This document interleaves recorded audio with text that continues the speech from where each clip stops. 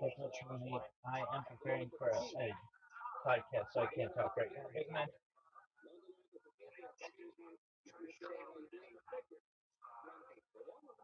Hope you're doing well. Hope you have a good birthday.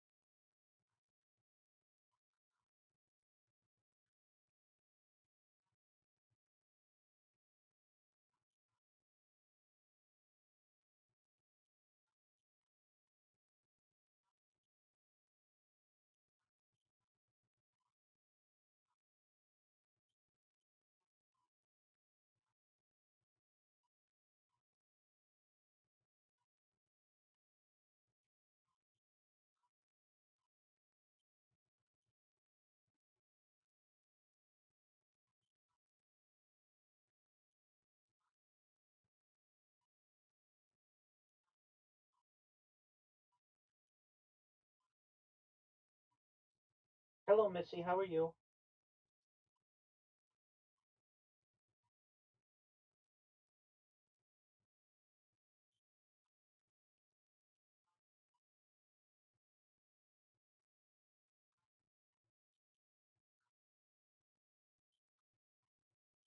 Okay, if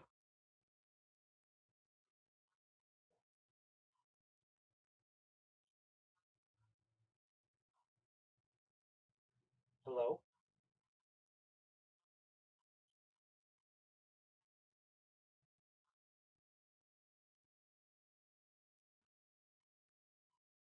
That's a good question. I'm not sure about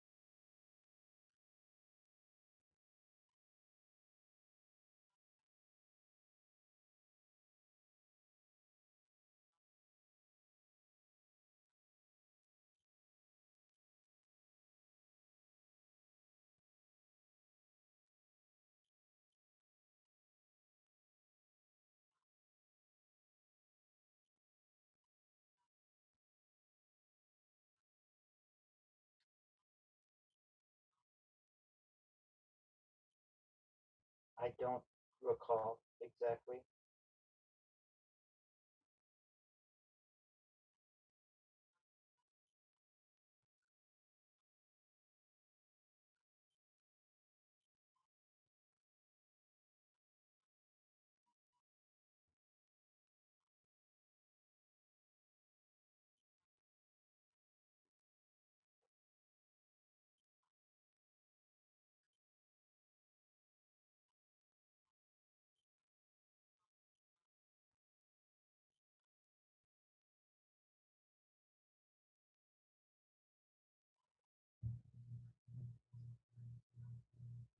That's okay. If possible, take your time. Can you make the title just have my name in it, Rabbi Rothschild? When people search for it, that's usually the easiest way to find me. I've had a good week. I did a podcast yesterday. It went really well.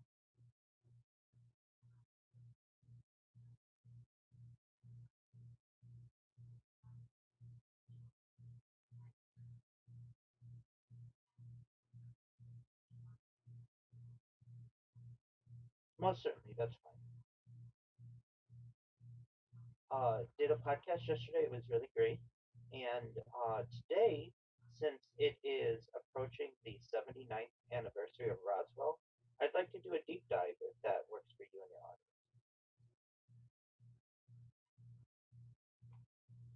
Okay,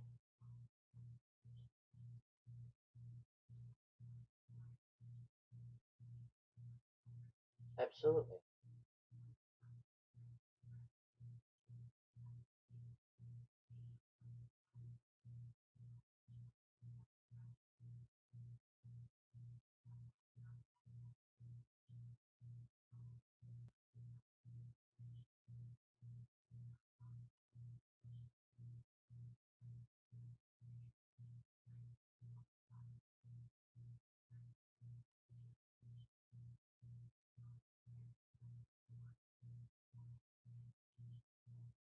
Certainly.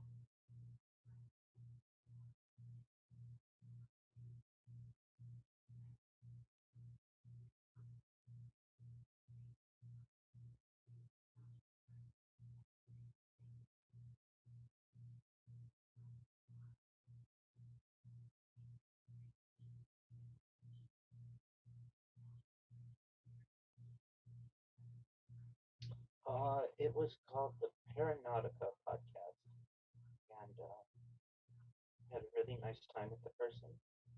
We certainly once it gets published, yeah, I'll do so. I'm not exactly sure when it's going to get published, so um, you know how that is. Take your time.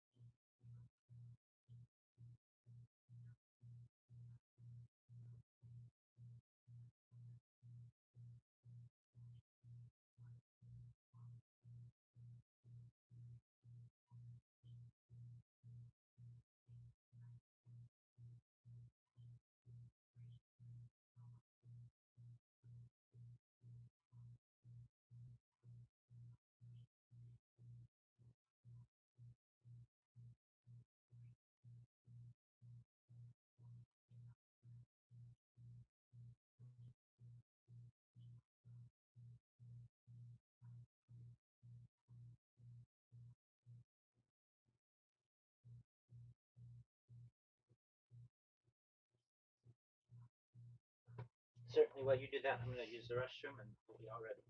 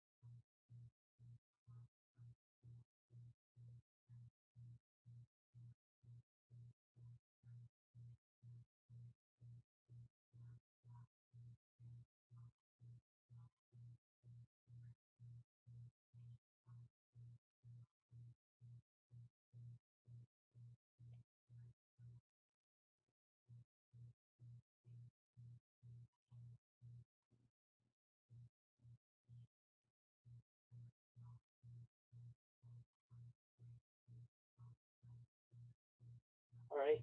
Um, if you don't like it, let's give it just a second. Let's see if we can fix it. All right. So we're using StreamYard, and we just want to change the layout to a black background, right? Okay. Just one moment.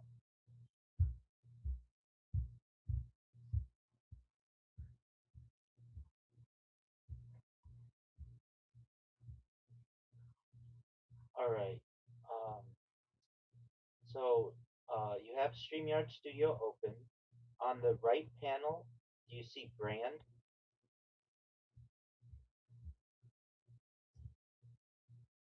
No, it's not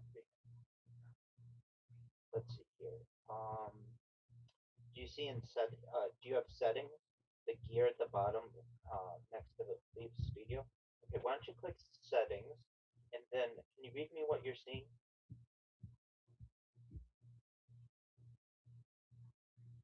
Layout. Let's go to layout,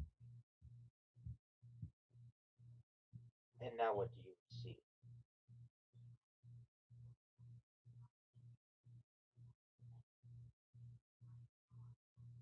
Okay, why don't you try the? Okay, why don't you uncheck them, and we can try one at a time and see which one it's called. Okay, so There you go. Um, okay, so that one's just you. So we don't want that one.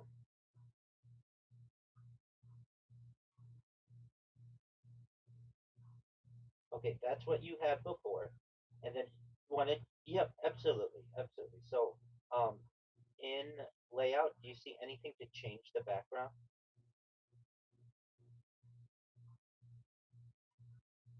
Okay, just one moment.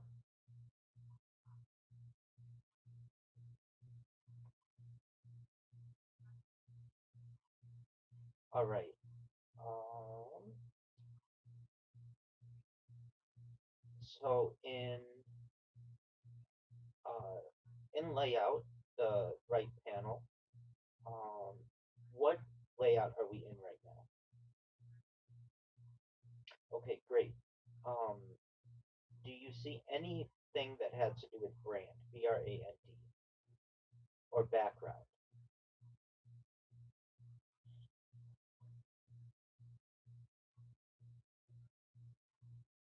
That's just you. Let's try that.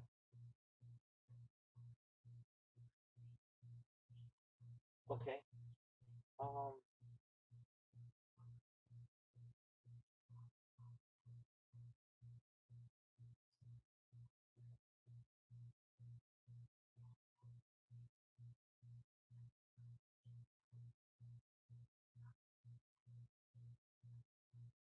you have an iPad, right? Okay, let me see if there's anything specific that we would need for the iPad. Okay. Um, yeah. Okay.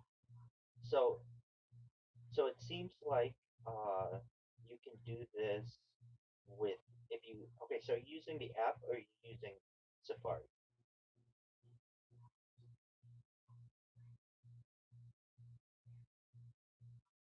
Oh yes. Is it StreamYard's app or StreamYard Safari?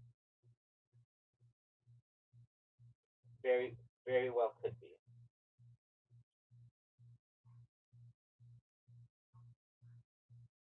Or assets. Yeah, either one of those.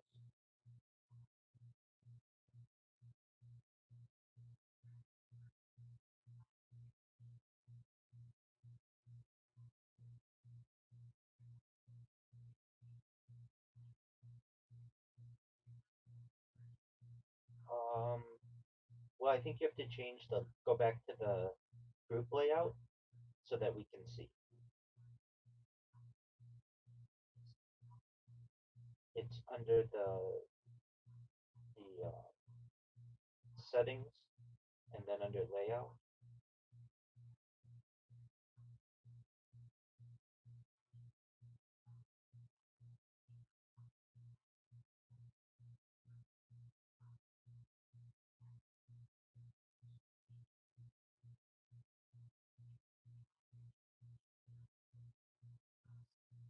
Yeah. Do you remember instead? Okay, there you go.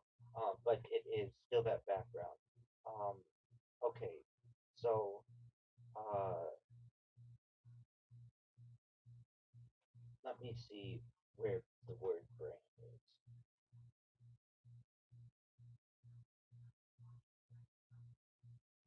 Okay. Open stream. Opens your StreamYard Studio. Tap the screen once to show the controls. Look for the right side panel. You may need to tap an arrow or more, and you should see brand, paintbrush slash palette icon. Do you see anything like a paintbrush or a palette icon?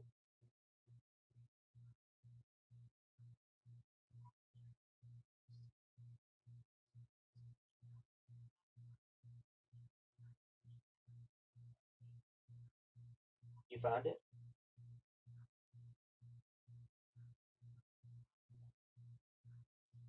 Yeah, that's okay. So under brand, tag brand, and then backgrounds.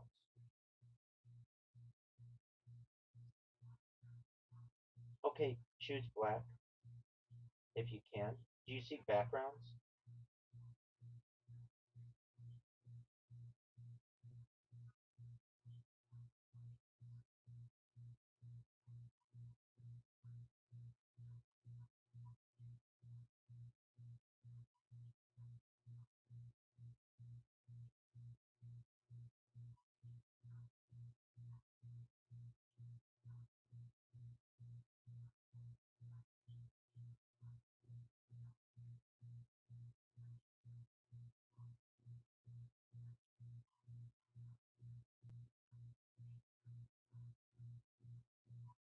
So you're in brand, right? That's okay. We're patient, no worries. All right. So you saw brand before, right?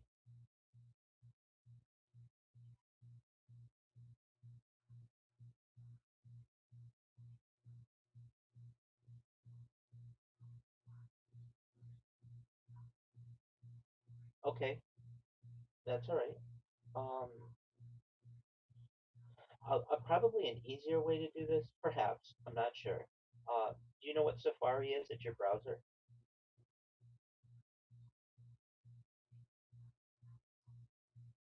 Okay, okay. Have you ever used Safari for StreamYard? Okay, that's good to know. Okay, so then this is definitely in the StreamYard studio. Uh, okay, so let's just try these steps. You've got StreamYard Studio open, correct? Which is where we are.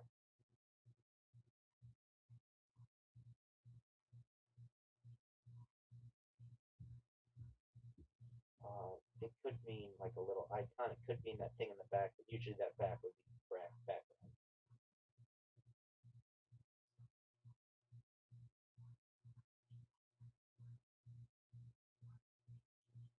Okay, so you've got StreamYard Studio open. Tap the screen once to show the controls.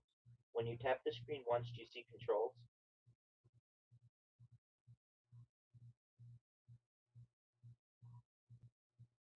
No. When you tap the screen once, do you see any controls?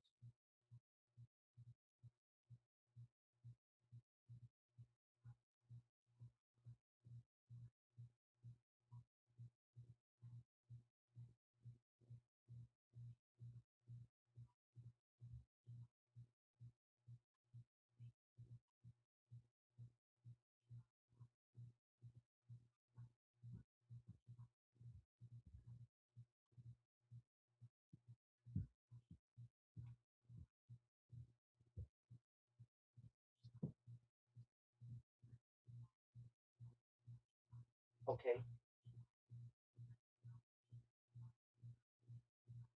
that's usually something that's going to go across the top of the bottom. Uh, just a question.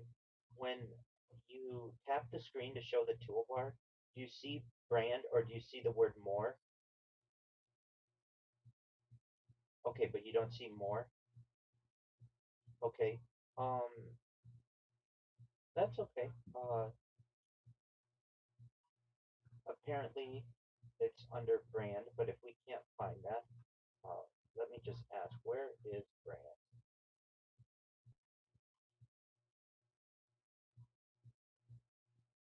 Okay. Um,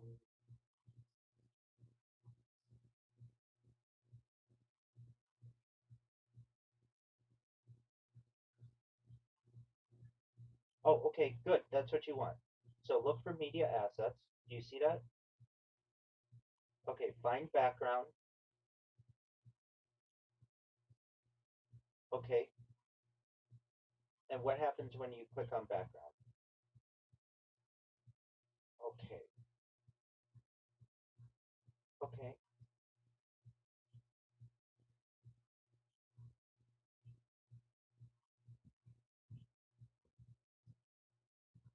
That's the spot where it is, though. So we do know that.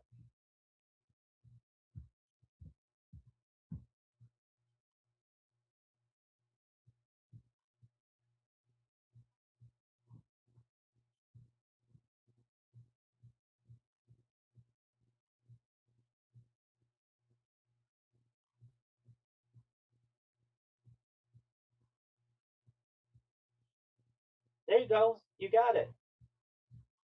Good job, Missy. Yay. Well, it's black to me. You did it.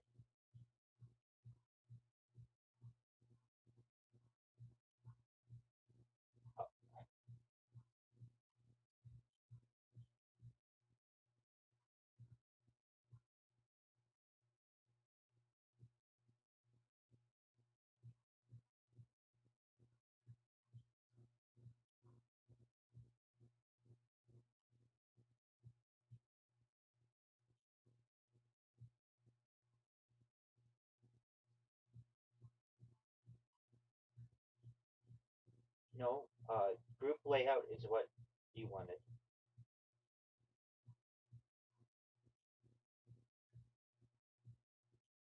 That's right. And now turn your camera on, and it has a black background, just what like you wanted.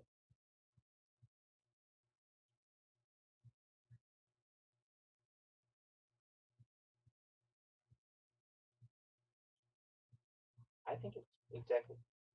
Oh, what what lines are you seeing?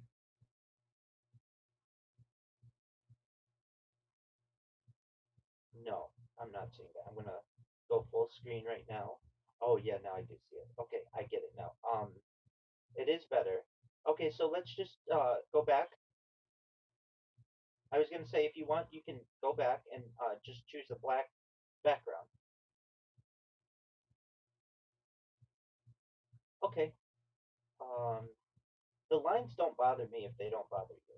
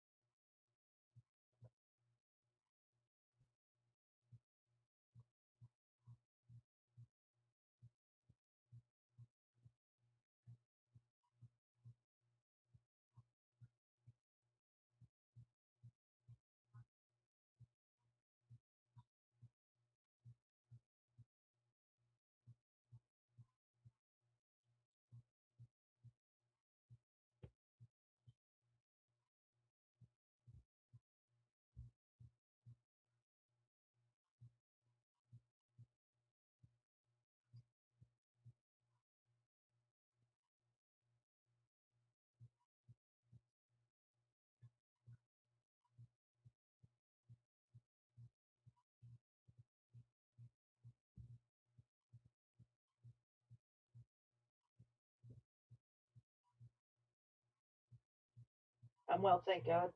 Absolutely. Happy to be here. Happy to be with your audience. We have a jam packed show planned. We're going to discuss the CERN shutdown, the recent heat waves, perhaps some on space weather, perhaps some other topics, and then we're going to have a deep dive on Roswell because, as you may know and the audience may know, we are celebrating the 79th anniversary of the Roswell incident this week. And then we have the sesquicentennial, which, of course, the 250th birthday of the United States. So it's a very interesting week to be meeting. So, with that, would you like to get into CERN?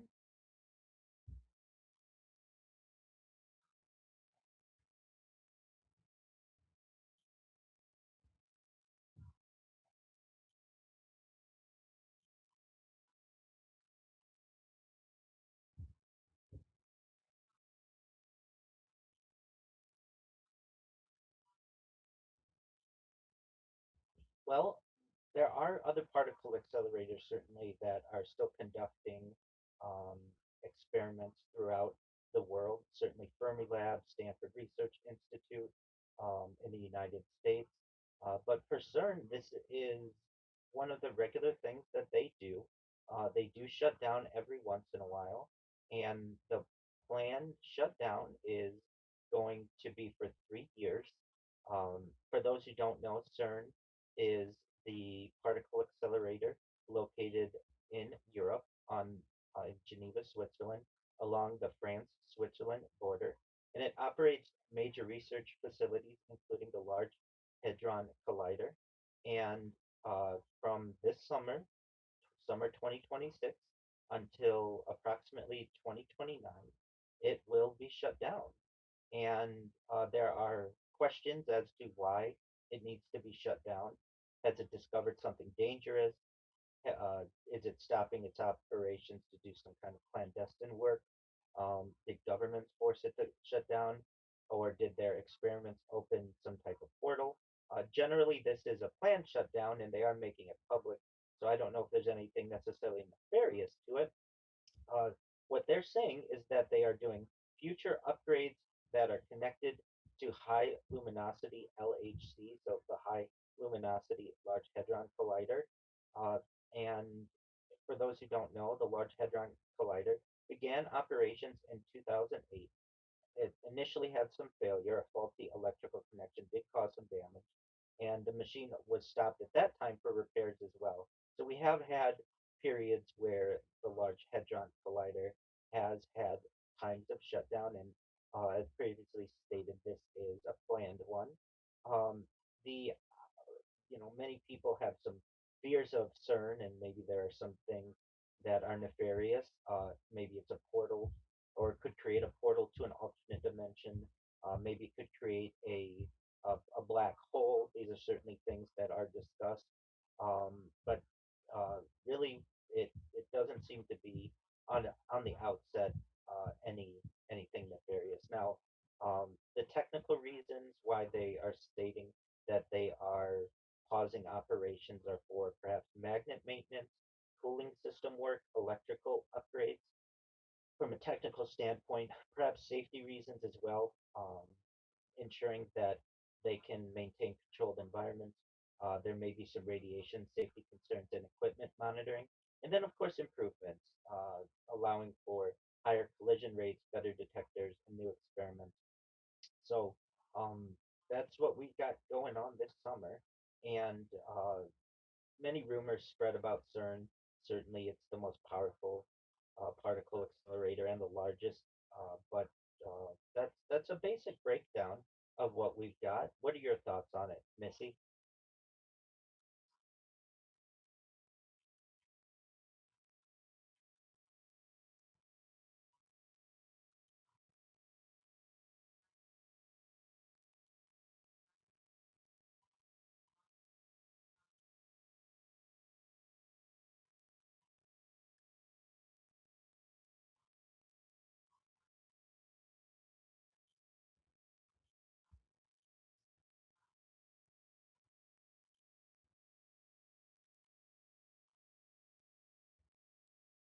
It very well could be.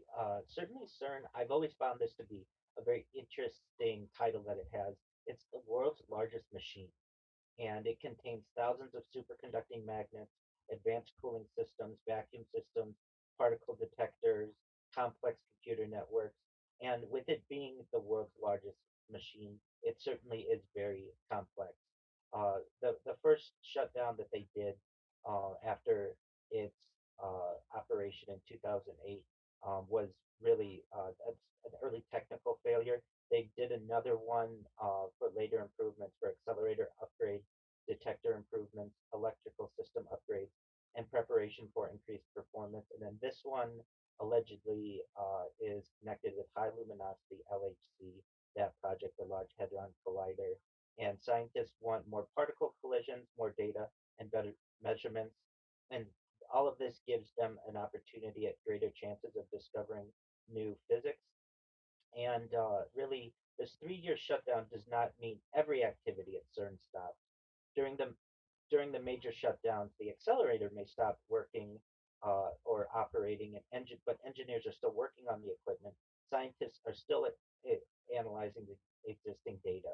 Experiments are continuing to be planned for future research, and other CERN facilities may continue operating. So the shutdown does not mean that the machine is necessarily offline, and it's not that a shutdown means the machine is offline, pardon me, but the organization's not obviously disappearing. Um, and really, they don't give a lot of information regarding it on their website. They're just basically saying that 2029 will be back. Certainly, there are controversies regarding CERN and many of its symbiology um, and um, really the exact reasons they're giving during this upgrade period are to improve magnets, the superconducting magnets that guide particle beams around the tunnel. To upgrade their detectors, the detectors record the results of the collision. Better detectors mean better measurements. To improve the computing systems, particle experiments create enormous amounts of data, and the computing upgrades help analyze discoveries faster and increase the future performance. The goal is higher luminosity, meaning more collisions and more opportunities to observe rare events.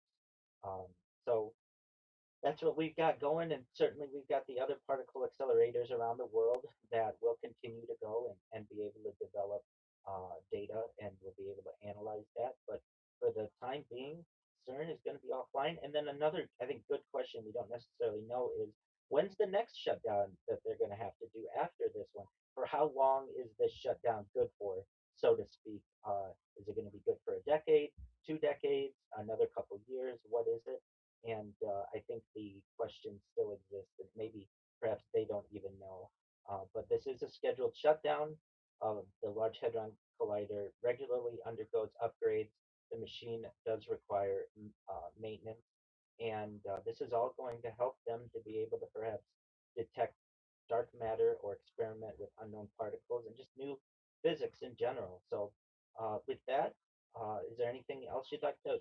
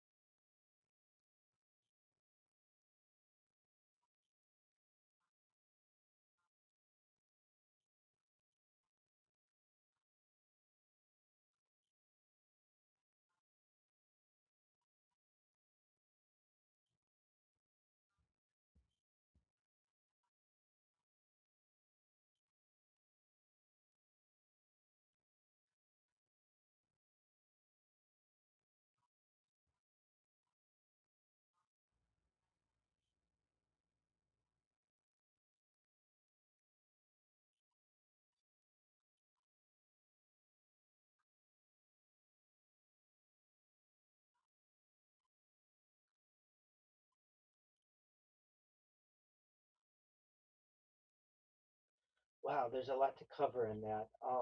Okay, so right. Yeah, I mean, I think again, these are tools that can be used perhaps for anything. It depends on whose hands they're in. The data centers, we can talk about those first. Generally, those are projects that are being created around the world, specifically to be able to store more data, to be able to analyze data faster. Certainly has AI reasons for being able to process quicker, faster, better, and all of those uh, needs. Now, the connection between things like HARP um, and the Puerto Rican telescope, um, what I find to be interesting is, to my knowledge, HARP now has been shut down and has been um, given given to um, the University of um, Alaska at Fairbanks, I believe, um, and uh, certainly a University of Alaska um, uh, university. Um, and then we have Puerto Rico, which I believe the um, Arecibo Observatory has been taken over by Florida Atlantic University. But I I want to check that um, because now it seems like they are both of these are now being run at um, a university level. So HARP is University of Alaska Fairbanks. They took over from the U.S. Air Force in 2015, and then the Arecibo, um, it's University of Central Florida. Um, pardon me. Now runs that with partners with the National Science Foundation, and um, to me, these are always interesting places that really we don't find out that much about. There have been arguments. I've heard that the Arecibo um, teles- telescope could certainly be used to see into outer space, but also I've heard that it's basically the world's biggest ear, and it was used perhaps for clandestine reasons. The National Security Agency maybe could use it to listen in on people. And then HARP, I've heard, um, really works with the ionosphere, and it's a large has a large antenna transmitter to be able to study the ionosphere, and that you can actually use different waves to manipulate the ionosphere to manipulate weather, which we're going to talk about in a little bit, to perhaps create earthquakes, because the Earth and its different layers can be played almost like guitar strings or piano wire. And whether that's true or not, that was always the rumor that goes around. And another question that arises is, now that HARP is being maintained by the University of Alaska Fairbanks, and the Arecibo uh, telescope is being maintained by the University of Central Florida, where are these other perhaps clandestine places that we don't really know about because they haven't been made public? Uh, where what's going on there? Where are our other telescopes? Why don't we talk about them that much in the public? These are all, I feel, excellent questions that we don't really know the answers to at this point. And if we no longer use the Arecibo Observatory for being able to look into to observe space and planets in the atmosphere. Is everything on on Hubble? Is everything on the Webb telescope? Um, I haven't seen a really great breakdown on what these newer types of technologies have been able to take over. Um, you had also mentioned what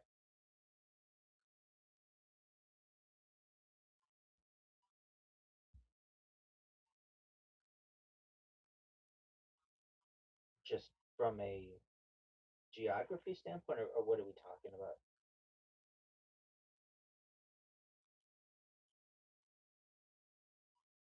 Yeah, so they're separated by the Bering Strait, which is about 51 miles of open sea, um, and it is one of the most dangerous places for sailors to go. Uh, it is what was once the way that people were able to migrate from the Asian continent to North America using a land bridge, but that was tens of thousands of years ago, which is no longer available. There have been inquiries to perhaps build a tunnel underneath the Earth's crust, or in the Earth's crust, to be able to connect North America to specifically Asia.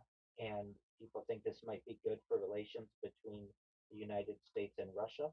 Um, from that standpoint, that's what we know about that. In terms of HARP or and Russia, generally, I think HARP is kept as secret as possible, or was in the past, from all international organizations as best as possible. And that was not that did not have the same type of global community that something like CERN does.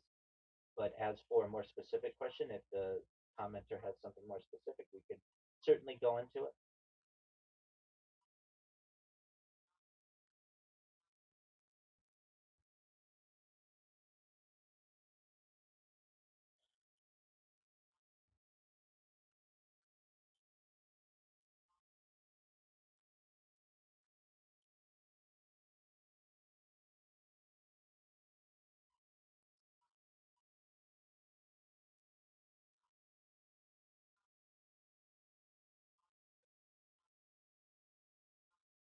I do. I was on a podcast where that was mentioned as well.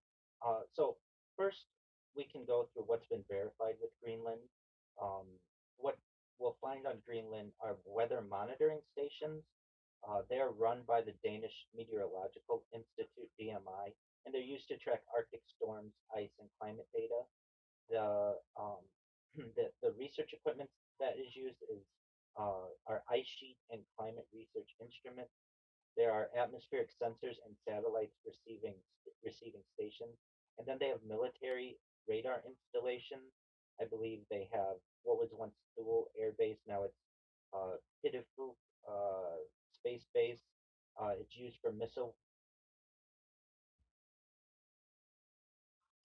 Uh, yeah, use this is used for missile warning, space tracking, and radar surveillance, not necessarily weather control. Um, there hasn't been confirmed weather control systems.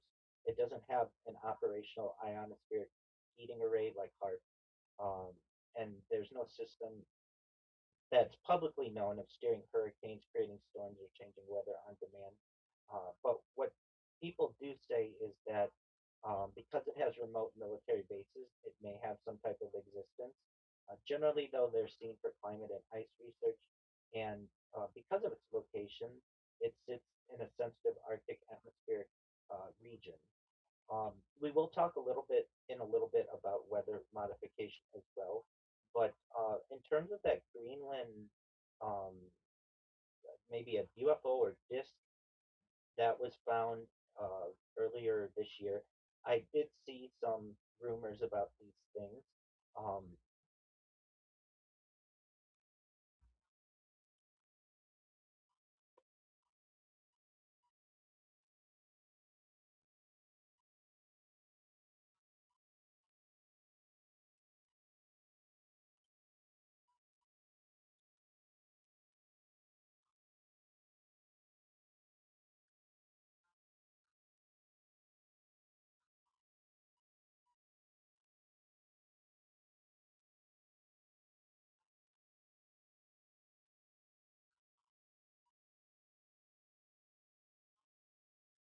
Hi, Arthur.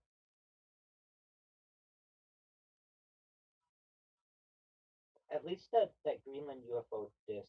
Um, so the the rumors were that a giant disc-shaped UFO was found under the Greenland ice. Perhaps it was a buried alien craft or a mothership under the glaciers, or that there's some type of secret military or government excavation activity. Um, we see this on social media, and it does get a lot of clicks from at least what's been verified. None of that information, um, what the credible sources do say, and I'm not saying that this is necessarily not credible, but it just hasn't been verified. Investigations and scientific reporting point to radar anomalies, or the ice formations or known structures, perhaps some mysterious shapes traced back to natural glacier layering or old Cold War installations like Camp Century, but no NASA, Danish government, or scientific body has confirmed any kind of alien objects in Greenland. What we will find in Greenland is ice sheet radar mapping projects, climate research stations, military radar bases for surveillance, not necessarily for tracking of UFOs or UAPs. Uh, Sometimes these are misinterpreted, and I think that they're interesting, and they're exciting for people to think that maybe there's some kind of craft that's been preserved either recently, or it was from thousands of years ago and it's been preserved and people can get to it finally, due to climate change or whatever people want to say is the reason. Maybe someone dug there, but it's one of those things. And Missy, I'm sure that you've been in the industry long enough and you know the phenomenon. Until we get it on camera and we see it and we're able to test it, it's difficult to be able to prove, and it's hard to get that kind of evidence. But we're all excited for it. But at this point, I don't know if we really have anything more to that story aside from what was posted on social media. Do you have anything more on that, Missy?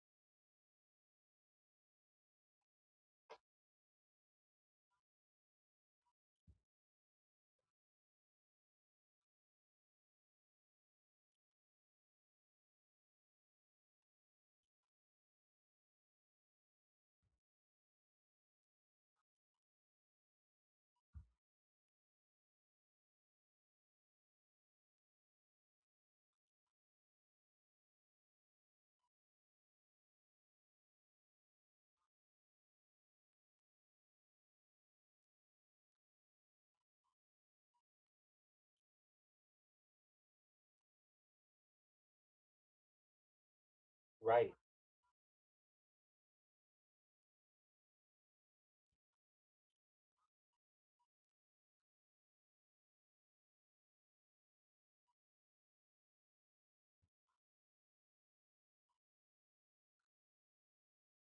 Are you talking about the hurricane that had such a significant impact on places like Asheville?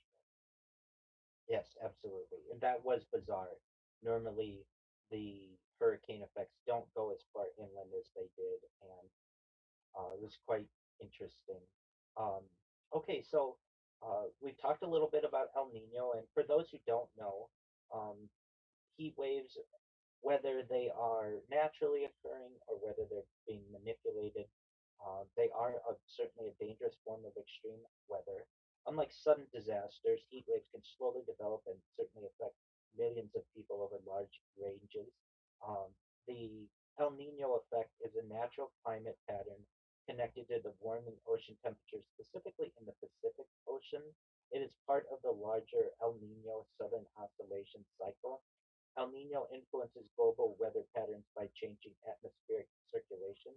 The main argument is that El Nino can contribute to heat waves by shifting weather patterns and releasing stored ocean heat into the atmosphere. However, modern heat extremes are often intensified, perhaps by uh, some other elements of climate change, which raises the background temperature of the planet. Now, there's the idea of human caused temperature or caused climate change. But then there's just the idea that we're on a planet that has always had climate change, and it's just part of living on a planet.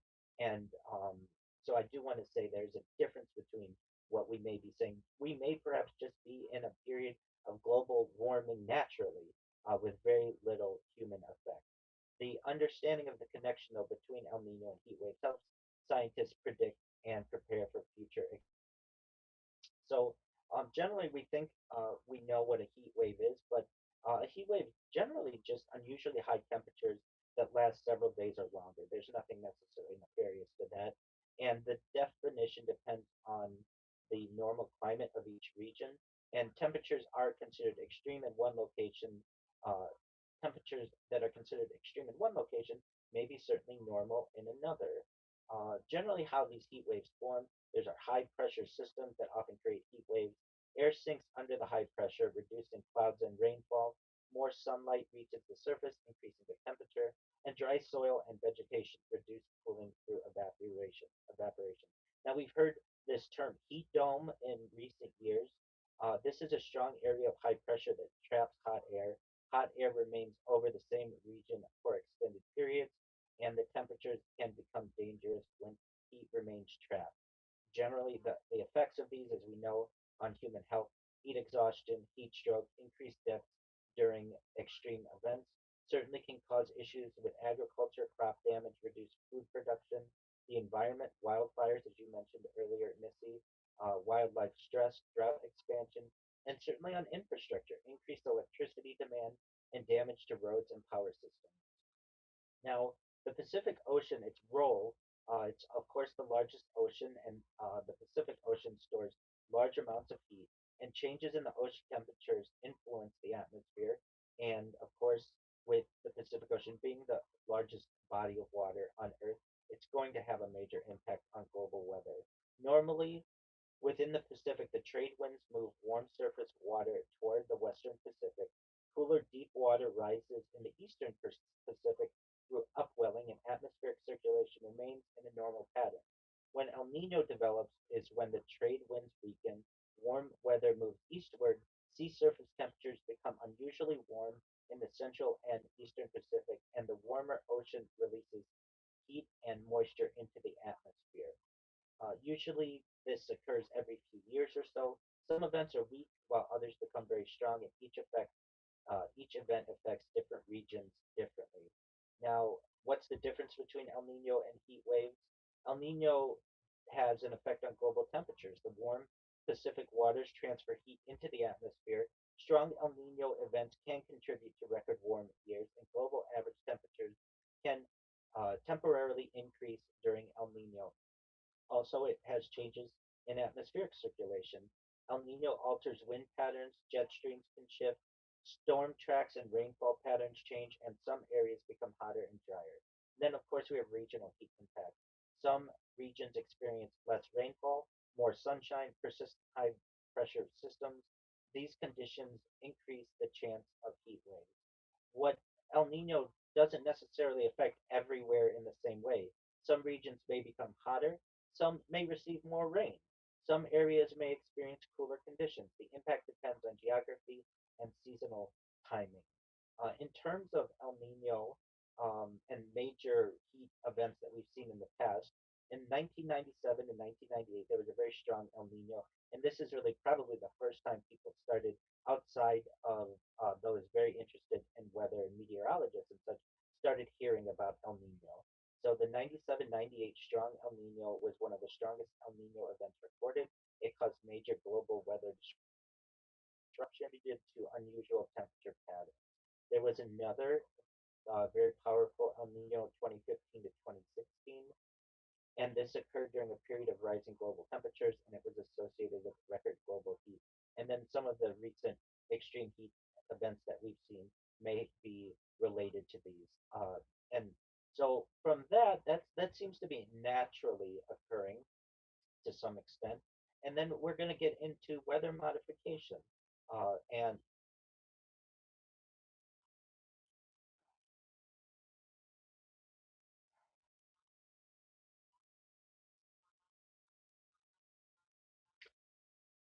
and that's a commonly held belief amongst a lot of people. Um, and even in the past, the discussion of weather modification was not as mainstream as it is today. I know just in the last decade, it went from something that either couldn't be done, weather modification went from something that couldn't be done or wouldn't be done or was not done to something that, like in Dubai, they have rain generation, weather cloud seeding that occurs regularly once a week that provides the necessary irrigation to that region of the world. And they have a really state of the art system that creates clouds. And this is considered a type of cloud seed, a type of weather modification.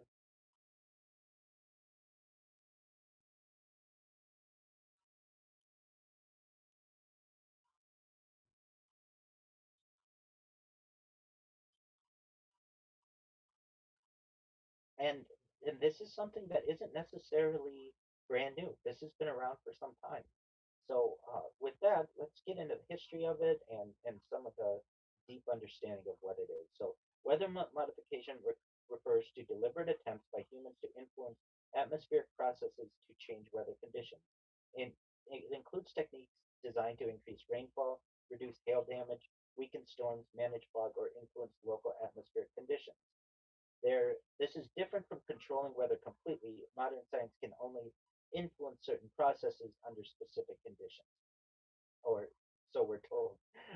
But as we know that with any kind of science, there are perhaps groundbreaking or state of the art developments that may be able to alter certain effects much better than others.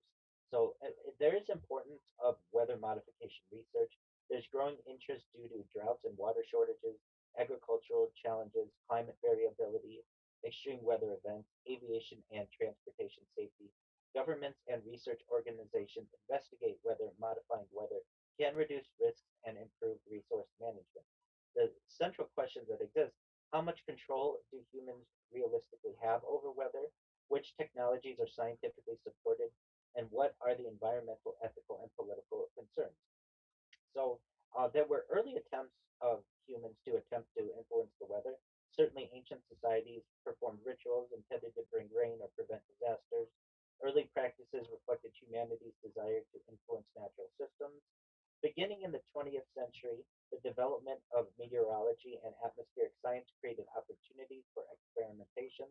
Scientists discovered that clouds contain microscopic water droplets and ice particles that sometimes can be influenced. In the 1940s, we see the beginning of the cloud seeding development and research. Researchers discovered that introducing certain particles into clouds could encourage ice formation. The discovery of materials such as silver iodide and dry ice led to modern cloud seeding experiments. And we've seen government programs. Several countries developed weather modification programs. Examples include agricultural rain enhancement projects, hail suppression research, and military investigations into atmospheric effects. The scientific principles behind weather modification, basically how weather forms, are it's due to temperature differences, atmospheric pressure, moisture, wind patterns, ocean and land interactions. Clouds form when water vapor condenses around tiny particles called condensation nuclei. Human influence on atmospheric processes occurs when with weather modification by changing small scale physical processes. Humans generally cannot create major storms or redirect major weather systems, though this has been hypothesized as something that either might be possible or something that more needs more research. There are some limits of weather control. Weather systems are extremely complex. Results are often uncertain because of the natural variability is high. Atmospheric conditions change rapidly, and effects may be difficult to measure. So we discussed this a little bit ago, but the cloud seeding technology. So for those who don't know, cloud seeding is the most widely used weather modification technique. It involves adding particles to clouds to encourage precipitation. Generally, the materials used are silver iodide. It mimics the structure of ice crystals. It's used mainly in cold clouds where ice formation is possible. Dry ice is also used. This is frozen carbon dioxide. It can rapidly cool cloud areas and encourage ice formation. There are salt particles that are used. Used in some warm cloud experiments, it helps water droplets combine and grow. The method of delivery is usually through aircraft releasing seeding materials into clouds, and ground based generators release particles into rising air currents. The potential benefits are the increased snowfall in mountain ranges, increased snowfall in mountain regions, improved water supplies, reduced drought impacts, and support for agriculture. Some challenges are it requires suitable cloud conditions. This is difficult to prove the exact results, and the benefits vary by location and climate. Then we have fog and visibility modification. So there is technology available for airport fog reduction. Generally, fog can disrupt aviation and transportation, and scientists have explored methods to reduce fog in specific areas. The techniques are heating surfaces, dispersing particles, and encouraging fog droplets to evaporate. The limitation is it works only under certain conditions and it's expensive for large scale use. There's also hail suppression technology. The purpose of this is because hail can destroy crops, vehicles, buildings. Some regions use weather modification programs to reduce hail damage. The method is by cloud seeding attempts to increase the number of smaller ice particles. The theory is more ice particles may reduce the size of hailstones. There's scientific debate that exists. Some studies suggest the benefits, others argue the results are difficult to verify, and measuring success is challenging because storms naturally vary. There's don't Absolutely.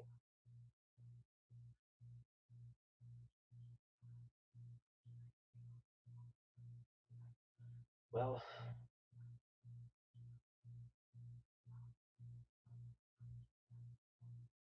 yeah, this is certainly perhaps a different discussion as well in the chemtrail versus contrail debate.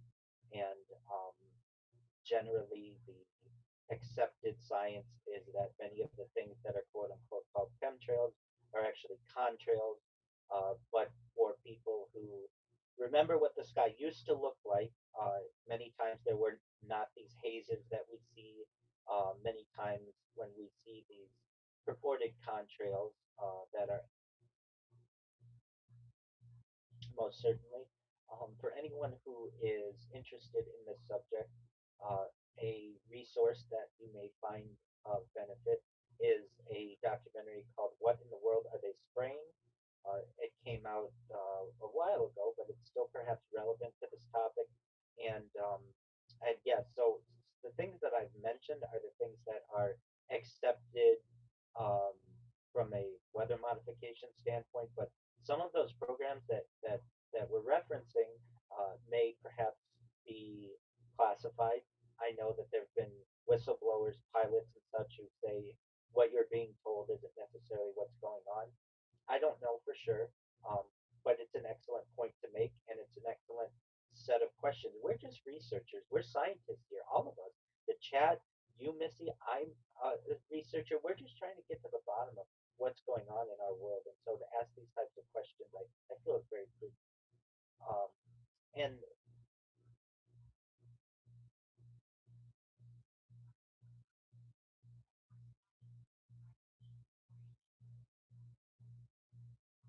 certainly, we'll get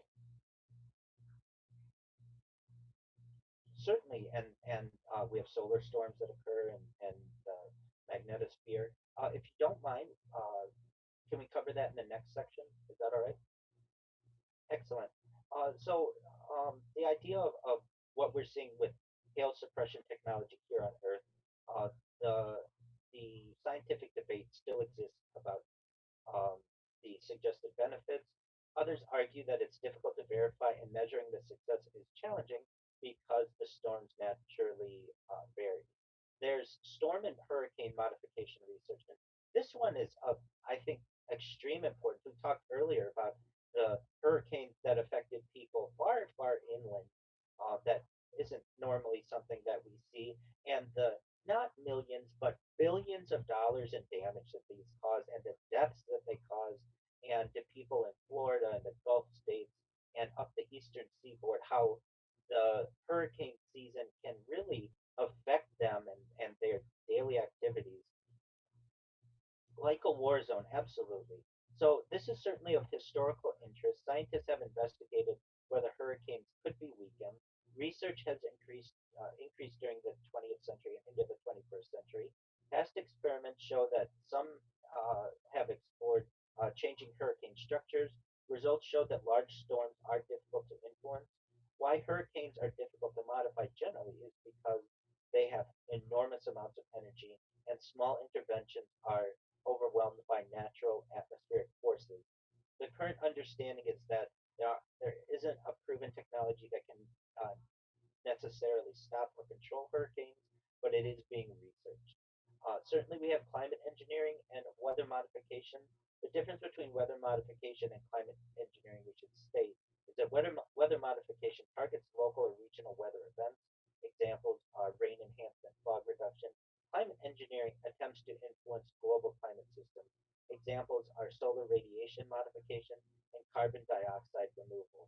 The connection between the fields is that both involve human attempts to influence Earth systems, and both raise questions about unintended consequences. And then military and government interests.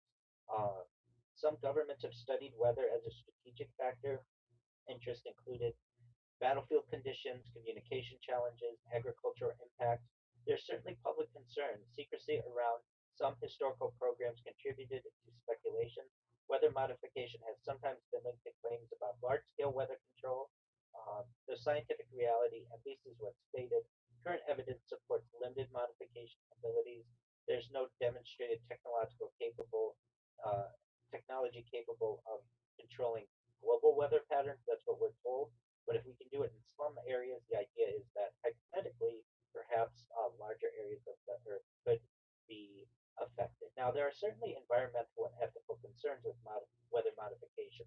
The possible concerns are the effects of added particles, changes to the ecosystem, unintended precipitation changes, resource conflicts. If one region increases rainfall, questions may arise about the impacts on neighboring areas, and responsibility and regulation. Weather affects multiple communities.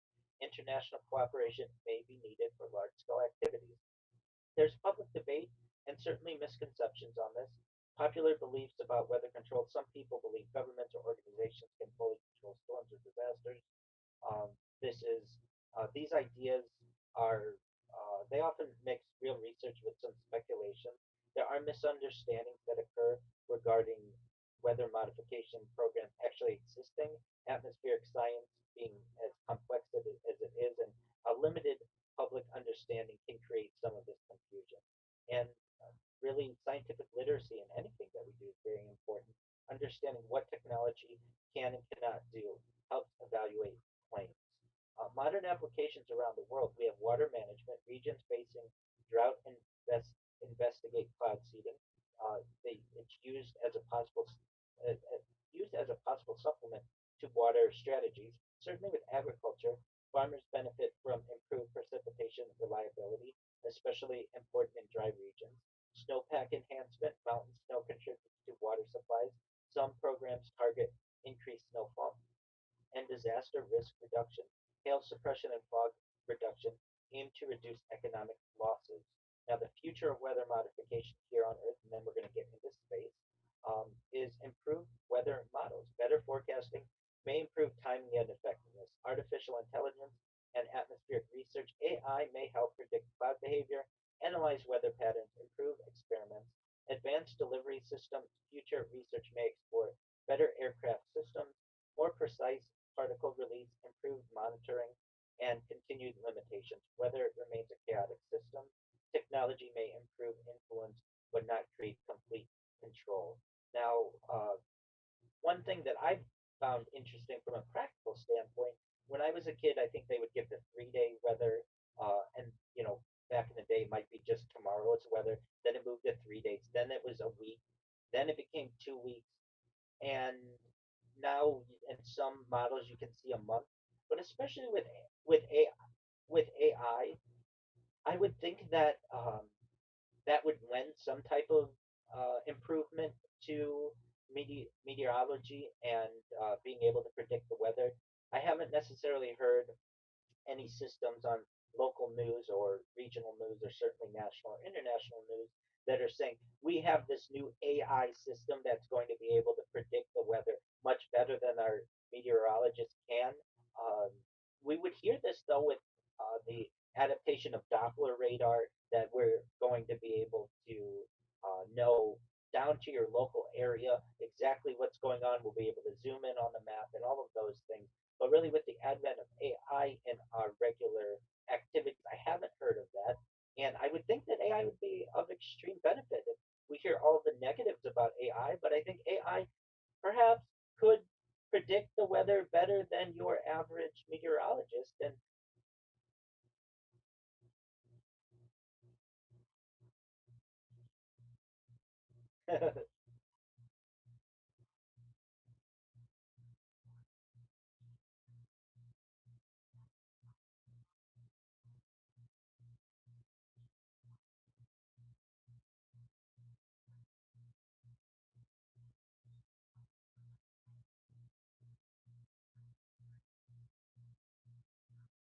well, really, what AI does, perhaps better than your local meteorologist. In terms of AI, I mean, it is really a tool that's used to analyze different patterns, and weather is one of those major patterns that I think it for which it may be of benefit. In terms of the meteorologist, though, that there's the old joke that it's the only job that you can have where you're 50% right and be able to keep your job the next day. And um, I just think that AI, if we're going to use it for good, perhaps really specific knowledge of what the weather is going to be may be of benefit. But as we are going to get into, what AI would need to track isn't always on Earth. There is space weather that does have an effect on us. Oh, thank you. Yeah.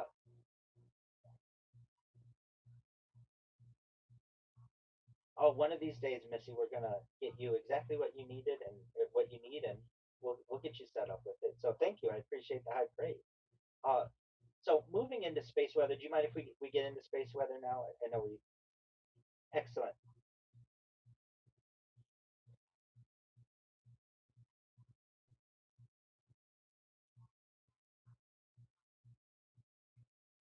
That's absolutely correct. Excellent. All right. So space weather, the sun's hidden influence on Earth and modern technology. So the opening idea is weather is usually associated with conditions on Earth such as storms, rain, and temperature changes. However, another type of weather exists beyond Earth's atmosphere, and that's space weather. Space weather describes changes in space caused by solar activity and the movement of energy and particles from the sun. So, some background information: the sun constantly releases energy through solar wind. Occasionally, the sun produces powerful events such as solar flares coronal mass ejections, also known as CMEs, and solar radiation storms. The importance of the topic is that space weather affects satellites, GPS systems, radio communication, power grids, space exploration, and modern society depends heavily on technology that can be disrupted by solar activity. So the idea of this is that space weather is powerful. It's a powerful natural process driven by the sun that can create both beautiful phenomena such as auroras and serious challenges for technology, communication, and future human exploration of space. So we have to understand the sun's role as a source of space weather. It is a massive star made mostly of hydrogen and helium. Nuclear fusion inside the sun creates enormous amounts of energy. The energy travels through space and influences every planet. We have the solar wind that occurs. The sun continuously releases charged particles called solar wind. Solar wind travels throughout the solar system, and Earth's magnetic field protects the planet from most solar wind effects. The solar cycles that occur, the sun follows an approximately 11-year cycle of activity. During periods of high activity, more sunspots appear, solar storms become more frequent, and solar emissions increase. We have sunspots. Sunspots are cooler, darker areas of the sun's surface. They are caused by intense magnetic activity, and many major solar events begin near sunspot regions. The types of space weather events that we see are solar flares. These are sudden explosions of energy from the sun. They release radiation, X rays, and ultraviolet energy. Their effects are that they can interfere with radio communication, certainly satellites, and high frequency signals. We have these coronal mass ejections, CMEs. These are enormous clouds of charged plasma that are launched from the sun. They contain magnetic fields and energy particles. The effects that they have on Earth when directed toward Earth, CMEs can cause geomagnetic storms. The effects may include satellite problems, power grid disturbances, and increased aurora activity. We have solar radiation storms. These occur when energetic particles from the sun accelerate toward Earth. They can expose astronauts and spacecraft to increased radiation. And their importance is that this is becoming more important for future missions outside, perhaps, if it's possible, the Van Allen radiation belts that generally protect Earth from much of this radiation.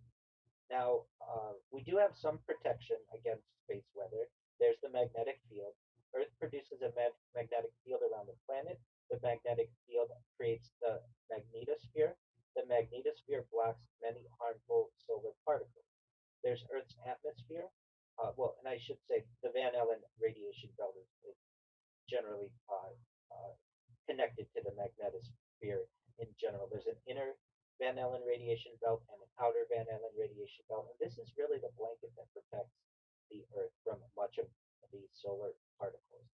There's the Earth's atmosphere. The atmosphere absorbs much of the sun's harmful radiation.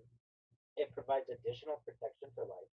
When the protection is overwhelmed, we have strong solar storms that disturb the magnetosphere.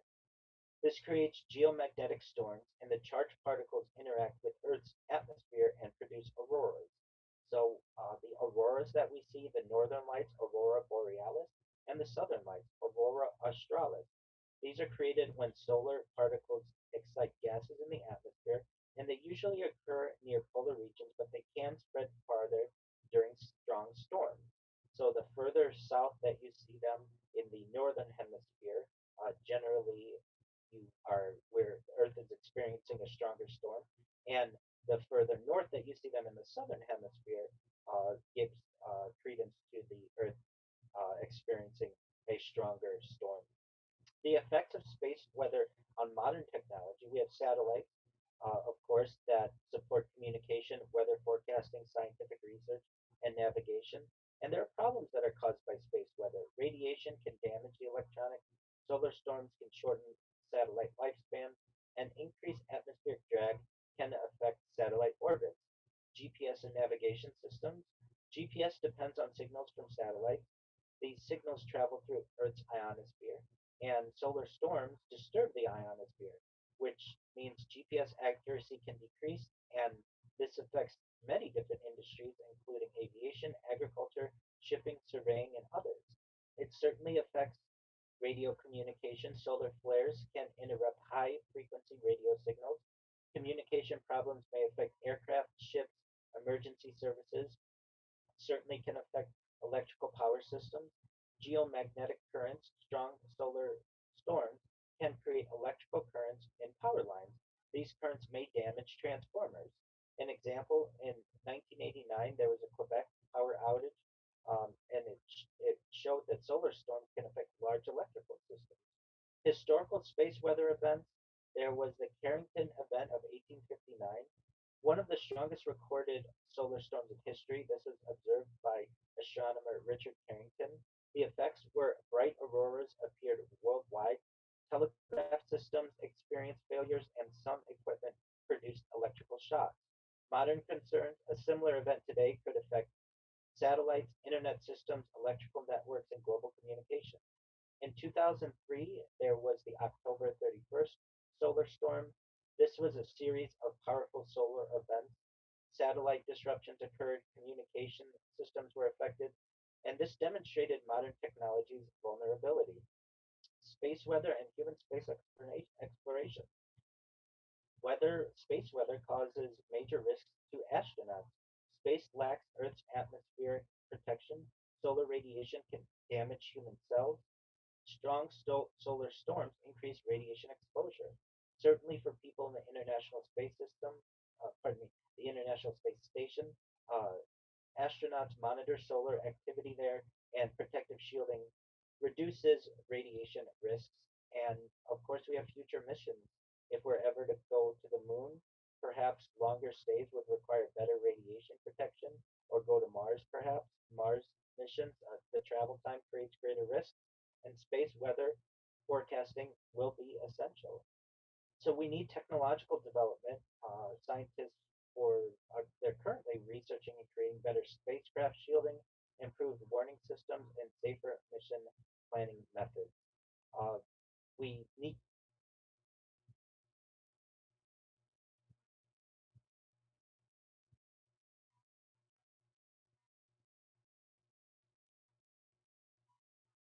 The name certainly sounds familiar, but please enlighten us.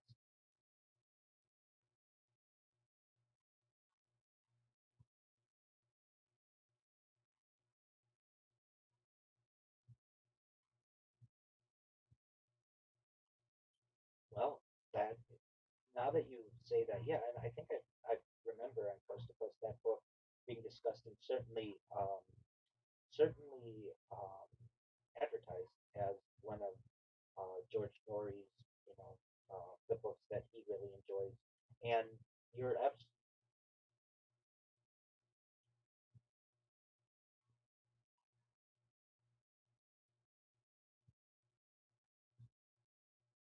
you're raising an interesting point. We need to be able to predict and monitor space weather. And currently, space weather is observed with satellites, solar telescopes, and space observatories. We certainly have organizations that study space weather, the National Weather and Space Agencies, research institutions, and international solar monitoring programs. But the challenge is that the sun is complex and unpredictable. So scientists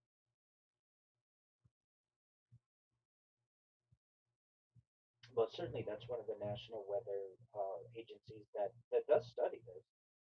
Many of the challenges that we have is that are that the sun is complex and unpredictable, and scientists can detect warning signs, but cannot always predict exact storm strength. And the importance of forecasting arises to have accurate predictions that allow satellite operators to prepare, power companies to protect equipment, and astronauts to avoid dangerous exposure. So the idea of the future of space weather research comes to mind that we have an increased dependence on technology. Society relies more on satellites, digital communications, electrical systems, and there's growing space activity. More spacecraft are being launched. Commercial space travel is expanding. Space weather planning will become more important, which gives scientific importance. Studying space weather helps scientists understand the sun, learn about other stars, and understand planetary environment.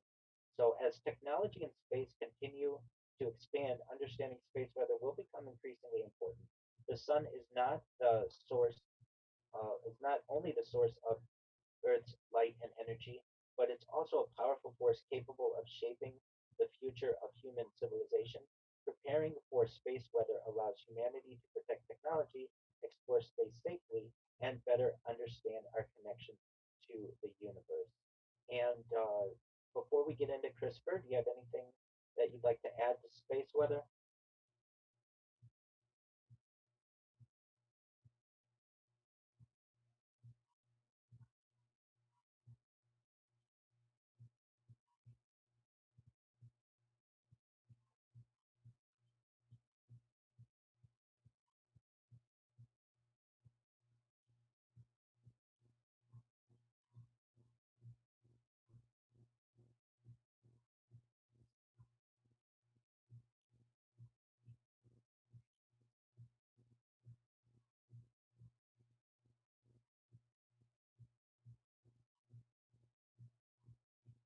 I'm familiar with the movie. I'm familiar with the video game. I believe in the movie is Dwayne the Rock Johnson in it. Yeah, I haven't had an opportunity to see it, but it's certainly something that is interesting. Uh, for those who are unaware, what we're talking about with CRISPR is gene editing. So CRISPR stands for clustered regularly interspaced short palindromic repeats. I'm going to say that again.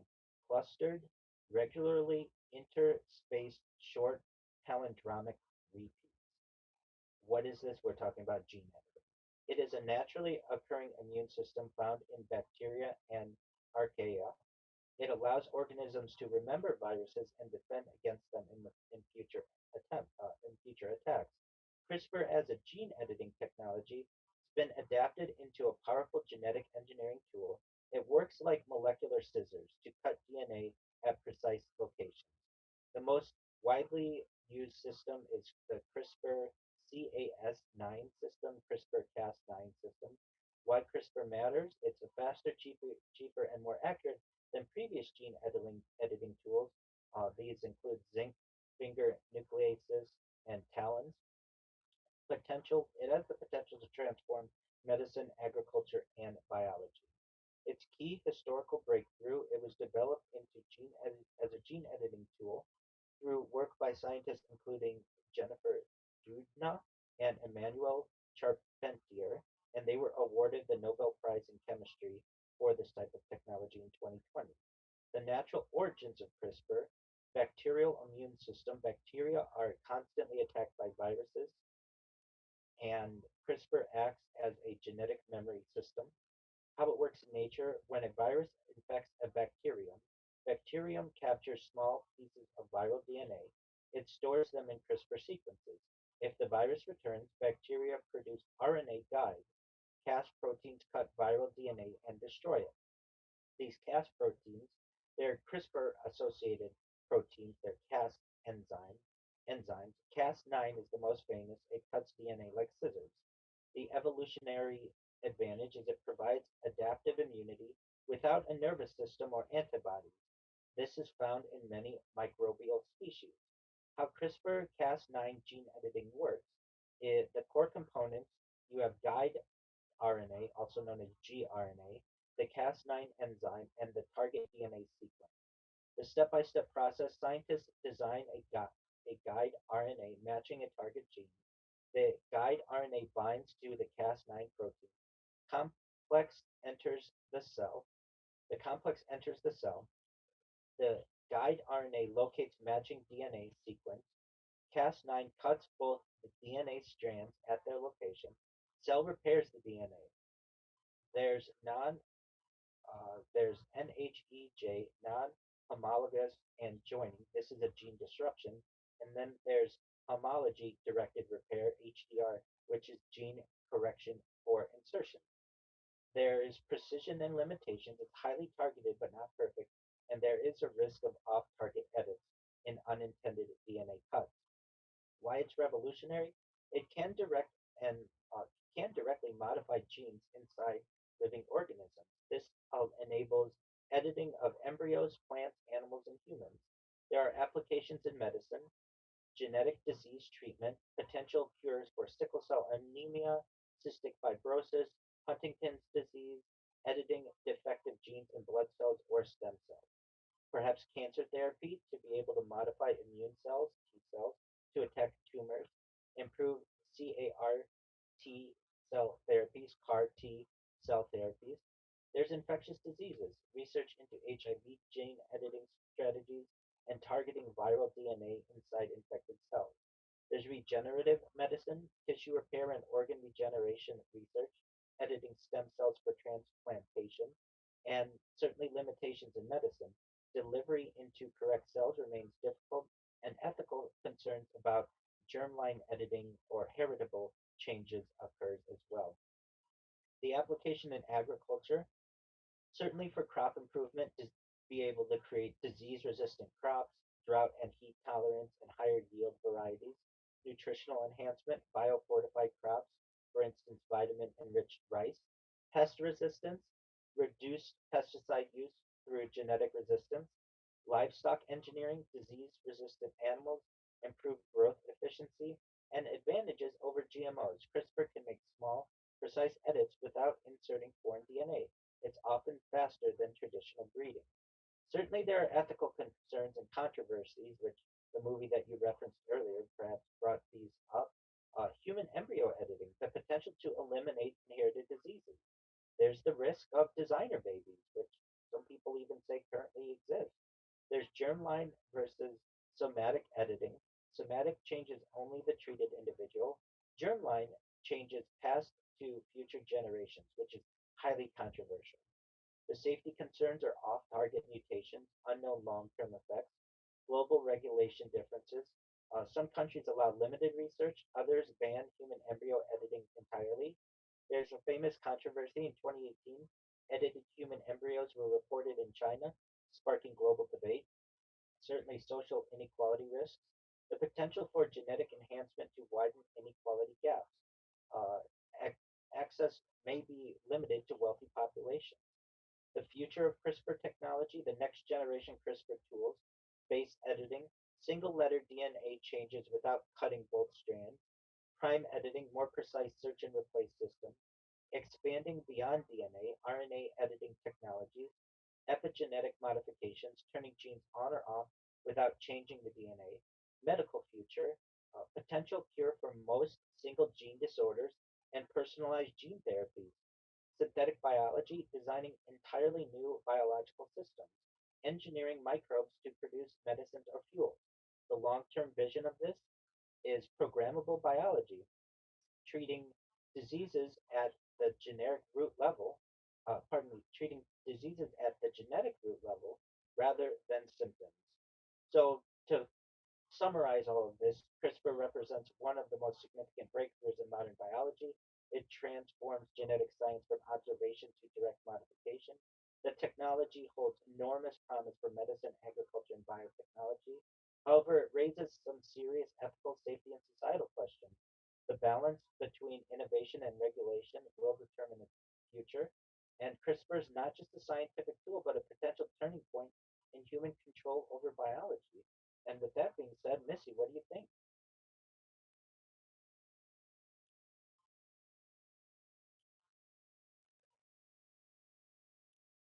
Okay, I understand.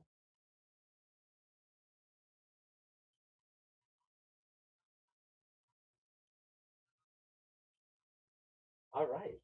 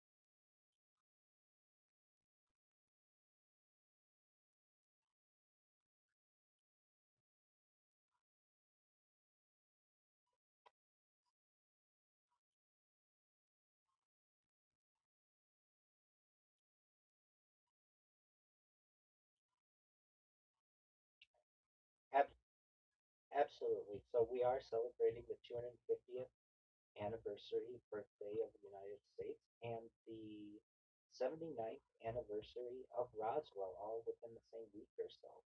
So this is going to be a deep dive, much deeper than really any topic we've gone into, perhaps. So if you have the opportunity to really want to learn about Roswell, now's your chance. So we're going to go through the world before Roswell from 1945 to 1947. We're going to discuss the nuclear age, early UFO reports, certainly Cold War secrecy, and why New Mexico became strategically important. Then, of course, we're going to go into the July 1947 incident. We are going to go through a timeline day by day. We're going to introduce you all, if you're not familiar with Mac Brazel and Jesse Marcel, the famous press release that was publicized, the weather balloon announcement, and the physical debris. We're going to get into the crash retrieval planes, the multiple alleged crash sites, the debris field reconstruction, engineering analysis, alleged military recovery operations, the logistics, transportation, security, the chain of custody, the bodies, which I think we all find to be really interesting. We're going to go through every major witness claim, the Barney Barnett story, Glenn Dennis, the mortician claim, the child-sized body, the biological descriptions, any kind of contradictions that exist, and government responses, as well as alternative explanations. We're going to get into Project Mogul, declassified documents, balloon technology, radar reflectors, why secrecy mattered, arguments supporting Mogul, criticisms of the explanation. We're going to get into the witnesses, the military officers, the civilians, the deathbed confessions, the memory decades later, reliability analysis, and psychological considerations. We're going to get into the reverse engineering, which is really fascinating to me. The claims made by Philip J. Corso, the alleged technology transfers, fiber optics, integrated circuits, lasers, night vision, scientific evaluation of these claims. Government investigations, we're going to talk about United States Air Force reports, Government Accountability Office inquiries, missing records, FOIA releases, modern congressional interest, recent UAP investigations. We're going to review competing theories, the extraterrestrial craft, secret military aircraft, Soviet experiments, psychological operations, misidentification, the development of the folklore, perhaps hoaxes, and the historical assessment, what is well established, what remains disputed, standards of evidence, lessons about secrecy, intelligence operations, and why Roswell remains culturally influential. So, as we said, we're going to start with the world before Roswell. This is a, a an investigation examining the historical context surrounding the most famous alleged UFO crash in history. Nearly 80 years ago, after the summer of 1947, as we discussed, we're at the 79th anniversary of this, the word Roswell has become synonymous with mystery. For some, it represents humanity's first confirmed encounter with extraterrestrial intelligence. For others, it is an example of how rumors, secrecy, and imperfect memory can evolve into enduring mythology. Between these positions lies a complicated historical record involving military secrecy, witness testimony, classified technology, evolving government explanations, and decades of investigation. An investigative approach requires separating established historical facts, contemporaneous documentary evidence, and later witness recollections, government explanations, speculative claims, and unsupported conclusions. The first part that we're going to discuss focuses on the world into which the Roswell incident emerged. Understanding that world is essential because Roswell did not occur in isolation. It happened during one of the most secret periods in American history. So we have the end of World War II. In August of 1945, World War II ended after the atomic bombings of Hiroshima and Nagasaki. The United States suddenly possessed nuclear weapons, the world's largest military, enormous intelligence organization, secret research laboratories, advanced aviation programs, and more. Millions of Americans returned home expecting peace. Instead, another conflict was already beginning, and this is the Cold War. Relations between the United States and Soviet Union deteriorated almost immediately. Military planners feared surprise attacks, long range bombers, espionage, stolen nuclear secrets. entire military programs became classified. The American Southwest became one of the most secretive regions on Earth. A question arises: why New Mexico? New Mexico possessed several advantages: large deserts, sparse population, excellent flying weather, restricted military areas. Nearby were facilities including Roswell Army Airfield, White Sands Proving Ground, Los Alamos Laboratory, and Alamogordo Army Airfield. These installations supported nuclear weapons development, missile testing, radar research, high altitude experiments. No civilian knew exactly what occurred there. So we have Roswell Army Airfield. Among these installations, Roswell Army Airfield was unusually important. It housed the 509th Bomb Group. This was not an ordinary bomber unit. It had flown the missions that dropped the first atomic bombs. Because of this mission, personnel received high security clearances, intelligence officers handled classified material, and unusual recoveries were routine. If unknown military hardware landed nearby, investigators expected the 509th to respond. America began looking toward the sky. During 1946, newspapers increasingly covered strange aerial phenomena. Many reports involved meteors, experimental aircraft, weather balloons, astronomical objects. Most were eventually explained, but some were not. We have Operation Paperclip. This is one of the often overlooked elements of Roswell's historical background. After Germany surrendered, the United States recruited hundreds of German scientists and engineers. These specialists had worked on rockets, guided missiles, aerodynamics, advanced propulsion. Some arrived with highly classified knowledge. Their projects expanded rapidly in New Mexico and elsewhere. To the average citizen, unusual aircraft sightings increased as testing accelerated. And one of the names that is routinely brought up with this program is Werner von Braun, uh, one of the forefathers of certainly the German rocket program, but also the United States rocket program. As we continue, rockets enter the space age. The captured German V-2 rockets were launched from White Sands. These launches reached unprecedented altitudes. The equipment included cameras, telemetry, biological experiments, atmospheric sensors. Many launches occurred under secrecy. Residents occasionally witnessed unfamiliar lights or debris falling from the sky. Then we have the radar revolution. Radar technology advanced dramatically during the war. New radar systems required unusual targets for calibration. Researchers experimented with metallic reflectors, balloons, suspended arrays, unusual materials, and many looked unfamiliar to civilians. We have balloon research that's occurring at this time. Before satellites, balloons represented the only practical method of studying the upper atmosphere. Projects investigated were cosmic rays, weather, nuclear detection, atmospheric pressure. Some balloons reached extraordinary altitudes. Recovery teams frequently searched remote deserts.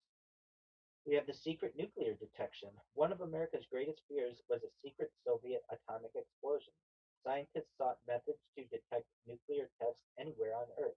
This effort eventually produced highly classified balloon projects carrying sensitive acoustic instruments.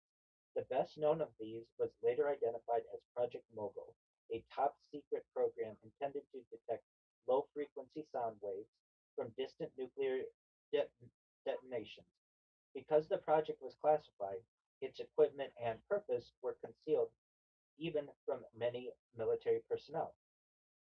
On June 24th, 1947, the flying saucer era begins. This date includes Private Pilot Kenneth Arnold, who was born in Minnesota but was reported seeing 9 unusual objects near Mount Rainier in Washington state. He described their motion as resembling a saucer skipping across the water. Although they were saucer shaped, newspapers popularized the phrase flying saucers. The story spread nationwide. Within days, reports multiplied. Then we had a flying saucer wave. During the following weeks, newspapers published hundreds of reports. Witnesses included airline pilots, military personnel, police officers, civilians. Most of the sightings were brief. Descriptions varied considerably as to whether they were discs or crescents, spheres, cigars, lights. There was no single consistent object, but it certainly raised public excitement. The American public became fascinated. Questions included: could another nation possess revolutionary aircraft? Were these secret American weapons? Were people misidentifying ordinary objects? Or was something entirely unknown occurring? The military collected reports but had no definitive public explanation. There were intelligence concerns. Military intelligence officers worried about several possibilities: Soviet psychological warfare, secret aircraft testing, public panic, misidentification, overwhelming reporting channels, and genuine unidentified aerial objects requiring investigation. Not every report was dismissed, many were carefully cataloged. And we get to July 1947, 79 years ago in Mexico. Against the backdrop, rancher William Mac Brazel discovered scattered debris on a remote sheep ranch northwest of Roswell after a storm. Contemporary accounts indicate the debris field consisted of lightweight materials spread over a broad area. What those materials actually were, and whether they came from an ordinary military device, a classified balloon train, or something else, became the question that would define the Roswell story for decades. And I was watching a documentary on this last night, and I had heard an interview with a witness who said that during that storm, there was one thunderclap that was louder than all of the others that still stuck out in the witness's mind. And I always thought that was interesting that because a question that I'm sure we all have is if these craft can travel light years and be able to avoid all of the dangers and challenges that exist, how is it that they get within a mile or so of Earth and then they crash? Are these donations? Were these shot down? Did we have some type of radar that affected them, or was it a natural occurrence that occurred? We don't have the answer to that, but we're certainly going to go ahead. Okay, okay.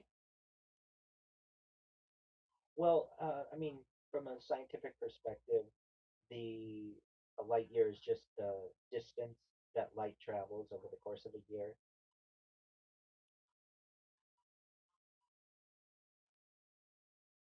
And that's another way that they could be doing it. So there are definitely portals that may be involved, wormholes that may be involved, bending space time. So what you're saying is consistent with much of what has been disclosed by whistleblowers as well. That they aren't sitting there and waiting 5 years to get to Earth. That they're able to manipulate physics to be able to, within an instantaneous amount of time, travel from one place to another. And I don't deny that. That's definitely a possibility.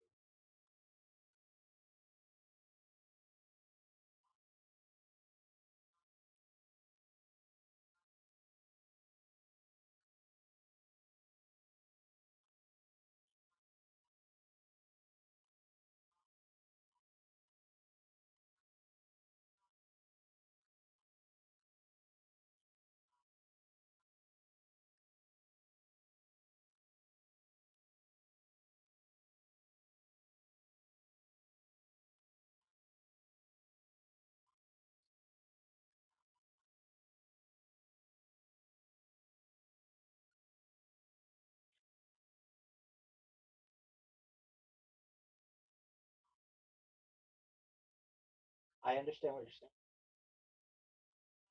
Well, we've got to do a little bit of a dive on that. So did it feel metallic? Okay. Could you bend?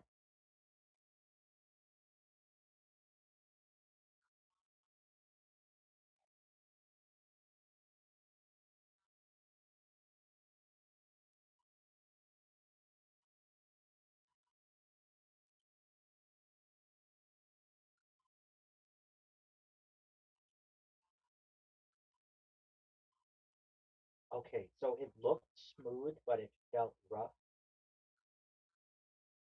Okay. Okay. Yes.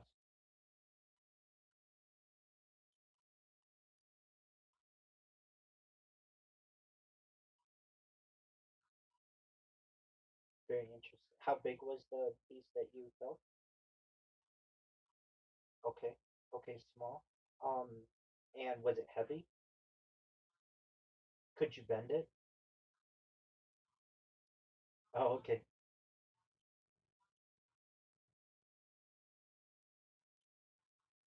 Okay. And now, did it feel like,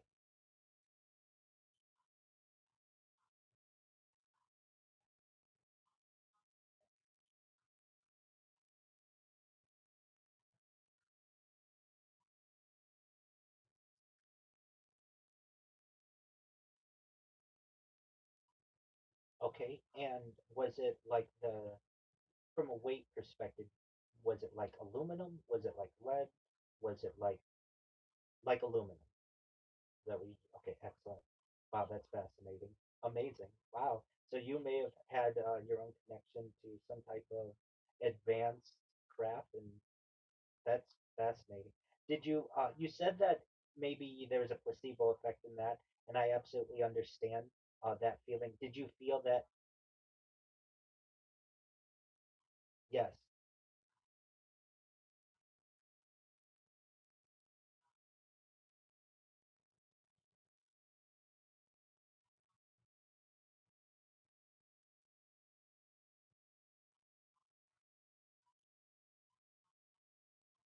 excellent. And was it sharp, the piece that you had?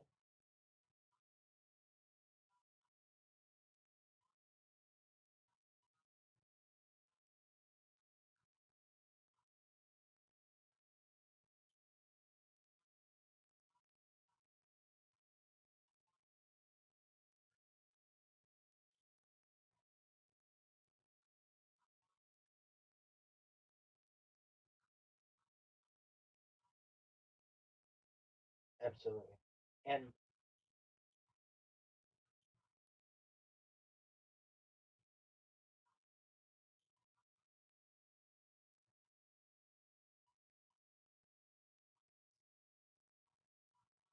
very interesting. Would you have any idea of where Joshua P. Warren was it from a crash retrieval or did somebody give it to him? Do you know the origin?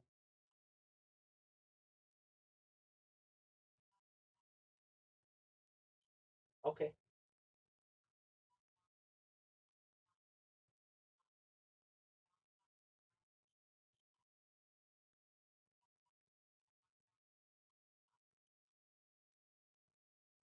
Oh, interesting. It,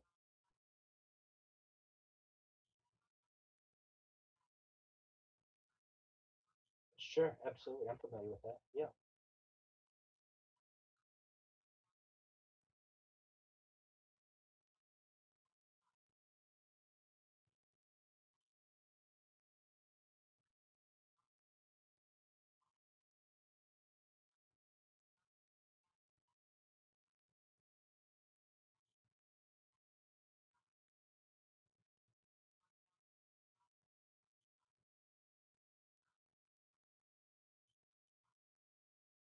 Oh, okay.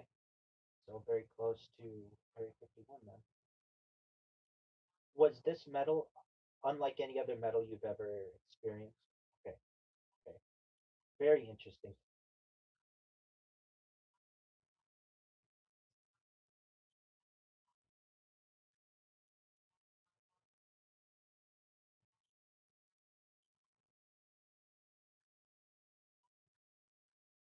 Um, un- unless we had okay, so we can try.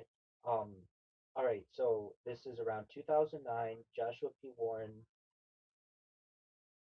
and there was another person who had crashed UFO debris allegedly. Okay, and if you heard the name, would you know it?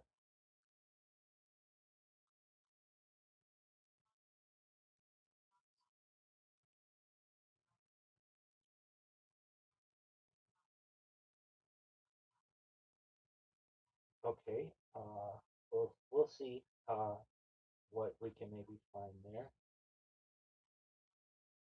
Most certainly. Um, Yeah, uh, we may have to do some more research on this one.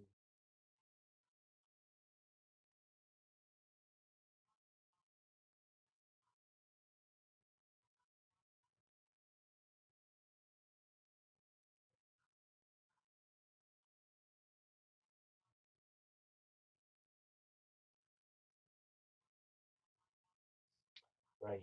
Um, Familiar with much of what you're saying. Okay, so um, maybe if the chat can find out who that person is, that'd be great. If we had a little more information on them. But back to our story, if you don't mind, is that okay? Excellent. So what we know is that in early July, but speculation is always important, especially in science. So we definitely appreciate it. So by early July 1947, America was entering the Cold War. Nuclear secrecy was at an unprecedented level. Classified aerospace research was expanding rapidly. Public interest in flying saucers had surged only weeks earlier. New Mexico was home to some of the nation's most secret military installations.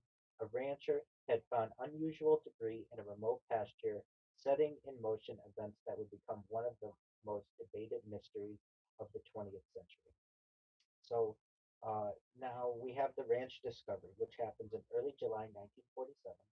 Our story continues with this remote sheep ranch northwest of Roswell in New Mexico. Many people say that it's near Corona, New Mexico. For anyone who wants an exact location or closer to it, Roswell is further away. Did not happen in Roswell.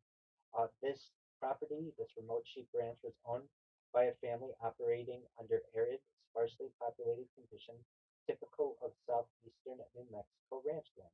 The foreman, his name is William Mac Brazel. He was originally from Texas, but moved to New Mexico, and he reportedly discovered unusual debris scattered across his property after a storm. The key reported characteristics of the debris and later interviews in military summaries. It was a lightweight metallic foil-like material, very similar to what you just mentioned, Missy. There were also wooden or fibrous rods, rubber-like fragments, reflective tape-like strips scattered across a wide area. There was no crater or visible impact site. Importantly, no contemporaneous evidence confirmed exotic material properties, only descriptions from witnesses and military summaries. Brazel's initial reaction, he reportedly gathered some of the debris, stored it in a shed or barn area. He delayed reporting it for days or weeks, and later brought it to local authorities. The delay is often interpreted in two competing ways. Interpretation A, which is a mundane explanation, he did not initially recognize it as important. Or interpretation B, which involves more mystery, he may have been cautious due to the unusual appearance or possible secrecy concerns. The historical record supports only that he delayed reporting. His motive remains uncertain. He contacted local authorities. Eventually, Brazel contacted local law enforcement and then military personnel at Roswell Army Airfield. The base was home to the elite 509th Bomb Group, the same unit responsible for nuclear operations during World War II. Because of this, the personnel was treated this unusual recovered material seriously. The military response, Major Jesse Marcel became central to the incident. Jesse Marcel served as an intelligence officer at Roswell Army Airfield. He was assigned to examine the debris. His reported impressions were that it was unfamiliar construction materials. It was extremely lightweight. It had unusual strength and resilience, which he claimed later, and he had an inability to identify the origin. He collected the materials and transported them to the base. The press release, the flying disc recovered. On July 8, 1947, the Roswell Army Airfield Public Information Office issued a statement. A flying disc had been recovered. The statement was released to the press. The immediate consequences were a national media attention erupted. Headlines across the United States spread rapidly. Roswell became the center of global curiosity. For a brief period, official military language appeared to confirm the recovery of a non terrestrial object. Then there's this rapid reversal that occurs, the weather balloon explanation. Within roughly 24 hours, the narrative changed. Military officials stated the recovered object was a weather balloon. Debris had been misidentified. The earlier press release was an error. Photographs were taken at Roger Ramey's office in Fort Worth, Texas. These images show debris being displayed alongside a weather balloon explanation. The Ramsey office photographs, or pardon me, the Ramey office photographs. The Ramey photographs became one of the most analyzed pieces of evidence. They show a balloon-like material, radar reflectors, crumpled debris, military personnel presenting materials. The competing interpretations, the official interpretation, the debris is consistent with a weather balloon system. Alternative interpretations of photographs may show substituted or staged debris different from the original Roswell field materials. No definitive forensic resolution exists from the photographs alone. What was actually recovered? We have competing evidence sets. At this stage, three categories of evidence emerge. The contemporary 1947 documentation, a press release, the flying disc statement, retraction, the weather balloon explanation, newspaper reports, military internal memos, limited surviving material. The witness testimony, later decades, Jesse Marcel Jr. claims of unusual metallic properties, ranch witnesses recalled scattered debris, military personnel described secrecy and unusual handling. The government retrospective explanations, the U.S. Air Force reports from 1994 and 1997 concluded a balloon was classified experiment origin. We have Project Mogul, which emerges to give some background context. Later investigations tied the incident to a classified program, Project Mogul. Purpose was to detect Soviet nuclear tests, use high altitude balloon trains, carry sensitive acoustic sensors, and to continue to remain highly classified. Because personnel in 1947 were aware of Mogul, misidentification is considered a key explanatory factor by official investigation. Why was confusion potentially plausible in 1947? Several factors made misinterpretation likely. Secrecy, many balloon experiments were classified. Material unfamiliarity, late 1940s material science was limited compared to modern standards. Multi-component debris, balloon trains could scatter over large areas. Communication breakdown. Base public relations officers may not have had full technical briefings. The speed of the narrative shift. The rapid change from flying disc recovered to weather balloon is one of the most central mysteries in the incident, not necessarily because it proves an extraordinary object, but because it suggests internal confusion, inconsistent communication, or premature public statements. Historically, military organizations often corrected press errors quickly, especially during sensitive periods. The first layer of myth formation. Within days, Roswell began transforming an initial report of a disk to the correction of a balloon to public skepticism and then rumor amplification. The cycle is crucial. Even if the underlying object was mundane, the communication pattern itself created long term ambiguity. So, what is confirmed at this stage? The strict historical analysis.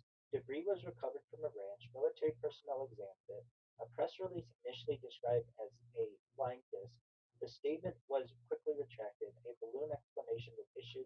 Photographs were taken in military custody. What isn't confirmed by contemporary evidence is extraterrestrial craft, non human bodies at the crash site, and advanced propulsion technology. Claims about bodies and retrieval operations appear later in the historical timeline and will be addressed. I'll talk about them in a little bit. Why Roswell did not end in 1947. Most military incidents disappear from public memory after clarification. Roswell did not because the initial press release was dramatic, contradiction occurred quickly, Cold War secrecy created suspicion, UFO folklore was already emerging, and later witnesses expanded the story decades afterward. The next part that we'll talk about is the crash retrieval claims and expanding narratives. So we went from debris field to crash sites. The earliest 1947 record describes a single debris field on ranch land northwest of Roswell, New Mexico. There is no contemporaneous documentation of multiple crash locations, no military record from 1947 confirming additional retrieval zones, no engineering report indicating separate impact sites. However, beginning in the late 1970s to the 1990s, accounts begin to shift. Multiple crash site narratives appear. The Expansion of the story over time. The Roswell narrative did not remain static. It evolved through stages. Stage 1 in 1947, the debris was recovered. Weather balloon explanation issued. Stage 2, 1950s to 1960s, minimal public attention. UFO lore expands independently. Stage 3, 1970s to 1980s, first inside military claims appear.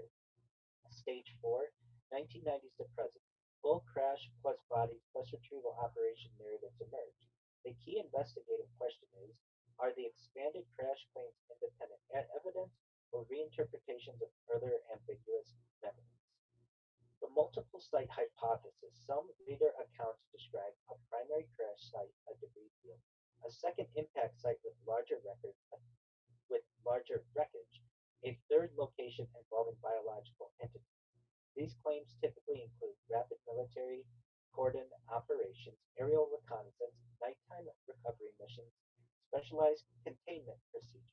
The critical issue, none of these elements appear in 1947 documentation. They emerge decades later in retrospective testimony. The logistics of a hypothetical retrieval operation. To evaluate crash retrieval claims, investigators model operational feasibility. If a non-terrestrial craft had crashed, a retrieval would require rapid secure perimeter establishment, military cordons, communication blackout, restricted airspace enforcement, transport infrastructure, heavy lift vehicles, aircraft capable of hauling debris or bodies, secure staging areas, chain of custody protocols, documentation, classified handling, compartmentalization teams, medical and biological containment. If bodies exist, biohazard procedures, autopsy facilities, quarantine protocols. If in 1947, the United States military did have some of these capabilities, but not in a standardized extraterrestrial recovery doctrine. The claims of special retrieval teams. Later narratives describe unnamed elite units assigned to crash recovery. These claims often include unmarked personnel, sealed convoy transport, airlift extraction, immediate classification at the highest levels. However, no 1947 personnel rosters confirm such teams. No procurement records indicate specialized recovery units for unknown craft. No logistical orders have been declassified supporting such deployments. Thus, these accounts rest entirely on later testimony. The problem of memory drift, which does occur, a key investigative issue is time gap distortion. Most crash retrieval stories originate 30 to 50 years after the event. During that period, memory reconstruction occurs, cultural UFO narratives expand, interviews reinforce each other, media exposure shapes recollection. This does not mean witnesses are intentionally misleading, but it introduces reliability challenges. The chain of custody analysis. In forensic investigation, chain of custody refers to who collected evidence, how it was transported, where it was stored, who had access. For Roswell, the confirmed chain is that there was a ranch discovery, local law enforcement, then Roswell Army Airfield, then the Fort Worth Air Command review.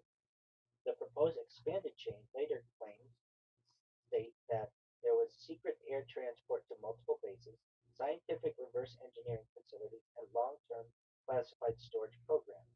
A critical issue arises. The expanded chain is not supported by contemporaneous documentation.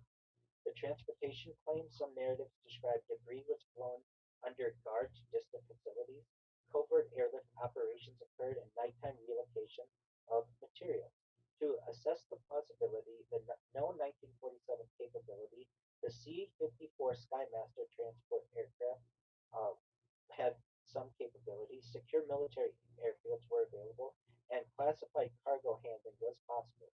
The missing evidence is flight logs indicating unusual classified cargo labeled unidentified craft, documentation of crash-derived material shipments. No such records have been released. The role of the strategic command culture. The 1940s and the late 1940s U.S. military structure emphasized secrecy, compartmentalization, rapid technological development, and nuclear deterrence. This environment makes it plausible that unusual materials could be rapidly classified. Information could be restricted from lower personnel. However, it does not automatically imply exotic origin, only restricted access. We have emergence of recovery narratives. The structured crash retrieval program largely emerges from oral histories, UFO conferences, and books and interviews decades later. The key pattern is that a UFO belief system expanded. As UFO belief systems expanded, Roswell was retrofitted into an origin event. This is a common phenomenon in historical myth formation. A later framework recognizes earlier ambiguous events. We have competing explanatory models. Model A is the balloon debris is misinterpreted. It aligns with the 1994 U.S. Air Force report, consistent with known classified balloon projects, and explains light materials and scattering. There's Model B. The experimental aircraft recovery suggests secret U.S. technology testing, partially plausible given Cold War secrecy, and lacks supporting documentation for 1947 Roswell specificity. Pardon me, 1947 Roswell specifically. Model C is the extraterrestrial crash retrieval. It explains later witness claims of secrecy and bodies, lacks contemporaneous evidence, and depends heavily on retrospective testimony. Why the bodies enter the narrative later. Although full analysis we'll go into in a little bit, the 1947 reports focus on the debris. No press or military statement mentions biological entities, and body stories emerge decades later. The temporal gap is one of the strongest analytical dividing lines in the Roswell dataset. We have a psychological layer. Human cognition plays a role in narrative formation. Memory reconstruction fills gaps. Ambiguous events become structured stories. Cultural expectations shape recall. Repeated storytelling increases confidence without increasing accuracy. This is especially relevant in high interest cases like Roswell. What can be stated with high confidence? From a strict evidentiary standpoint, what's well supported is that a debris field existed, military recovery occurred, materials were transported to Roswell Army Airfield, explanation shifted rapidly to a balloon system. No confirmed multi site crash documentation exists from 1947. What isn't supported by early records, at least, was a structured crash retrieval team, multiple crash sites, uh, biological recovery operations, or advanced propulsion recovery programs. As we get even deeper, we're going to get into the bodies, witness claims, the origins, and contradictions. So the key turning point in the Roswell lore uh, from July 1947, the earliest Roswell records from July 1947, they describe only debris recovery, military examination of materials, press announcements, and retraction. There is no mention of biological entities in press releases, military memos, newspaper accounts, official statements from that time. The idea of bodies appears later and becomes central only decades afterward. This creates a major investigative divide. The 1947 evidence is debris incident, later narratives are crash with occupants. We have the Barnett claim, which is a retrospective story. One of the earliest body related narratives comes from claims attributed to Grady Barnett. Their claim was, and this was reported decades later, they alleged that allegedly they encountered a second crash site. They described a circular craft. They reportedly saw small humanoid bodies nearby. Military personnel allegedly arrived and secured the area. The critical issues there's no contemporaneous 1947 documentation that supports this. The story surfaces later in UFO literature, and details vary between retellings. The investigative conclusion Barnett's account is influential in UFO culture, but perhaps lacks early evidentiary support. Then there's the Mortician account. Another major narrative involves funeral home director Glenn Dennis.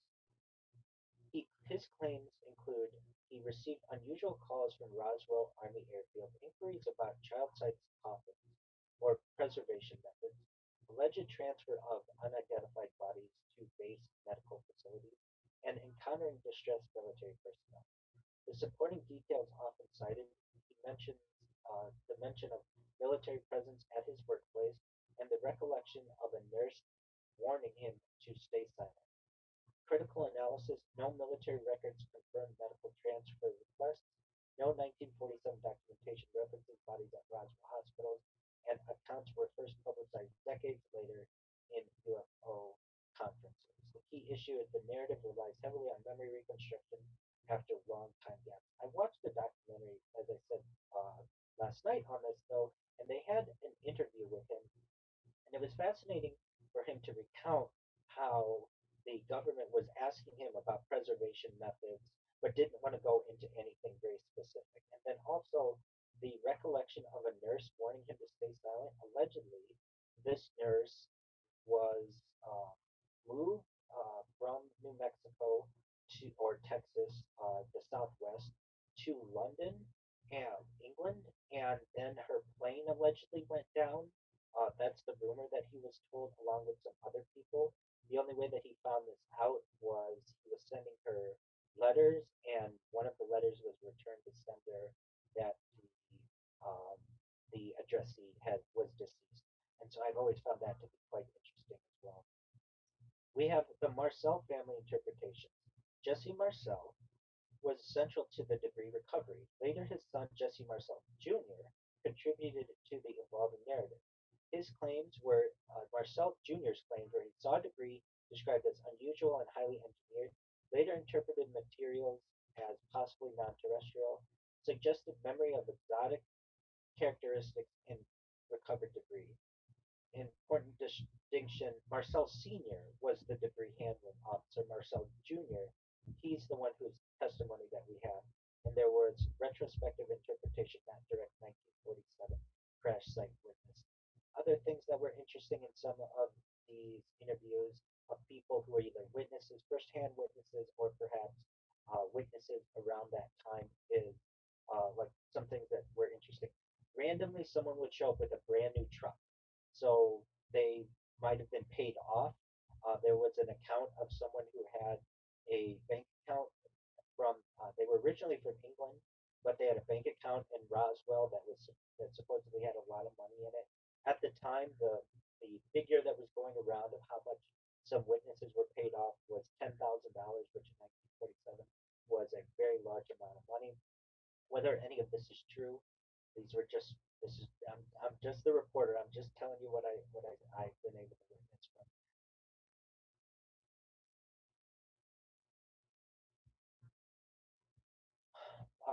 Do you mean what was interpreted on the crash um, debris? Yeah. So as it's been described, I believe Mac Brazel said it resembled Egyptian hieroglyphs. To the best of his knowledge, I've also heard other people who had some type of uh, petroglyphs, most certainly. Um, whether that is true or just look like that, that's to be determined. I've heard that it has looked like Korean to some extent from other eyewitness testimonies of people who have had these types of encounters. I don't know. I would love to obviously see it for myself, and I'm sure everybody else would as well.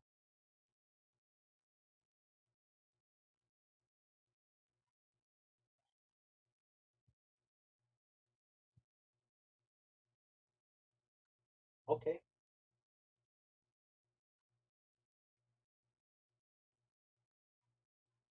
Oh, I love that. That'd be wonderful.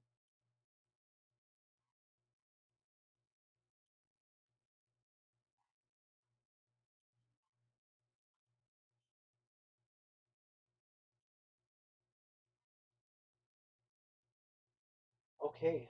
Um, this happened recently. Okay. All right. Well, um, yeah. So, yeah, it seems like it can be somewhat dangerous. Um, as I'm, I'm, I'm not sure.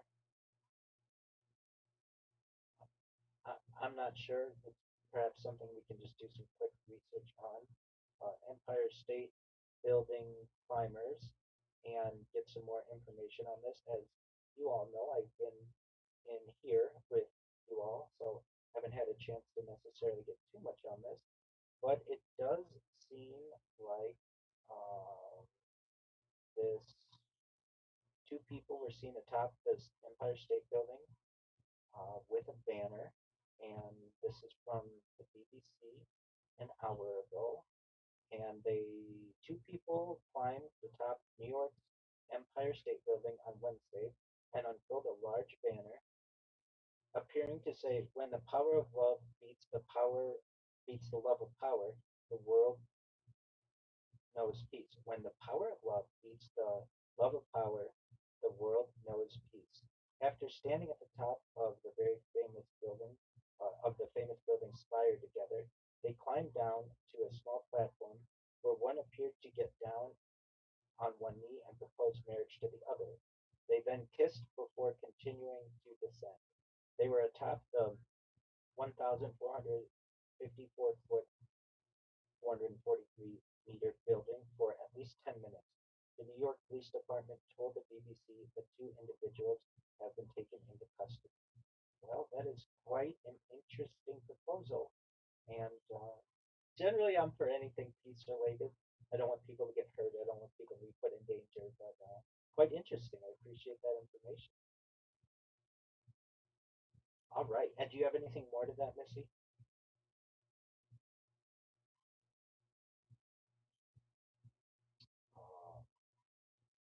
Can you hear me, Missy?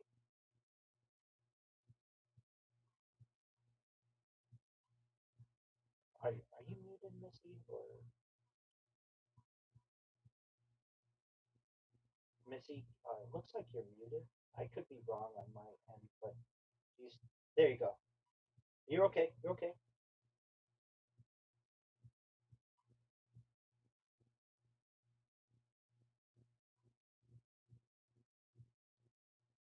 That's a tough one.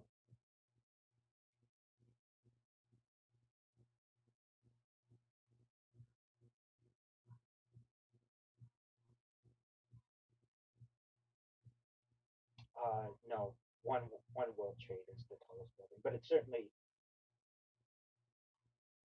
that's right. But it is certainly perhaps the most iconic.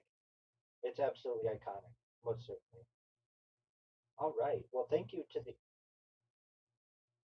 yeah, most certainly. Well, thank you to the um, audience for that information. So we had some breaking news that we were able to disclose here. If you don't mind, Missy, do you mind if I continue? Excellent. So we do have absence of bodies in the early records. A critical investigative point in 1947, the communications include a press release describing disk retraction, describing a weather balloon, internal logistics of debris transport. What's missing entirely are casualty reports, medical emergency responses, morgue or autopsy documentation, quarantine procedures, chain of custody, biological handling. If biological entities were recovered in a military context, even under secrecy, some indirect administrative traces would normally be expected. None have been verified. Why bodies entered the story later. The emergence of body narratives correlates with the growth of UFO culture in the 1970s through the 1990s, the publication of popular UFO books, television documentaries, and conferences and interviews. A key pattern is as Roswell became central to UFO mythology, the narrative complexity increased. This includes crash sites expanding, craft descriptions becoming more detailed, and the introduction of occupants. Now, I do know as well the witnesses who I saw uh, uh, giving their documentation yesterday in the documentary that I watched, they were threatened.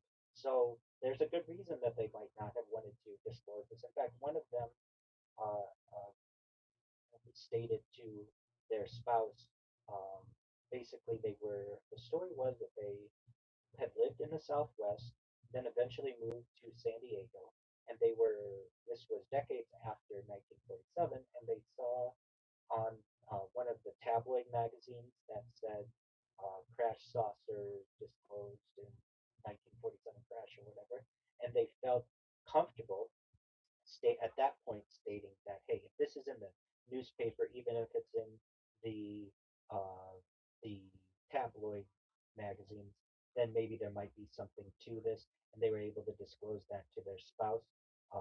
They had kept that a secret from their spouse for many years. Other people had deathbed confessions that we'll get into a little bit, but generally these people were threatened that bad things would happen to them and their family if they disclosed any of this information. Now, the descriptions of the alleged biological entities across accounts, common descriptions include small stature, humanoid forms, large heads relative to body size, thin limbs, grayish or pale skin tones, and lack of visible clothing. However, these descriptions do vary significantly between witnesses. We have no photographs or physical evidence that exists in the public record, and accounts are not consistent across independent sources. There are some psychological and sociological factors. Several mechanisms can explain the development of body narratives. There's memory reconstruction, narrative convergence, cultural reinforcement, and certainly interview effects, where reported questioning can reshape recollections.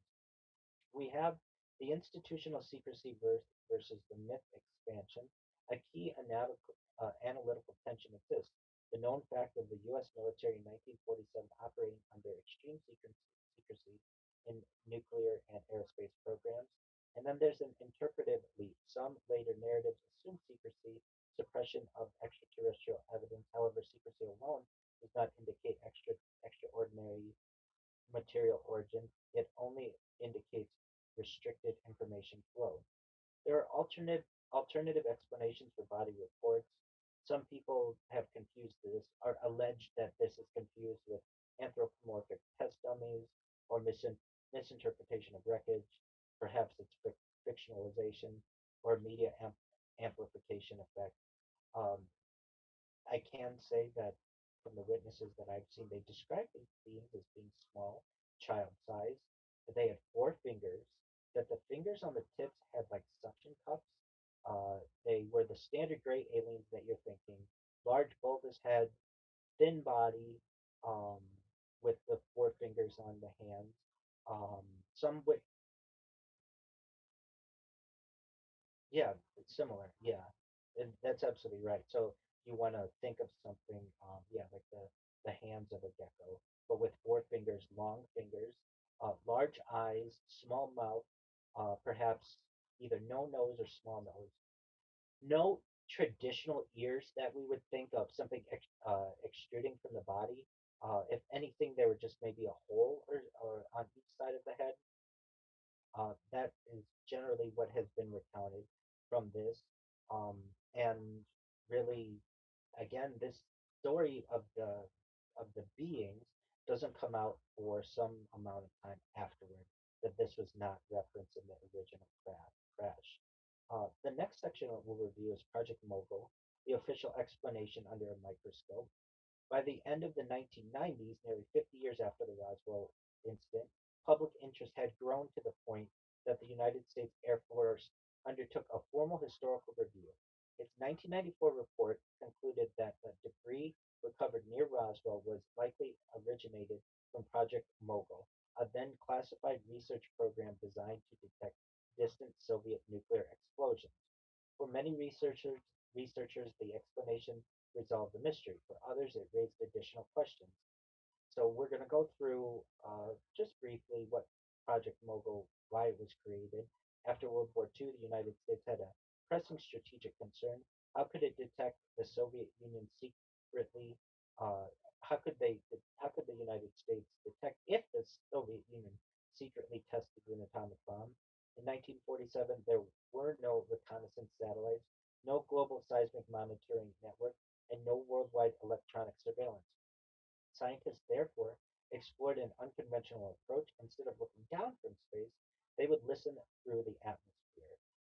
So we have the science of infrasound. Large explosions generate infrasound, low frequency sound waves below the range of normal human hearing. These waves can travel enormous distances through the upper atmosphere. Researchers believe that an atomic Researchers believe that an atomic explosion in Asia might produce detectable atmospheric waves that could reach North America. This concept became the foundation of Project Mogul. The team behind the project, it was developed by scientists and military personnel working on advanced atmospheric acoustics and balloon engineering. The program combined expertise in meteorology, acoustics, balloon construction, electronics, radar tracking. Although the project's purpose remained secret, many of its scientific principles were sound and later contributed to global nuclear monitoring technologies. what a Mogul balloon train looked like. A Project Mogul launch was not a single weather balloon. Instead, it consisted of a long balloon train including multiple neoprene balloons, radar reflectors, suspension cables, instrument packages, acoustic sensors, batteries, radio transmitters. When fully assembled, the train could stretch hundreds of feet in length. If it broke apart, debris could scatter across a large area, consistent with reports of a wide debris field. The radar reflectors, one of the most recognizable components, was a Rawan radar reflector. These devices consisted of lightweight wooden sticks, metallic foil or foil backed paper, adhesive tape, geometric reflective panels. Witnesses later described thin wooden strips, shiny foil, unusual tape. These descriptions broadly resemble the construction of radar reflectors used at the time. However, some witnesses later insisted the recovered material behaved differently than ordinary foil. The memory metal claims. Some later witnesses described debris that allegedly returned to its original shape after being bent, resisted cutting, could not be burned, was extremely light. If accurate, these properties would not match known Mogul materials. However, several considerations are important. These descriptions were recorded decades after the event. No authenticated sample has ever been produced. No laboratory analysis has verified such material. Thus, the claims remain unverified. There is decorative tape controversy. A recurring point in the Roswell discussions involves a tape used on some radar reflectors. According to some accounts, the tape bore colorful symbols resembling flowers, geometric designs, or hieroglyphics. Later retellings transformed these into claims of alien writing. Historical records indicate that a toy manufacturer supplied decorative tape with printed patterns for some reflector assemblies. Witnesses unfamiliar with the material may have remembered the designs as unusual. The mundane explanation is plausible, though not universally accepted. We have flight number 4. One of the most debated issues is whether a specific mogul launch, often referred to as flight number 4, actually took place and could have produced the debris found by Brazel. Researchers disagree on whether the flight was launched, how far it traveled, whether records are complete, whether it reached the Roswell area. The incomplete documentation has fueled continued debate. Why the military did not reveal Mogul? Critics often ask if it was just a balloon, why not simply say so? The answer lies in classification.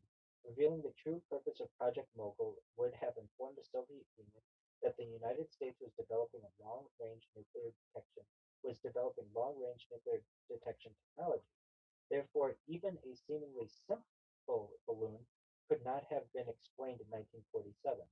This helps explain why military officials might have preferred the generic weather balloon description. Some of the strengths of the Mogul explanation. Uh, it explains several key features such as lightweight debris, metallic foil, wooden rods, rubber balloon fragments, scattered debris field, rapid military interest, and subsequent secrecy. It also aligns with the historical context of Cold War intelligence operations. However, there are weaknesses and certain criticisms. The witness descriptions are a major objection that's raised. Some insist that debris had extraordinary physical properties inconsistent with balloon materials. The military behavior, the initial flying disc press release seems unusual if personnel immediately recognized balloon debris. The missing records, not all mogul documentation has survived, leaving uncertainties about specific launches. Changing testimony, some participants later claimed the displayed balloon debris in Fort Worth differed from what they recovered. These points do not prove an extraterrestrial explanation, but they are part of a historical debate. The 1994 Air Force report concluded that no aircraft, or there was no evidence supported a recovery of alien spacecraft. Debris most likely originated from Project Mogul.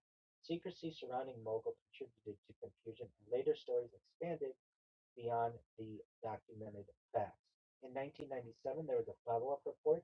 In response to continuing claims about the bodies, the Air Force issued another report in 1997 and proposed that some accounts may have conflated the Roswell incident with later military activities, including anthropomorphic crash test dummies, aircraft accident recoveries, and other classified operations in the Southwest.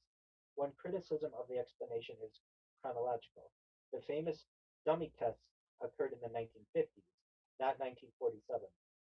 The Air Force argued that memories from different periods may have merged over time. From an investigative standpoint, Project Mogul is the strongest documented conventional explanation currently available. It accounts for many features of debris and secrecy surrounding the recovery. However, some aspects of the Roswell story remain disputed because the documentation is incomplete, witness testimony is inconsistent, and not every detail can be reconstructed with certainty. The uncertainty has allowed alternative theories to persist. The next part we're going to discuss is directly with the witnesses, their testimony, their memory, and their credibility. The Roswell incident is unusual because its importance today rests far more on witness testimony than on surviving physical evidence. The debris was taken into military custody in 1947 and is no longer available for independent examination. As a result, historians must weigh contemporary documents, later interviews, consistency across accounts, and the well established strengths and limitations of human memory. The goal is not to decide whether every witness was right or wrong, but to understand what each person claimed when they made those claims and how those claims fit into the broader historical record. So the first person we're going to go into is Mac Brazel, William Mac Brazel. He's the first civilian witness. A little bit of his background. He was born in 1899 in Texas and he died in June of 1963 in New Mexico. He was the ranch foreman who discovered the debris. What he said in 1947, according to newspaper interviews, Brazel described finding rubber fragments, foil-like material, sticks, paper-like material, scattered debris over a wide area. He stated he had found weather balloon debris before, but thought this material looked unusual enough to report. Later controversy, some researchers argue Brazel appeared reluctant in subsequent interviews and may have been pressured by military authorities. Others note there is no documentary evidence proving he was threatened. An assessment is that his testimony is important because it is among the closest in time to the event. However, his public statements are limited, and later interpretations often go beyond what he actually said in 1947. The next person we'll go into is Jesse Marcel. He's the central military figure. He was born in 1913 in Helena, Montana, and he died in 1986 in Louisiana. He was an intelligence officer assigned to recover and evaluate the debris. In 1947, his role was to visit the ranch, collect the debris, transport it to the Roswell Army Airfield, and he accompanied the material to higher headquarters. In later interviews, beginning in the late 1970s, he stated that he believed the debris was not from a weather balloon. It had unusual properties. The material displayed in Fort Worth was not what he originally recovered. These statements became foundational to the extraterrestrial interpretation. The strengths of his argument are that he was a direct participant. He was a professional military intelligence officer, and he was clearly involved in recovery operations. Some limitations he detailed uh, his detailed public recollections were made roughly 30 years after the event, introducing the possibility of memory changes over time. Then we have Jesse Marcel Jr., the child of Jesse Marcel Sr. He was born in 1943 and he died in 2013, both in Louisiana. So he was about 4 years old when this occurred. As a child, Marcel Jr. recalled his father bringing debris home for the family to see. His description included thin metallic sheets, lightweight structural pieces, unusual markings on some fragments. He later maintained that the material did not resemble anything he encountered during his military and medical careers. His evaluation within his recollections, they seem sincere, but derived from childhood memories, and they were recalled decades later. They are valuable, but must be interpreted with appropriate caution. Then we have Glenn Dennis. Dennis's account became one of the most widely discussed because it introduced the possibility of recovered bodies. His principal claims were that military personnel asked him about small caskets. He received questions about preservation methods. He encountered a nurse who allegedly described unusual bodies. He was warned not to discuss what he had learned. The issues that occur, researchers have noted that his this Documentary corroboration is lacking. Some details changed over successive interviews, and the alleged nurse has not been independently verified. His account remains controversial. The military personnel, numerous former service members, later claimed their involvement in security, transportation, communications, perimeter control. The common themes include unusual secrecy, restricted access, armed guards, instructions not to discuss the event.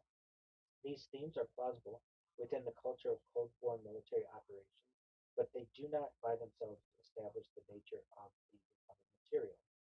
There's a problem with secondhand testimony. Of course, many Roswell accounts are not firsthand. Instead, they involve statements such as someone told me, a friend who served on the base said, or my father later admitted. Historians classify such evidence as generally as hearsay. It can suggest avenues for investigation, but generally carries less evidentiary weight than direct contemporaneous records. Then we have deathbed confessions, which are quite interesting. Some books and documentaries describe individuals who allegedly confessed near the end of their lives. Deathbed statements can be emotionally compelling, but they are not automatically more reliable. They still require independent corroboration, consistency with known facts, and supporting evidence. Without such support, they remain anecdotal. One that I recently saw was there was a nurse in Florida who was working with a patient, and the patient one day was very active and aware when normally they would not. I believe the patient was suffering from cancer, and the patient asked the nurse if anybody was in the room with them, basically on the other side of the curtain. The nurse replied no, that they were the only two there. The patient asked the nurse to draw the curtains because there was something really important that they wanted to tell the nurse, and the nurse did so, and the person stated that a um, they were on an archaeological team, some type of geology student of some sort, and they were brought to the location, and they were one of the first groups of people that was there early.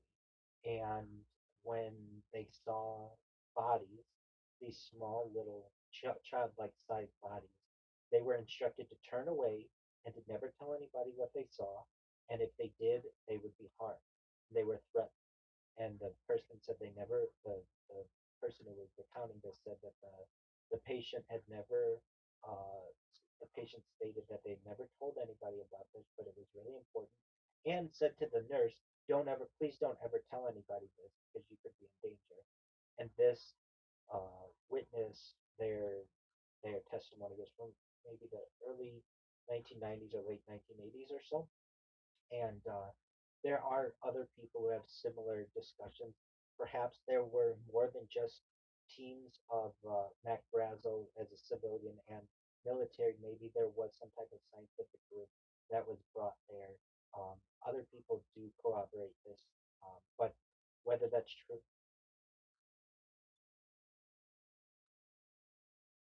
yeah, yeah, if they're lucid and they seem to be serious, it's definitely something to um, take seriously. Whether you can believe all of them, absolutely not. But like you're saying, what does the person have to lose? And yeah, so definitely important that we investigate these, and even some of the witnesses who witnessed the person who was allegedly a witness, the secondhand people, to get as much information from them as possible. Again, we're scientists. Science is important. It's what we do, and at the heart of being a scientist and science in general are asking questions: the who, what, where, when, why, how of everything. And so there's nothing wrong with trying to dig deeper, especially when this event happened nearly 80 years ago, and we really have had limited amount of information from the verified channels. So, um, with this discussion, there are some areas of broad agreement. Despite differences, many witnesses broadly agree on several points. Something was recovered from the ranch, the military responded quickly, secrecy surrounded the recovery, and the official explanation changed rapidly. Participants were instructed to limit this discussion. These points are generally consistent with historical record. The areas of significant disagreement Witnesses diverge on critical questions of the nature of the debris. Was it ordinary balloon materials or advanced military equipment, some type of unknown technology? The presence of the bodies. Some later witnesses claimed they existed. Others involved in the recovery never mentioned them. The number of crash sites. Accounts range from one debris field to multiple recovery locations. Um, and handling of the evidence. In terms of the crash sites, at least some of the documentaries that I've seen and the witness testimonies, that the crash site may, or the craft may have hit the basic understanding that I have is that it was a very stormy night that either due to radar or some type of weapon or just make perhaps a donation, but the craft was brought to Earth. It initially made an impact on the ground and then perhaps tried to get back into the air and then eventually would make another impact on the ground, perhaps multiple, and then would crash. And over the course of a size of one or two football fields, we would find much of the debris. Additionally, I've heard an argument that the ground of the perhaps the second field, the final crash, or the final crash, I should just say, because I don't know exactly how many crash debris fields there are, that the ground turned to like a glass like surface, like the sand in the desert had melted. And it was very large, which I always found to be quite interesting. Some people describe routine transport, others allege elaborate compartmentalized operations. These inconsistencies make it difficult to construct a single coherent narrative, certainly. Um, but we definitely have debate on this topic. Our next section, and I love this section, is Philip J. Corso, the reverse engineering and the technology claims. Because if what Philip J. Corso is saying is correct, then actually the technology that you, Misty, and I are utilizing and our audience is either utilizing now or perhaps into the future is reverse engineered alien technology, which is just absolutely fascinating. So if Roswell is the foundation of modern UFO lore, then Philip J. Corso is one of its most influential figures. Before the publication of his 1997 book, most Roswell discussion centered on a debris recovery and later stories about bodies. Corso expanded the narrative dramatically. He claimed that recovered materials from a crashed non-human craft were quietly distributed to American industry, where they inspired technological breakthroughs and transformed the modern world. These assertions have been enormously influential, but they're also among the most disputed. So, first and foremost, who was he? He was born May 22nd, 1915, in Philadelphia, and he died July 16th, 1998, in New Jersey. He served in the U.S. Army during and after World War II. His career included assignments involving military intelligence, weapons development, and work connected with research and development offices. His military service is well documented. What is disputed are the extraordinary claims he made after his retirement. The book that changed the Roswell narrative. In 1997, he published The Day After Roswell. The book claimed that Roswell involved a genuine extraterrestrial spacecraft, alien bodies were recovered, the U.S. military established a long term reverse engineering effort, technology from the wreckage was quietly shared with private companies, the public was never informed because of national security. These claims research a broad audience. These claims reached a broad audience and remain central to many Roswell discussions. What is reverse engineering? Reverse engineering is a real engineering practice. It involves acquiring an unfamiliar device, studying its construction, understanding how it functions, reproducing or adapting useful ideas. During World War II, both the Allies and Axis powers reverse engineered each other's weapons. Examples included are radar systems, rockets, aircraft, encryption equipment. Thus, the concept itself is entirely plausible. The question is whether Roswell provided an object to reverse engineer. Corso's central claims, uh, and I should say in his book, it was published with the help of William J. Burns. For people who are into ufology, knows that he was the publisher of UFO magazine and had some UFO television shows and really helped this story to gain traction. Corso alleged that Roswell-derived materials contributed to advances in integrated circuits, fiber optics, lasers, night vision, particle beam research, advanced materials. I've heard things from Scotchgard to Velcro as practical things that have been developed from this, in addition to microelectronics, you name it, a lot of cracks came from this crash. According to his account, military officials intentionally seeded these technologies into American industry without revealing their alleged extraterrestrial origin. The integrated circuit. The integrated circuit revolution is well documented. We have key figures in it. Their work is supported by laboratory notebooks, patent filings, engineering publications, and corporate records. These records show a clear progression from earlier transistor research. No documentary evidence links the inventions to Roswell materials. Fiber optics evolved through decades of research in glass purity, light transmission, telecommunications. We have important contributors to this. Same with lasers. And I'm giving both sides of the story. Philip Corso says that these were reverse engineered. And the mainstream, you're going to hear people talk about uh, inventions like lasers with their documented development following decades of theoretical work in quantum mechanics, stimulated emission, microwave amplification. The scientific lineage is continuous and extensively documented. Things like night vision. Corso stated that night vision was reverse engineered, perhaps utilizing the eye of one of the beings, the extraterrestrial bodies. Night vision devices were already underway under development during World War II. Ger- German and Allied forces experimented with infrared illumination, image converters, optical amplification. Some of the advanced materials, one area where debate sometimes persists is in advanced materials. Witnesses describe exceptionally light substances, strong metallic fragments, and unusual resilience. Many modern materials include titanium alloys, nickel-based superalloys, shape memory alloys, such as nickel titanium, also known as nitinol, and carbon composites. Some of these can appear extraordinary to someone unfamiliar with them.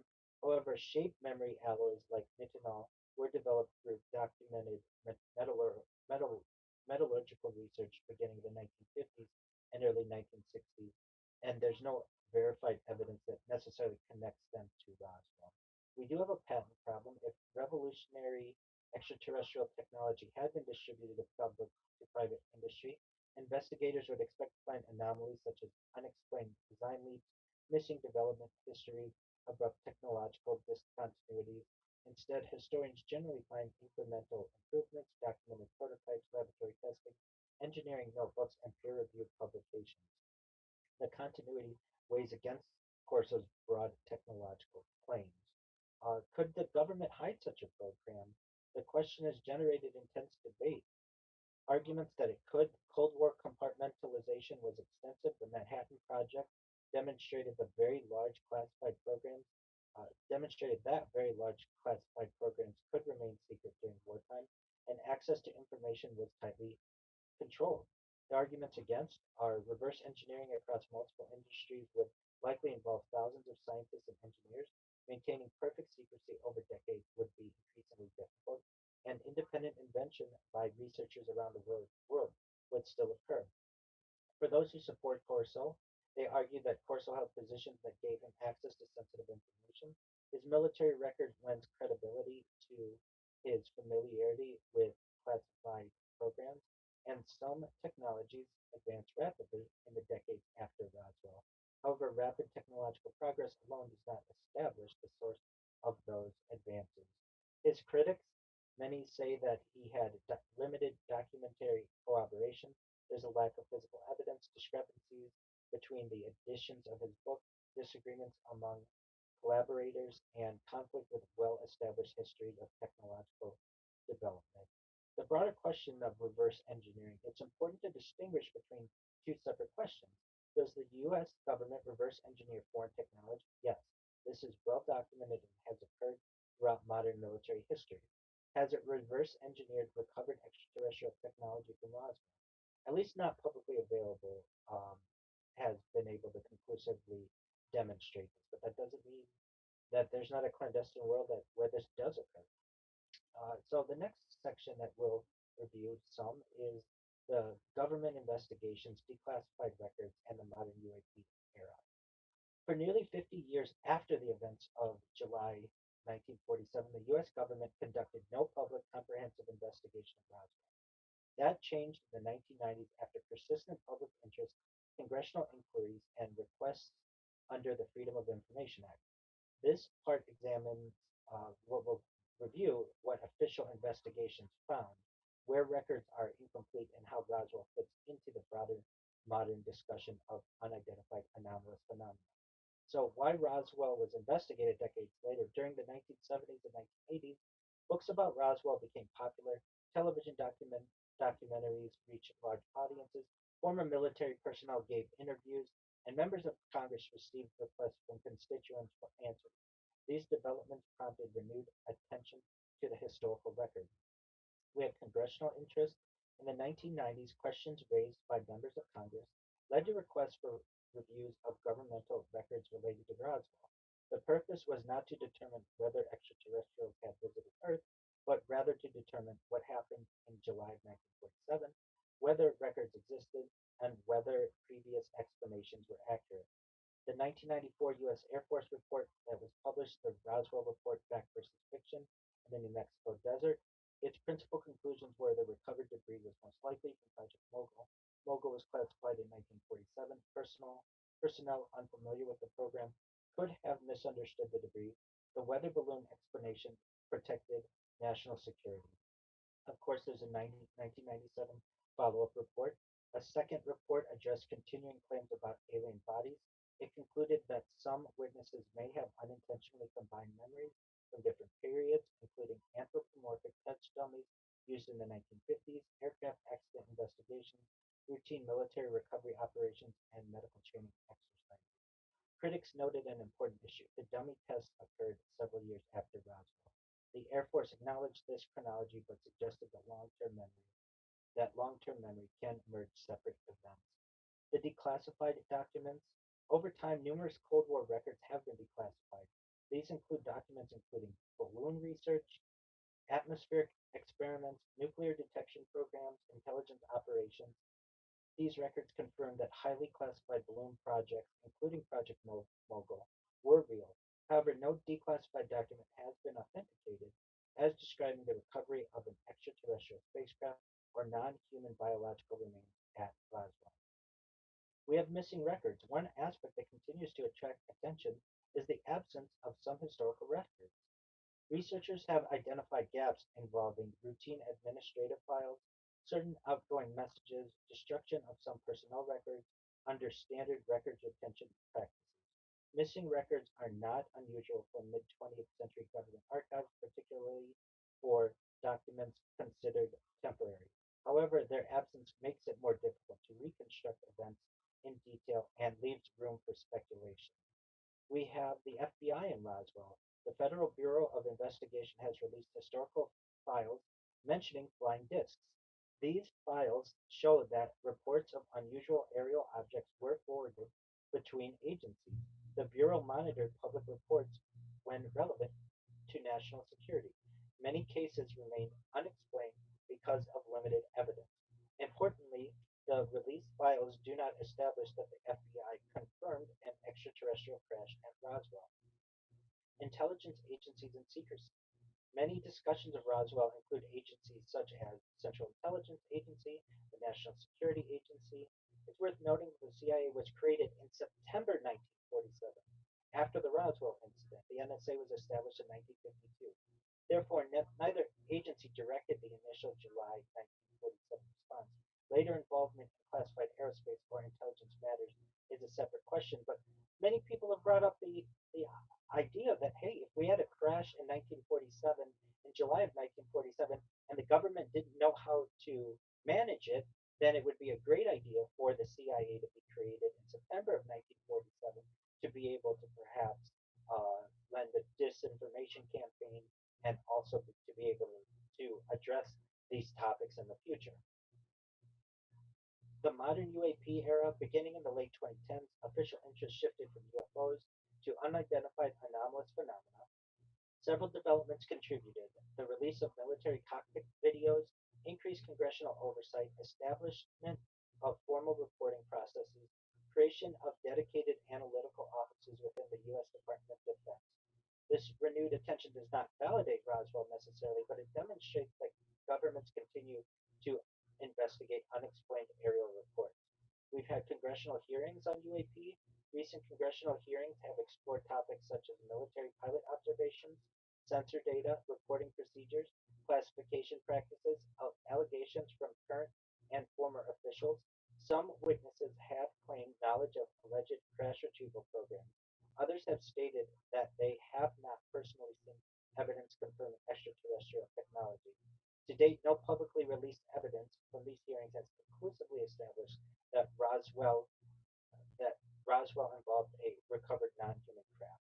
The standard of evidence: historians and investigators generally distinguish among official reports, contemporaneous memoranda, photographs, technical records, physical evidence, meaning recovered materials, analyses, and laboratory analyses and authenticated artifacts, testimonial evidence, witness recollections, interviews, oral histories. Roswell relies heavily on testimonial evidence because no authenticated physical artifact has been made publicly available for independent science testing. What official investigations agree on, almost across official reviews, several points are consistent. Something was recovered from a ranch near Roswell. The military responded quickly. The initial public statement was inaccurate. Classified programs operating in New Mexico contributed to secrecy, and no official investigation has been concluded that the recovered object was extraterrestrial. What remains unresolved, despite decades of study, several questions remain open from a historical perspective. Why was the initial flying disc press release issued? Exactly which materials were recovered from the ranch? Are all relevant records still extant? Why do some witnesses maintain that the displayed debris differed from what they recovered? The next section that we'll get into are the competing theories of the extraterrestrial craft, the secret technology, and other types of formation. So this case had survived for nearly 80 years because it sits at the intersection of several powerful themes: military secrecy, technological anxiety, Cold War intelligence, human memory, and public fascination with life beyond Earth. Different researchers interpret the same evidence differently. This, so many of these theories that are going to be evaluated or are evaluated face different problems and how they compare with the available historical record. So we have theory one, which is an extraterrestrial spacecraft crash. The most famous explanation is a non-human spacecraft crashed near Roswell in 1947, and the U.S. military recovered the craft and occupants. This theory became dominant after the 1970s to 1990s expansion of Roswell literature. We have evidence that supporters cite. Advocates of this extraterrestrial hypothesis point to the original flying disc announcement. The July 1947 press release stated that a flying disc had been recovered. Supporters argue the military briefly revealed the truth, then reversed the story. We have witness accounts. Supporters emphasize later testimony describing unusual debris, secrecy, alleged bodies, restricted areas. They argue multiple witnesses independently reported extraordinary events. We have an alleged technology transfer. Some researchers connect Roswell to integrated circuits, fiber optics, lasers, advanced materials. They interpret rapid technological progress after 1947 as potentially connected.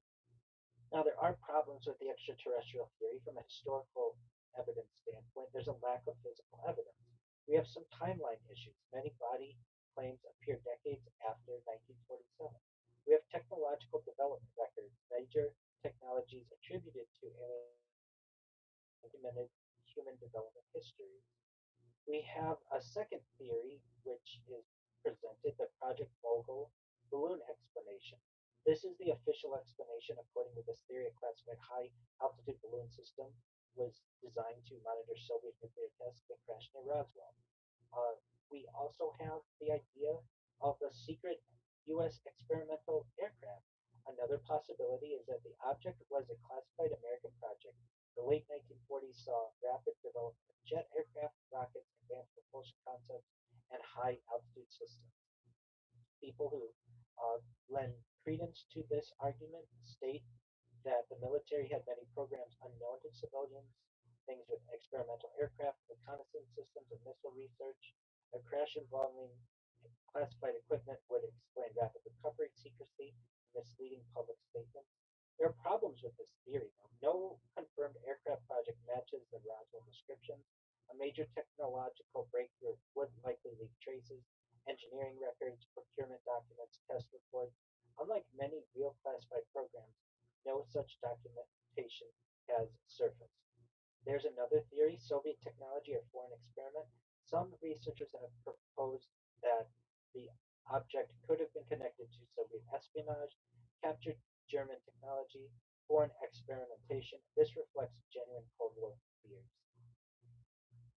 Really, these different discussions historically happen for multiple reasons. We have incomplete information, rumors, later reinterpretation. There's a major role of the media. Media does not merely report mysteries. It shapes how they are remembered. Roswell gained importance through books, television, documentaries, interviews. Each retelling added details. We have the cultural Roswell versus the historical Roswell. There really are two Roswells. The historical Roswell, a 1947 military recovery involving unusual debris, and then the cultural Roswell, a story involving alien spacecraft bodies, government secrecy, hidden technology, and then there are hybrid theories of this. Some researchers combine explanations. For instance, it was ordinary debris, but exaggerated later, secret military technology plus confusion, genuine unknown object with no confirmed aliens. These approaches acknowledge uncertainty. Uh, Whatever people may think that it is, we go into it with open minds and open hearts, and we're just trying to get to the truth. The central go ahead.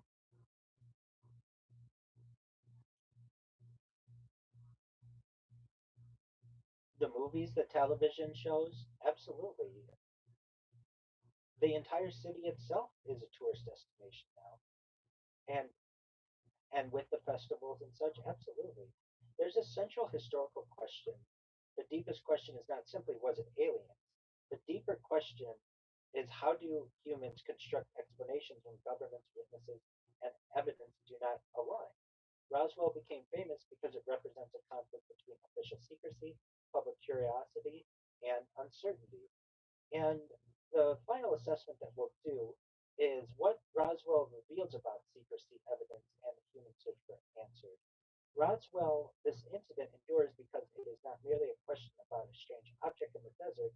It is a case study in military secrecy, intelligence culture, technological change, witness memory, government communication, and the human desire to understand the unknown.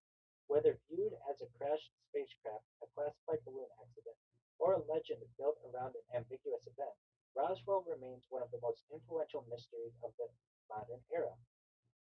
The timeline that we reviewed, 1947, the rancher discovers, Mac Brazel discovers debris near Roswell. Military personnel recover the material. The Roswell Army Airfield announces flying its recovery. The statement is quickly replaced with a weather balloon explanation. In the 1950s and 1960s, Roswell largely disappears from public attention. The Cold War continues. U.S. military aerospace programs expand. In the late 1970s, researchers begin interviewing former participants. The Roswell story returns to public attention. In the 80s and 90s, books and documentaries expand the narrative. New claims appear involving crash sites, bodies, secret programs. From 1994 to 1997, the Air Force publishes investigations explaining the event through classified balloon programs and addressing body claims. Of course, in 1997, we also have Philip J. Corso and published by William J. Burns in his book The Day After Roswell, which lends a lot of credence or information that got people more interested in this topic. And in the 2000s to the present time, Roswell becomes part of a broader UFO and UAP discussion. It was definitely strong event. It was a real recovery that occurred. There was genuine debris discovery, and the military became involved. The event is involved in secrecy. This is not controversial. The late 1940s were filled with classified programs. The first explanation changed. This is not denied either. The public statement changed quickly. The contribution this contributed greatly to the suspicion. What remains uncertain, some questions cannot be fully resolved from available records.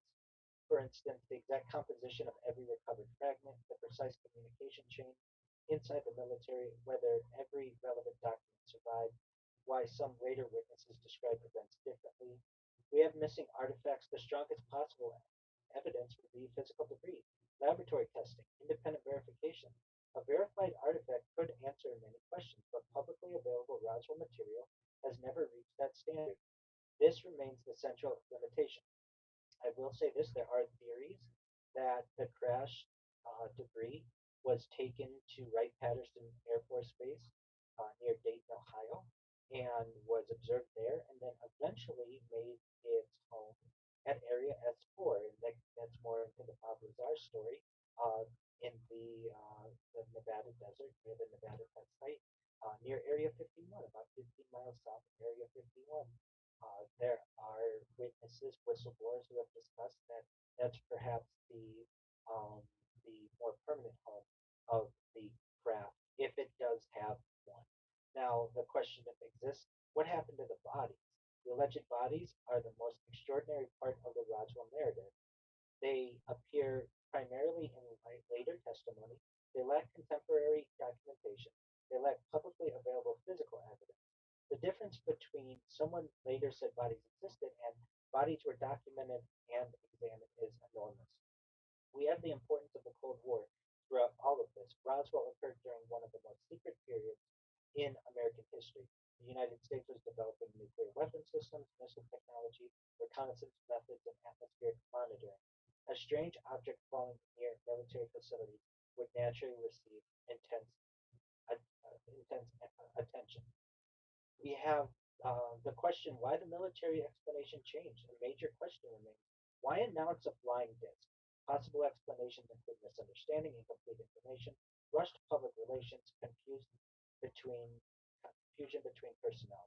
Large organizations often produce inconsistent messages during rapidly developing events, but for all of the large organizations that I know, I've never heard one of them initially say that it's a flying disc and then eventually say that it is a weather balloon. That is quite a distant connection to be able to be made. But to lend credence to the mainstream, that's what people want you to believe.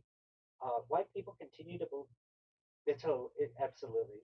Why people continue to believe Roswell? Appeals because it combines several powerful ideas: mystery, something unusual happened; authority, the military was involved; technology, the event occurred during a technological revolution; existential questions: are we alone? Roswell and the question of extraterrestrial life. The existence of extraterrestrial life is a separate question. The universe contains billions of galaxies, enormous numbers of planets, environments where life might theoretically develop. Many scientists consider life elsewhere possible, but life may exist elsewhere is different from Roswell proves extraterrestrial visitation. The evidence standards are different. The broader UFO or UAP question. Modern UAP investigations have shown some sightings remain unexplained. Military sensors can record unusual events, and data quality matters. However, unidentified does not necessarily mean extraterrestrial. A phenomenon can be explained because information is incomplete, sensors malfunction, objects are misidentified, and analysis is limited. Some lessons that we have from our intelligence history. Roswell teaches several broader lessons. Secrecy creates suspicion. When governments hide information for legitimate reasons, people naturally wonder what else may be hidden. Also, confusion grows over time. Some uncertainties can become large narratives. Witnesses matter, but evidence matters more. Human testimony is valuable, but extraordinary claims require multiple independent forms of evidence. We have the investigator's framework. A careful researcher separates confirmed the debris recovery, the military involvement, and the changing statements, the probable connection to classified activity, and the possible but unproven secret technology recovery, and then really unsupported by currently public evidence of the alien bodies, the extraterrestrial spacecraft, and the reverse engineered alien technology. However, that is supported by many witnesses who are just not necessarily, we can't necessarily verify their takes. So the final evaluation of these major claims, a craft from another world was crashed. That's unconfirmed. The military recovered something unusual. That is confirmed. The event involves classified technology. That's highly plausible. Bodies were recovered. That's based on later testimony and can't be necessarily verified. Alien technology created modern electronics. That one doesn't have much evidence. I shouldn't say that. That one does not have any verified evidence, but does have witness and hearsay, and quite major amounts of that. And if you just look to the development over the course of the 20th century, when we went from the Wright Flyer, early fixed wing aircraft, to within 70 years, at least being able to travel faster than the speed of sound with the SR 71, and within now the last 126 years or so, having smartphones and the internet and satellites, and at least being able to go into low Earth orbit, there are many questions that exist in, as to the advancement of technology that we've seen. Most certainly. Most certainly. So our final conclusion, the Roswell incident is best understood as a collision of general military secrecy, a real but perhaps poorly explained recovery, Cold War anxiety, evolving witness testimony, and decades of speculation. But at the same time, the case remains historically fascinating because it demonstrates how secrecy and uncertainty can transform a local event into a global mystery. Roswell endures not because of what may have fallen from the sky, but because of what humans do when they look upward and ask, "Are we alone?" And with that, that's certainly a deep dive on the Roswell incident of July of 1947, and I'm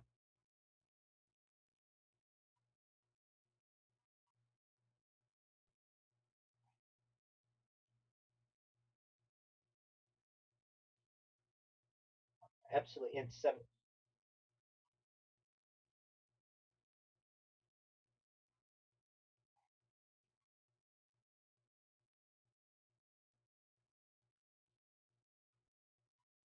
absolutely. Do you mind if I just say it's 79th anniversary, and we're absolutely. And where people can connect with me is first and foremost in my Discord, discord.me/rabbi.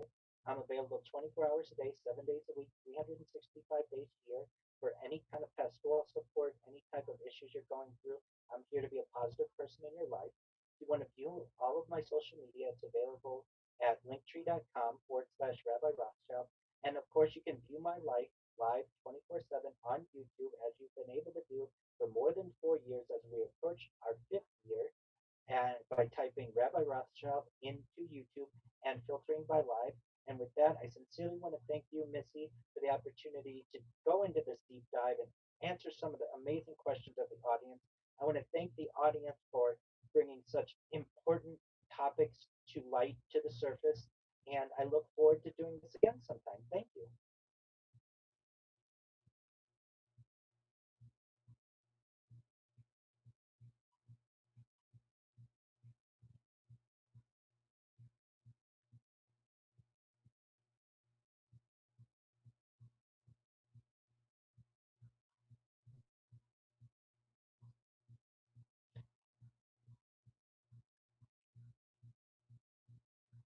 No, you're good.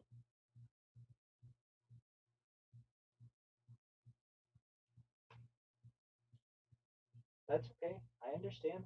Yeah, you can tell I'm passionate about this stuff, getting down to the bottom of what's going on in our world. Oh, 100%. Um, so,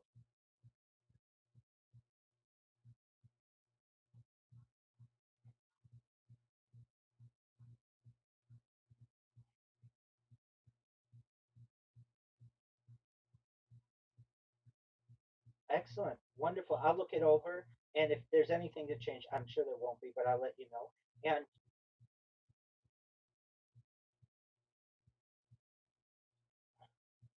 that's right. That's right. Excellent. And we won't put anything on paper now, but we'll be in touch via email and such. And when you'd like to have another guest, feel free to send me an email, or if I have something that occurs and I think it's prudent for the audience, I'll send you an email. And if you need anything from me in the meantime, I'm always here for you.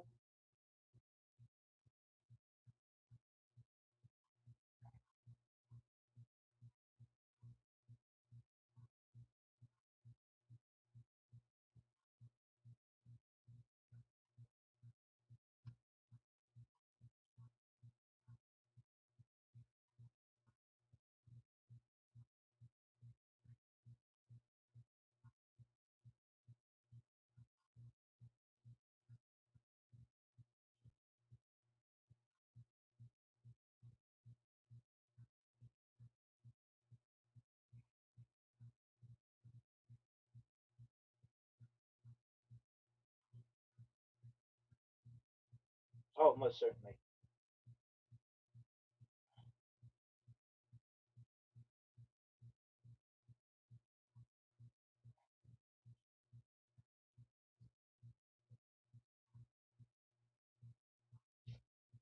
That I don't know, but I was researching this. I know you got another. Yeah, but there was one. No, but I found one that's free for you.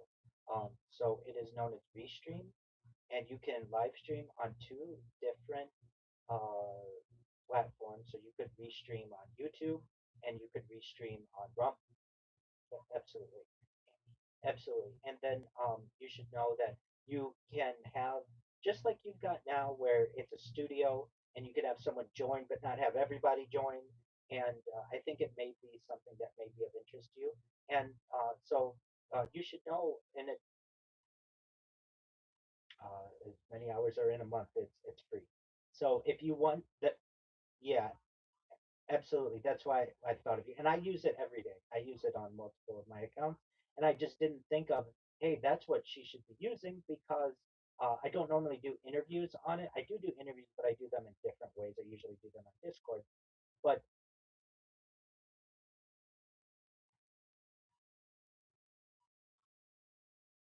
absolutely. Thank you so much for the opportunity. Okie doke. Thank you so much, Missy. You take care. Bye bye.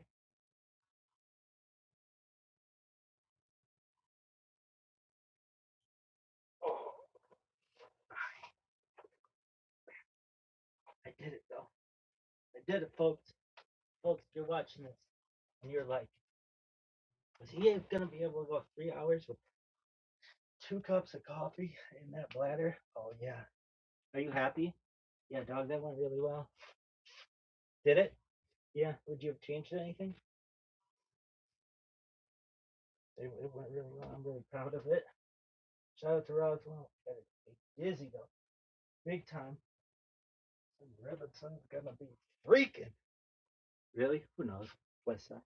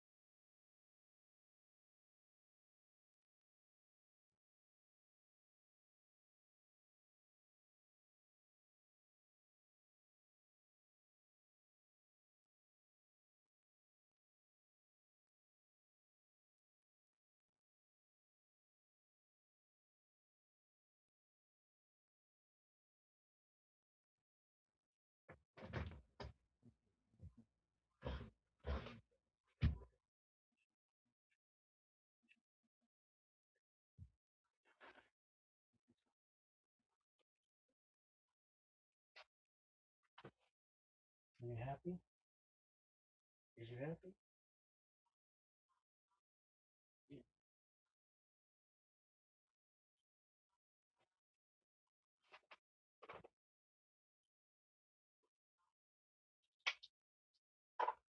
Would you do her show again? Yeah.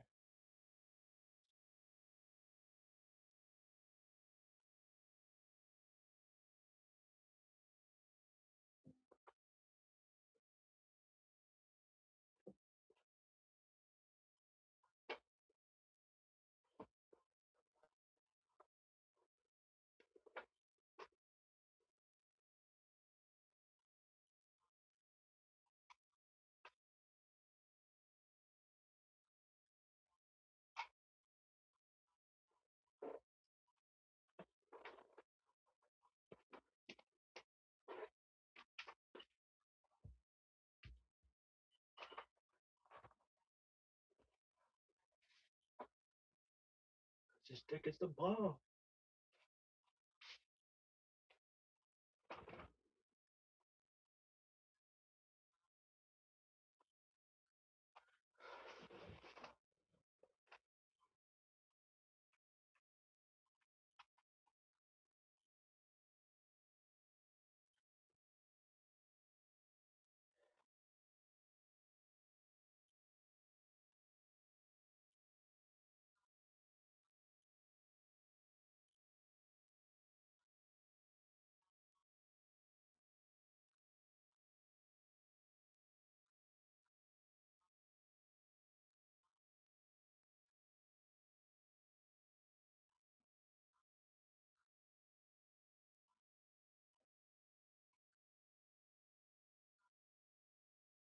Are you happy with how it went?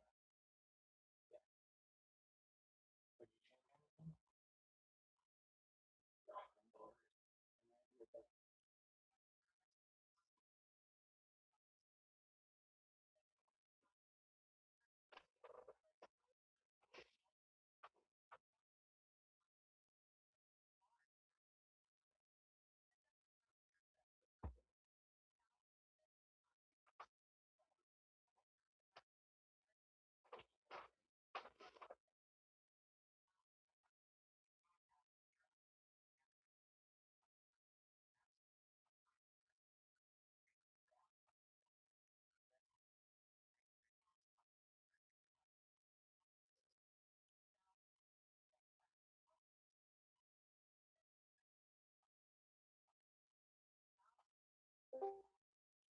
Yo, what up, Tony?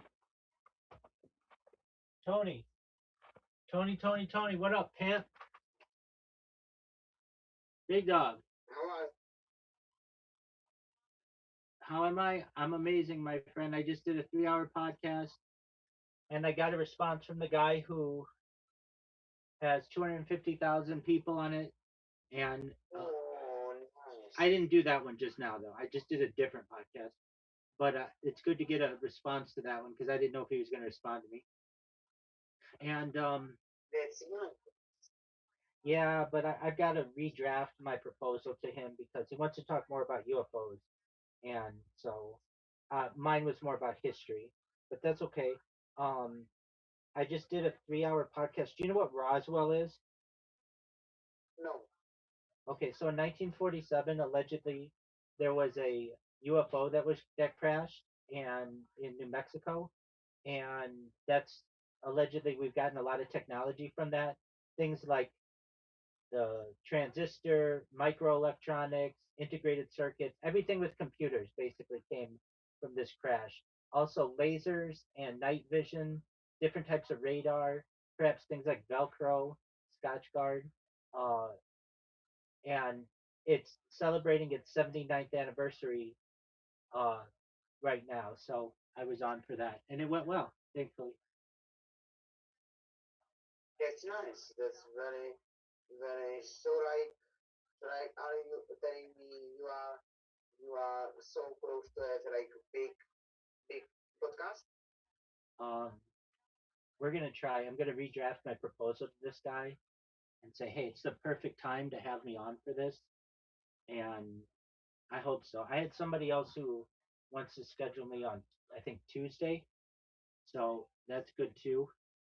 Um, in the United States this week, usually people take off from work, so maybe they don't check their emails as much because it's the what's known as the sesquicentennial, basically the 250th anniversary of the country. Yeah, So people are really excited about that.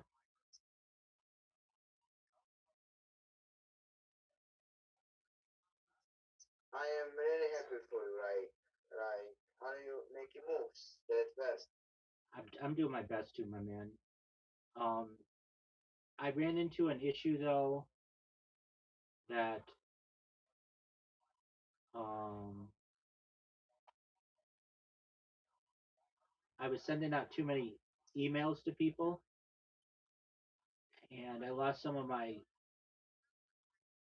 Gmail accounts. Nothing too major though, but I just can't respond to these people yet. I think I have to wait 24 hours or something. So, Yeah. but that's okay. I created. Do you know what Proton Mail is? Okay, No, absolutely no. No. it's just um, it's another platform that allows you to send emails. So I created eight of those. Mm-hmm. I created eight of those accounts within the last day, and do my best to um, I'm gonna do my best to review that information with. But right, but right, I am. I'm sorry to interrupt you. I am sorry. That's okay. But right, you are very hot right now. I mean, That's good. yeah. Hopefully it continues, and you never know what happens. Um, I really need to land this big one. That's the one I really need to land. So, God Yeah. willing, people reconsider my proposal, and then he'll be like, okay, well, yeah, I'll have you on, and we'll do a podcast. Um, and if he doesn't want to do it, then that's not the end of the world. It's okay. I've got other podcasts on which I can schedule, or in which I can schedule. But right, like I said, I, I'm too happy for you, and you you are, I think, so close to do something very big.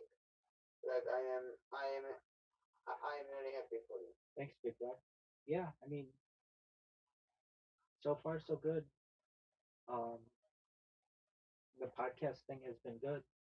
It is I think, a good way to let people know about what I do, who I am, and what I do, and um, the most important thing for me is that the discussion is archived for the future, so that people can watch it a long time from now. And if one of my accounts gets banned, it's no big deal because it's on their account. Yeah, true. It, But and it helps me because it's not like my content is always coming from my account, it's coming from other people's accounts. So that helps too, because that introduces me to new audiences and stuff.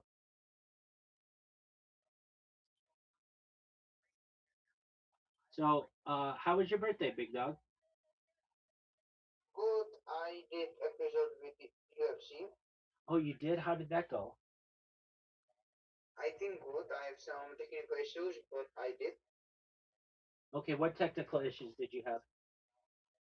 Like the video, like we was talking, and the the moment video was ended. So I just need to start new one. Okay, so are you going to be able to get the video for it? Yeah. All right, and um, What'd you do for your birthday?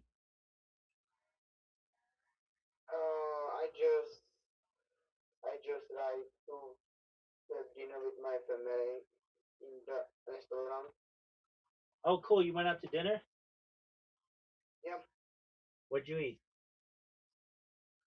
Oh my God, I don't know how to say in in English. So like, you got me. Okay, was it meat? Yeah. Yes. Meat. Yeah. Was it steak? No. No. It was like wait. I need to What kind of search. what kind of animal did it come And from? I have no fucking idea. Right. Over be competitive. And I post a new episode on my YouTube channel. Oh, that's great. So you had a very productive day. I I hope so. You Uh, you had another revolution around the sun. That's important. no, I am at 22 and I think my train is long gone and yeah, You think your train is long gone? yeah, What does that mean? like I'm too late for everything. Dude, you're in perfect position. You're young. You're one of the youngest Czech podcasters in the world. That's good.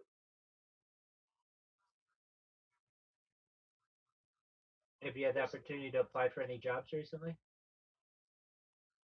I will going to do tomorrow. Tomorrow I have interviews for the jobs.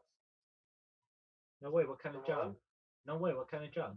I have I have like in the shop with animals and this stuff. A pet shop? So this can be nice. A And pet I shop think tomorrow I have where they sell animals? yeah yeah yes Oh, pet cool. shop and You're a like pet shop boy. everything for the animal. Yeah. Okay, cool. Do they sell Pet shop. animals there too? What? Do they sell animals there too? Oh yes. Like hamster and this. Oh, like hamsters. Okay, cool. Excellent. I have Are you good with I have are you good with animals? sorry yeah I have animals. Okay, excellent. I have two hamsters. You have two hamsters? Yeah. Oh, amazing. So you're really good with animals. What are your Oh yeah. what are your hamsters' names? A Peppa and the Zenda. Okay, what does that mean? The name Pe- Peppa Peppa? and and Zenda. Okay, what does that mean though? Like, what do those names mean? Peppa is like the mini hamsters we have, Peppa's like the and Zenda. Peppa's like the weenie hamsters you have? No, no. We have already have two hamsters named Peppa, so we name it three. Um, third hamster Peppa. And they're all named Peppa? No, and no, other one is Zenda, Okay, and what does that mean in Czech? nothing. It's just a name. Okay, how did you get on Zinzenza? Zdenda, Zdenda, Zdinda. Oh, just like it's spelled. Okay, just like it sounds. All right, so Stenda. How did you decide on that name? Yes, because this was after somebody died in my mom's family, so we decided to name it. Oh, okay, so it's named after somebody. Yeah, Okay. And what about Peppa? Peppa is like we want to continue the name Peppa because last two hamsters was Peppa. Okay, I got you. All right, well, that's great. Uh, that you are a pet owner. Do you take good care of them? They are not dead yet, so I think so. That's true. Do you give them bedding and water and stuff to chew on? No, no. Our hamsters and I think hamsters is not good to bathing, not good in the water. So no, but yeah, I will give him food. You don't give your hamsters water? Yeah, okay. So yes, water. I was thinking you are talking about like bathing, like in the like like the cleaning stuff. But yes, I will give water. Yeah, Okay, cool. Excellent. So, are you excited for the job interview? yeah, yeah.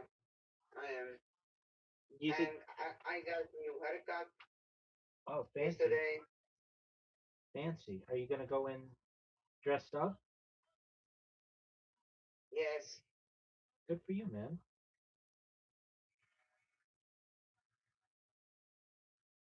I'm really happy for you. I'm not winning that much. It's not like the big winning and this stuff. What'd you say, big man? I'm not winning that much. It's not like big wins. Dude, that's a big win. If you get this job, it's a giant win. Yeah, that's good. And another thing, I finally get like something installed with my knee. Finally, I get new information. Okay, what's that? I will gonna surgery. Oh, you're gonna have knee surgery? Okay, that's good. Yeah. All right. Are you excited? Yes. Well, that's great. When's the surgery? In 3 months Okay. because in summer like they are not going to like do like the most operation. In summer, they're not gonna do the operation. Like in the summertime, they are not doing that much operations. Oh, I got you. Okay. All right. Well, that's great, man. And do you think you'll be able to walk better then? I hope so. That's the thought. Okay. And you uploaded one of your podcasts, and you did a podcast, and you Yeah, got it. You did a whole lot, dude. You're winning. I don't know about that, but I hope so. I do. I know for a fact you're winning, my man. Why? Why do you think I'm winning? You spend another year above ground. That's always a win. You uploaded a podcast. That's a win. You recorded a podcast that you've been wanting to record for a long time. That's a win. Win, win, win, win, win.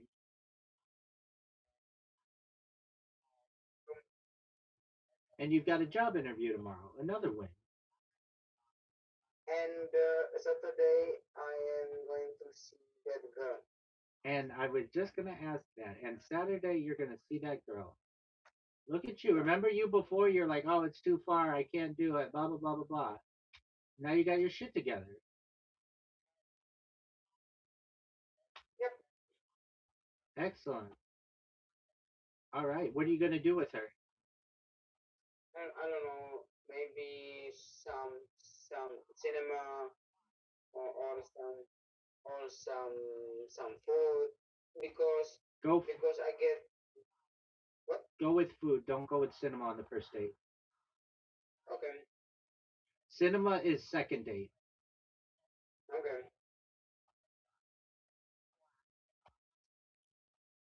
So Yeah, and I get gifts to my people, to my birthday. I get some money. I'm not that broke. I'm still broke, but I'm not that broke. Well, that's good. Yeah. Well, excellent, my man. So you got a little cash. You're gonna go take a girl out this weekend. You got a job interview tomorrow. You uploaded a podcast today. You recorded a podcast today. That sounds like a win, man. All wins. Win, win, win, win, win. Good on you, man.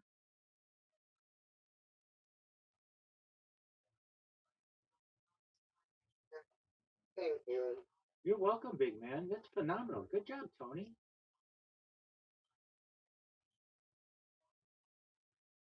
I'm proud of you. Yeah, thank you so much. You're welcome, big man. So you are you thrilled? A little bit. Just a little bit. Okay, well, that's something. Because I will tell you why. Okay? Tell me, Vi. I will tell you why. Because like yes, you have right. This is good, but like in last this year, like everything was like one day is good and 3 days is bad. So I'm already prepared for bad things Okay, in my mind. well, you met me, and now it's 2 days good, no days bad. Yeah, understood. There you go, big man. That's phenomenal. I'm proud of you. You should be proud of yourself. How many people you say you are proud of them? In the last week, zero, aside from you. Oh, yeah, okay.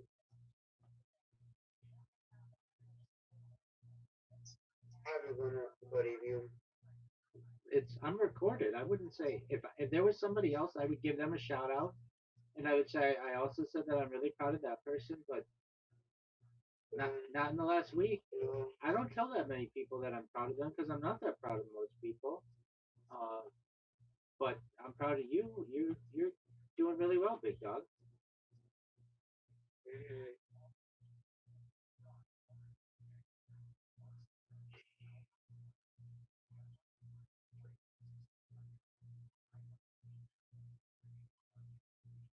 So good on you, my man.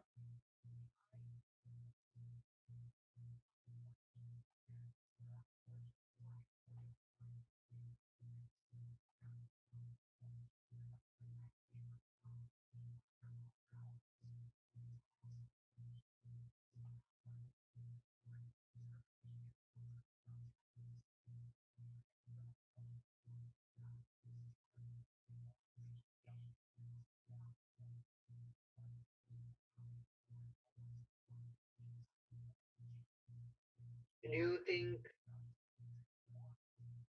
Argentina and Capo Verde will win? Argentina, not Capo Yeah, Verde. Yeah, dog.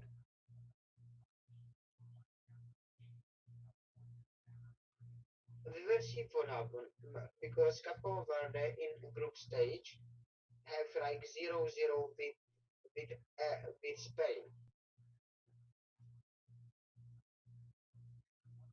They're like 0-0 with Spain Yeah, right now. with European champion.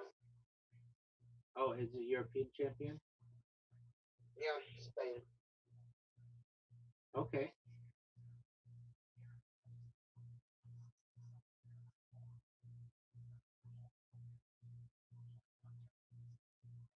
Can I tell you something? Tell me anything you want, big dog. Okay. I am really happy and I'm really like I'm really happy you you you join me in my uh, sorry you join me in for my journey and that is best. Absolutely. Proud to be on your journey, my man.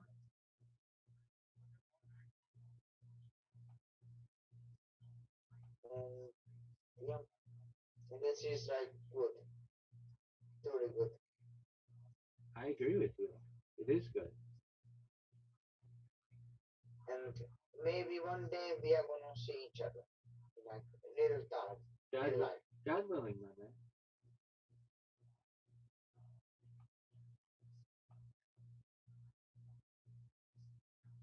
So yeah, I do not say thank you because I think you helped me so much in my podcasting and this shit.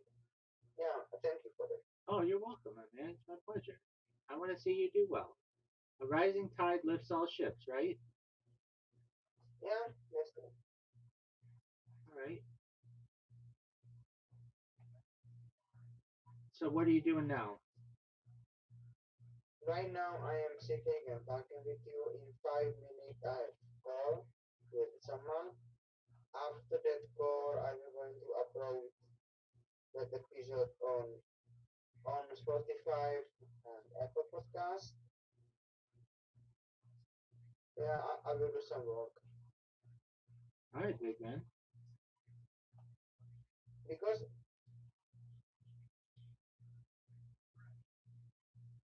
right, you are not going to believe me, but when I finally have the day to my surgery and this shit, I was crying for tears happiness. That's wonderful. I'm really I happy know for you. this sounds weird, but yeah, That doesn't sound weird.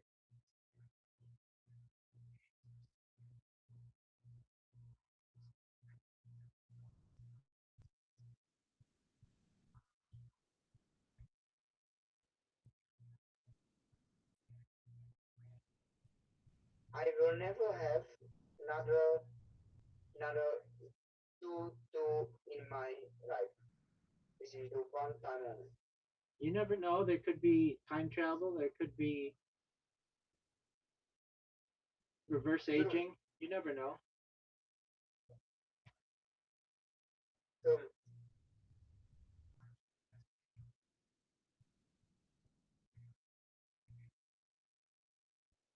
I think I said this on a Twitter a Twitter tweet.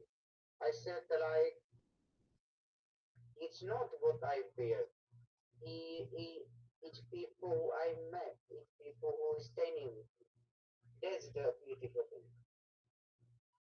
Word, dog. It's not like what I'm learning. It's that people I met. I make new friends and this shit. That is the beautiful thing about my journey. Absolutely. We're on this journey with you for your desired destination. It's a beautiful thing.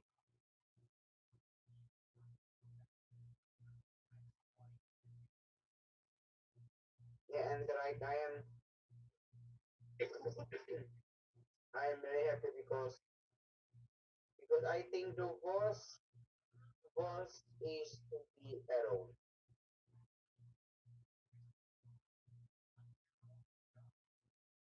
That the worst curse can people have to be alone. Yeah, being alone's not cool. Having Yeah, people around it's you, also that. community is important. Yeah, and specifically in this world, in this area we live in, because everything is so fast. You have a mental problem and this shit. So to have somebody who is love you, who is like you, even if they're in America or other countries, is give you so much energy to keep going. Good, my man. Well, you are loved, and just recognize that it's just a matter of time, my man. You got to keep grinding. Mm. And that's the beautiful thing about it because like we need to have people.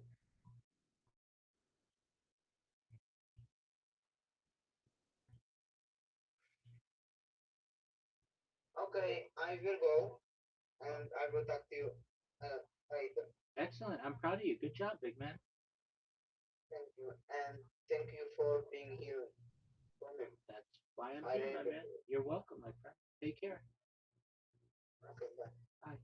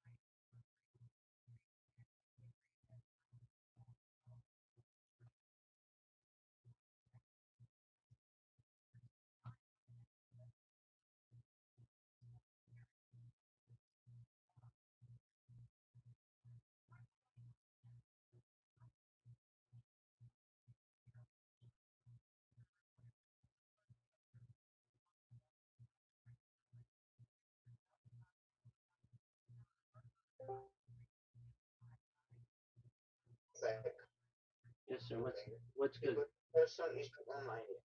So, Okay. so, like, I think, I think film about me will be very interesting Okay. Why do you think the film about you will be very interesting?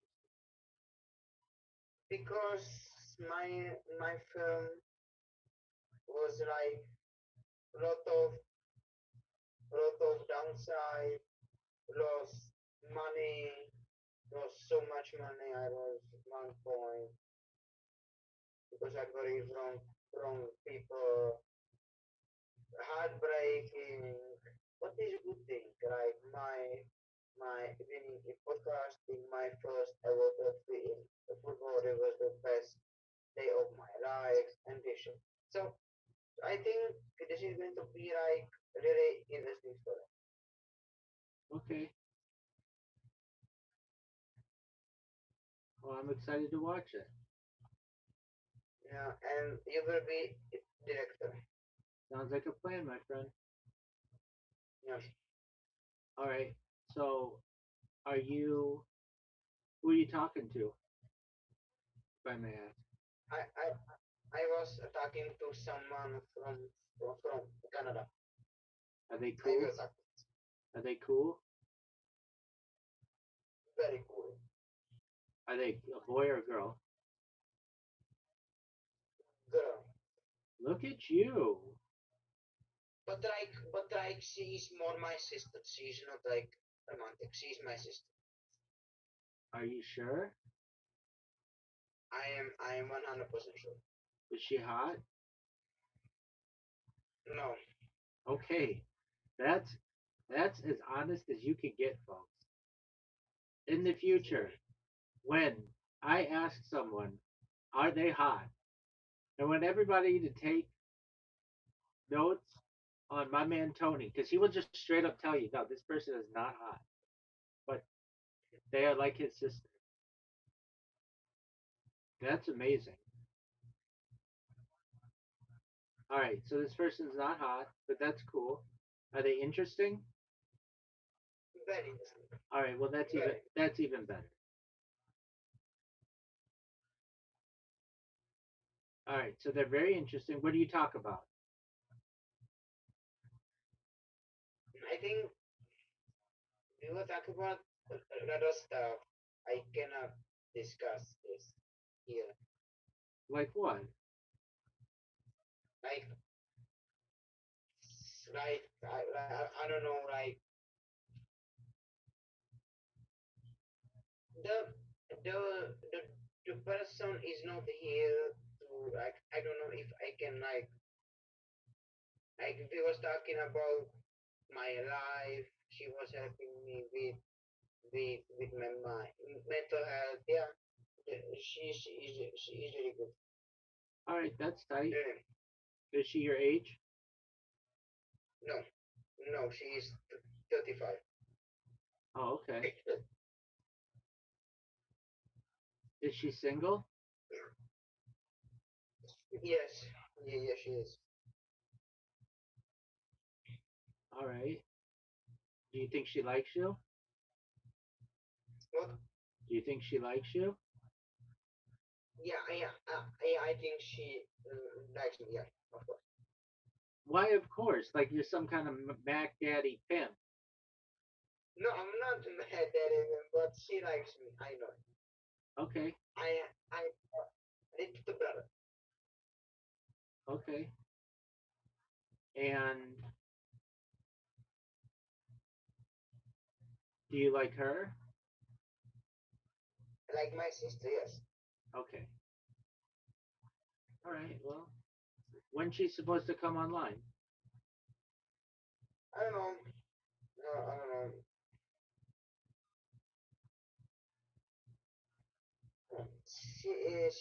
She's very very hard to deal with sometimes. Why is she hard I'm to? not Why is she hard to going to deal? lie Why is she hard to deal with? because because because she is very, she's not open. She doesn't trust people. So I need to dig in. So yeah, Okay. sometimes it helps. All right.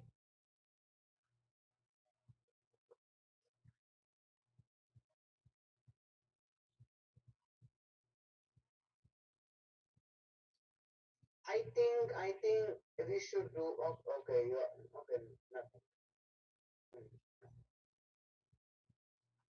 What are you saying? Nothing. I mean, it's my birthday. I can have mental breakdown sometimes. You're good, dude. Don't worry about it. It's not a mental breakdown. You're fine.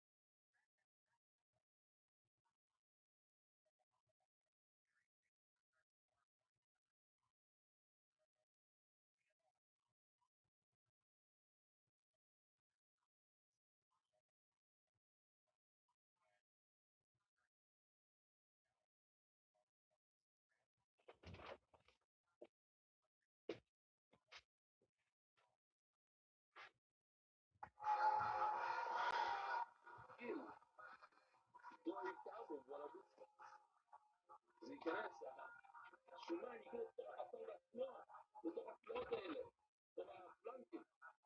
לא משנה אם נכנסת לתחת לאלפא, חקיקה אחרת או לא, החקיקה עצמה, הנה, הכלב שם מונח, לפני שתדאג את זה, הוא מתחיל להתחמם, פתאום נהיה נזיל, והוא נכנס לתוך הבשר. לא, זה לא בעיה. הוא ממש מיטטוי. יש קרום, רואים כאן יש קרום, שזה כאילו חתיכת אור מאוד מאוד דק, שזה מכניסות את החלב.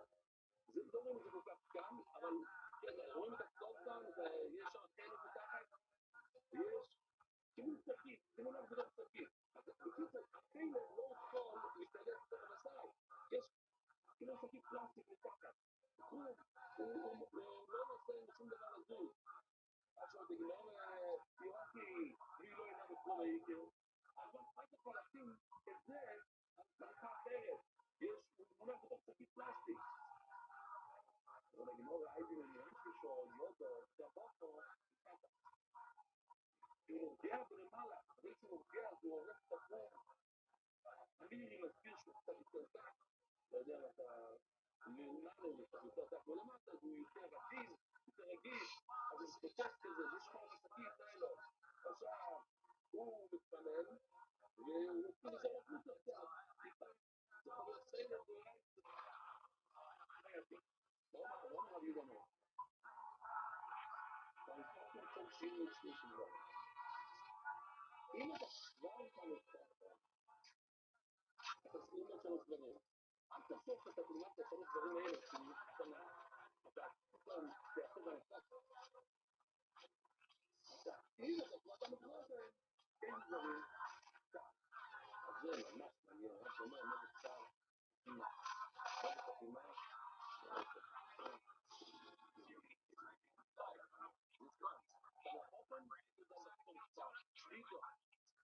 וגם בספורט, תאמי לו.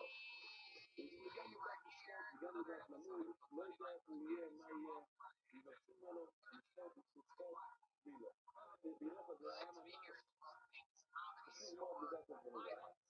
הלילה אצלנו לפני לרעבון הכסף של ספירים, עדיין בספירים, כדאי מאוד לדעת את החודש הזה, נגיד כך פסה לישיבת כל החיים מתפלחר, ויסטיסטיס, לא נגיד שואלים, נידו, אל תדע. למה לא הגיד את השאלות האלה? כי כולם מבינים. איך לעשות סיסי, מי עשה לפחות לידו, זה כבר ידוע, לא מבינים ממנו, לא מבינים לא מלאה, שואל.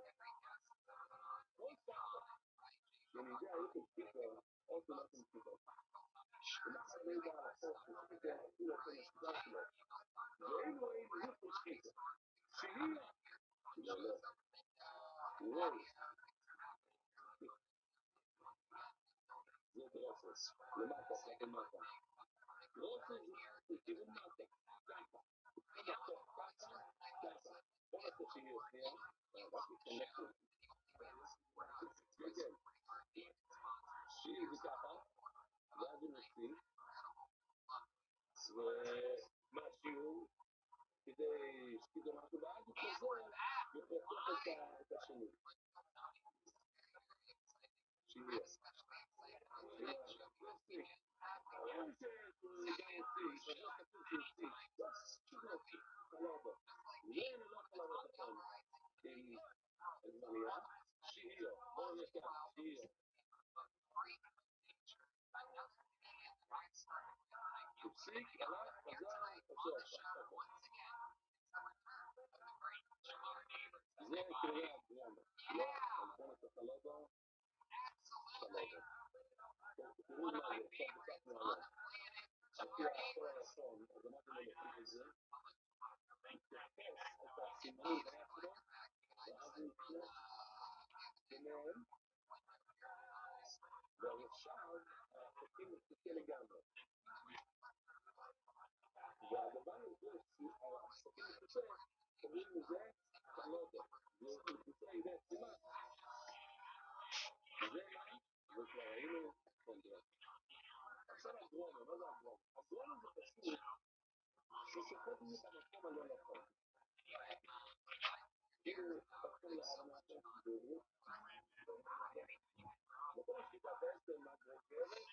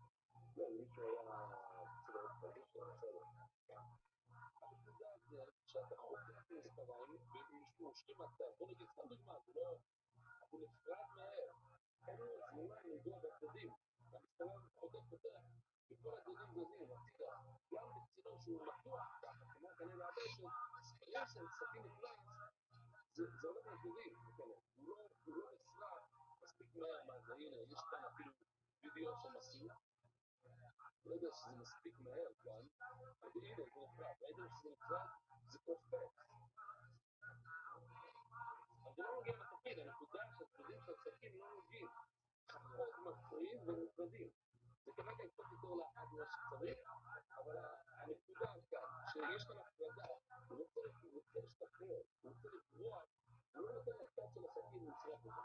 בעצם שביתו מי לא ברוח, דיברנו.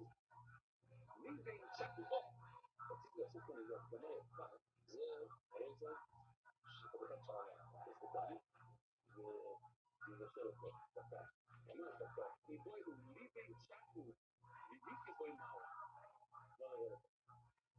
דוגמה, שפוט יכול להיות גם שפוט שאתם עושים מנגל, היום זה אולי זה משהו כזה, זה החלק מהמחנה. עושים, לא עושים ככה, לוקחים את השעבה, ולוקחים את זה, ואז, מכיוון שזה שפוע, אז השעבה נצח בצורה הזאת, זה אין דיוע. ככה גם עושים היום בבהמות, לוקחים משהו חם מאוד, ועם מספר, ושמים את זה על הבשר. גם יש אנשים באמריקה שעושים את זה על הידיים, אתה רואה מספרים, כל מיני דברים, מנסים לראות שהם... זה לא תקוע, זה לסרוב את הבשר, זה יוצא קריאה בעין, ואז הוא נוצר ככה לבן. השאלה שלנו הייתה, לי זה יצ'פרי, שמת את זה באש, והניק יכול, ומחוץ למישהו נפל. מישהו משקיע מזה, או מישהו מיקרו מזה, נכון?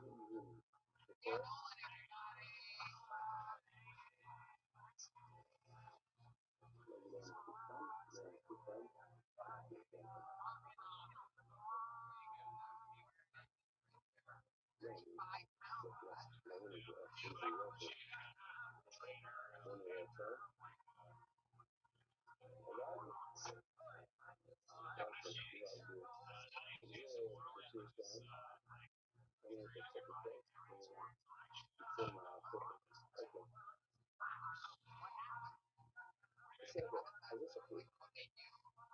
זה הגדול, זה עובד טוב לסוגיה שלנו. מה? בוא נדבר את השנייה, זה משהו מאוד מאוד קל, זה נשמע מאוד הרבה אנשים לא מספיק על הפרק. צרת, נגד צרת, כן?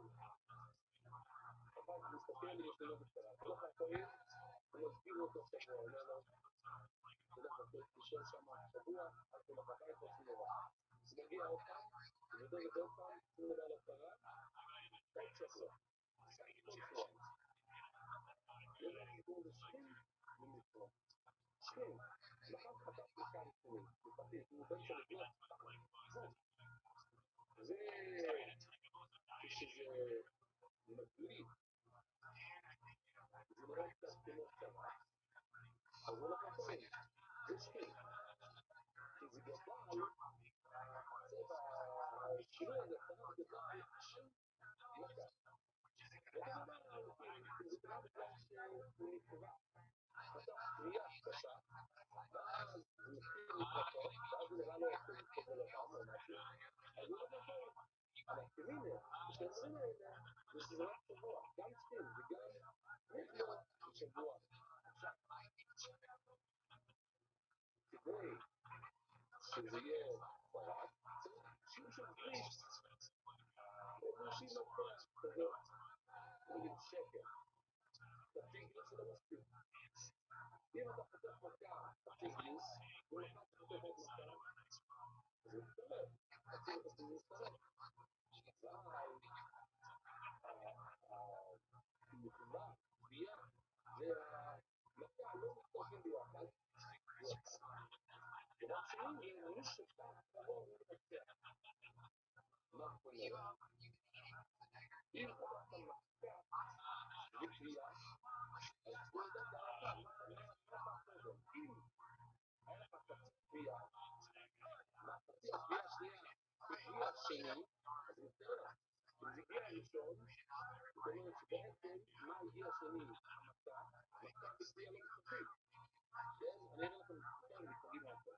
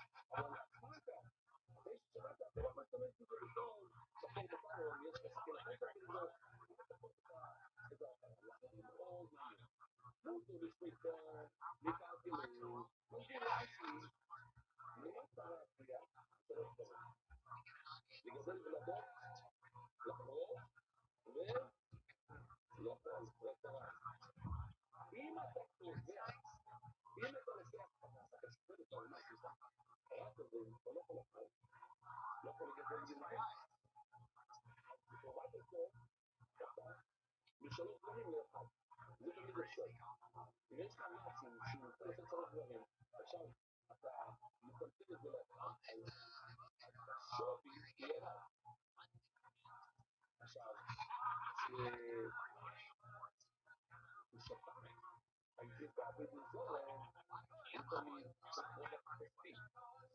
בהסדרי וציבור רווח, שצריך רווח כספי, יש לך להביא עוד רווח, אתה לא עשית רווח, אבל בשופט למשל, אז רבי אומר,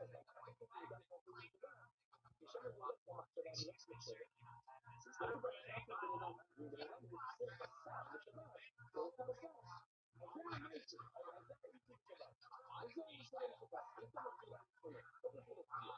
בדיוק הוא זה העבירה של גדוליה, אנחנו לא יכולים להסתכל עליו. יש את החובה של החתימה, אתה מתחיל לדבר את זה, אתה מדבר ואתה מתקן את הסיסטים של משלמים. אבל הוא יכול להתקן את העצמם כסגן. ימנים, אסור לך לספור, כי עומדת למות, ואתה כן מרגיש שתצטרך את העקרונות, ואתה תקנים, ולמות, אז עכשיו לבדוק אחר, אתה מתקן מהקסם, ואתה מתקן את זה. ולפעמים, הוא לוקח את הפלוס, הוא מותר לחתור, יש לך איזה מישהו אחד רציני שאתה רוצה לתת מישהו מתנה. וככל יותר גדול, יותר רציני, אתה רוצה יותר גדולה, זה לא נשמע, זה לא יפה, מתנה. עכשיו, לא באיסור, יש שרירית של הגדול הגדולים, שנמצא בתוך הסעקים, וזה צריך לציין לך, להשתמש בסעקים הזה בסביבה, כי השרירית ייכנס בתוך הבשר והחטא מזה. זה הלילה. ובגמרא, אבל ניילון, זה לא עבד לזור, למה? כן, רבי שמוע בן רבי כתיב, משום שעבד לזור, אסור שם שעבד לזור, וכן נתפין היצירות, שמשתמש בזה כדי להוסיף, זה בגלל עבד לזור, כן, אוקיי, שתיתו יותר בכל ולבוא היצירות, אבל זה לא נכון לפרט, זה לא נובד, חשב על זה, סביב, ודמו, בישראל, כלים נבוא, למטה, ואחד משתמשת עבד לזור, אז לכן, זה כבר נכון לפרט, אבל זה כל מהר, עתיד ליבון רציני, אז עכשיו אנחנו שמים ליבון למטה, ליבון לא שמים, אבל זה ליבון. אז אין את השמינית ששאלת, אבל הבדידות שבא בנזורת, זה שמים פיצמה. השאול שבסתם את הבדידות, לא נגידה, כאילו, בישראל יש סימן, רבון הכורת. מה עושים? יש לך כאן, עשית שביתה תוך הסימנים. יש סימן, תפקיד, פתחתי את הסימן, פתחתי. גם, על הכמות, בצילון, על הצילון, על הקו הזה שפתחתי, נדבקתם סימן של הבית של הגויים, של פלייט, גם לא, מה אני עושה? שתי צעיות, לוקח סכין, יותר מילימטר, אז אני אוריד את הסימן, או אתה שותה בכל בקיר, שותה בכל בקיר, תוך פעמיים. לא אומר לך, חייבים להוריד את הביצן. זה לא רק הסימן, זה כל הגרון, זה הסכין עליו, כן? או יש לנו כאן בקשנו יושב, והנה מצוין, תקנו, חייבים לקלוע, מילימטר, לקלוע השיטה. תקלוע לשתי צודים עכשיו, יושב, נזלן, מסכים, סכימן, קופים אחד. כן, תקלוע לך לכל בא לך לכל ראש. יום, אוקיי? אז אני אגיד, רק מה שואלת. וגם זה דבר להיטיח, לא צריכים לקלוע כלום, פשוט תשאר בגנים. ואחרים הגיעו, אולי זה נכון, וגם אנחנו נוביל תשקיד אצלנו. ולאחר לצפיסה, ויתר. עכשיו, כמובן, אתה יודע, במה אתה יכול לחייב לך, וזה לא יוצא. אבל יש שם איזה פעם. השאלה היא, האם החומר הזה מוסיף להיות מסכים, מוסיף שתשומה יותר טובים, ולהכניס את זה לתוך הבמה. אנחנו לא אולי בהשתגעו יותר, אבל יש שזה איש המחקר. מה לא רק חפיר? אני זכין שזה נפלא, אבל מה לא מגיע אדם מספיק, לשכוח אותו במים, הייתי דסג'י וסימונים להפיק איתם, לא איתני. סימונים כל הזמן, תראי, אני לא יודע לכם על זה, הם רק יודעים לצלוח דם, אז הפשוטה, בקיצור, דם, זה כמו שיש לך זרימת מים שלא נותן לכונה לגמרי. גם? זה מה קורה, הוא כל הזמן, זה מה קורה, למה הוא מתאבד? כי הוא לא יסתר. אם סימונים, להפיק איתם, הוא כל הזמן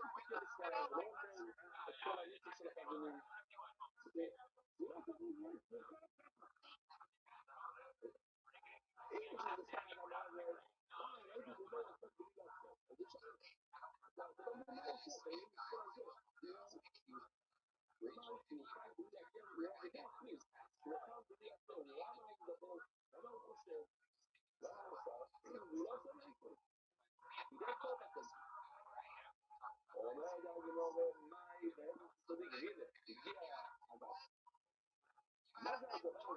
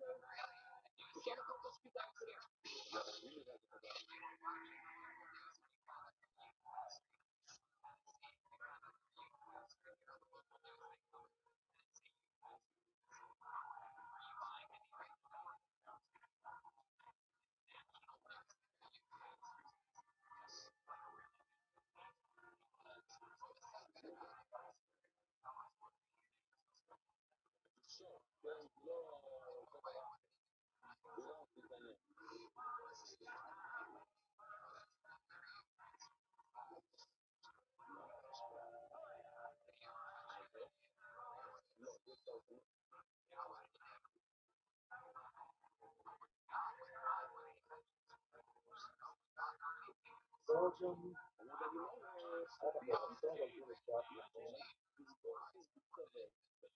Who do you want to win? Everybody. I think everybody's supposed to win the World Cup, especially myself. Hit it. Hit it. Why are they just showing this asshole? Dog, I don't want to just see this guy. Show me something else. Main cam, dog.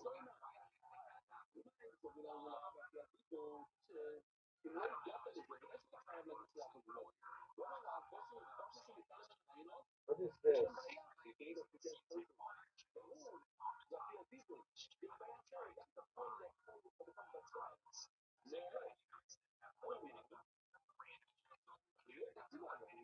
Why? Why? Why? Why?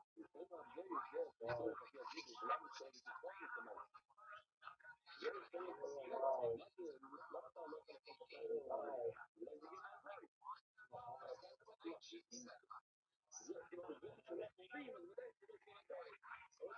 I don't care about this guy.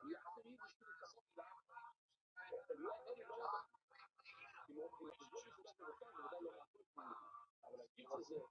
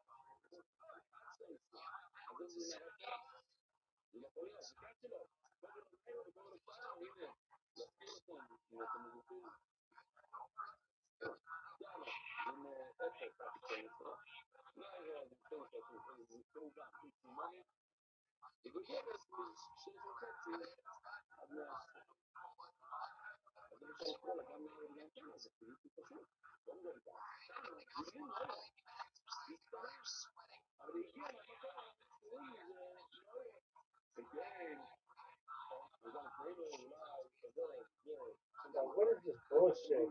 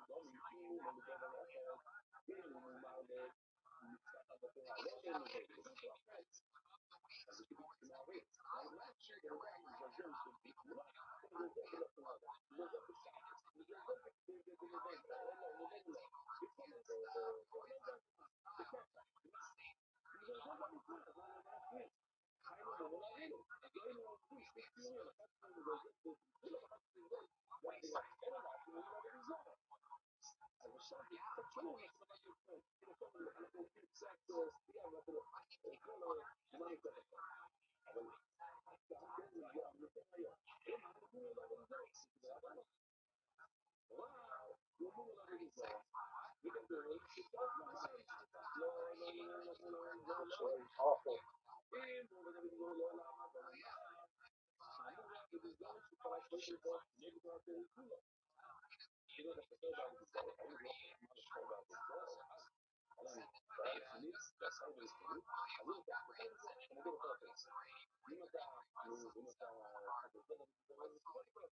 Just that bullshit.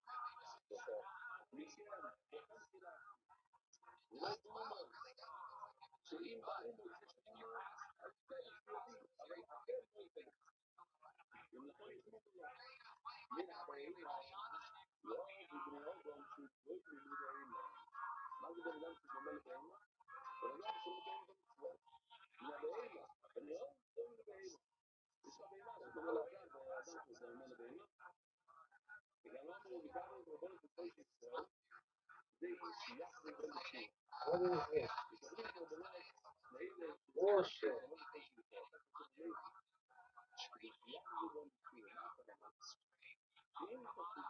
Absolute album. Dude, the biggest drug campaign in the world. This is fucking me. I'm like, forever. I had everything else.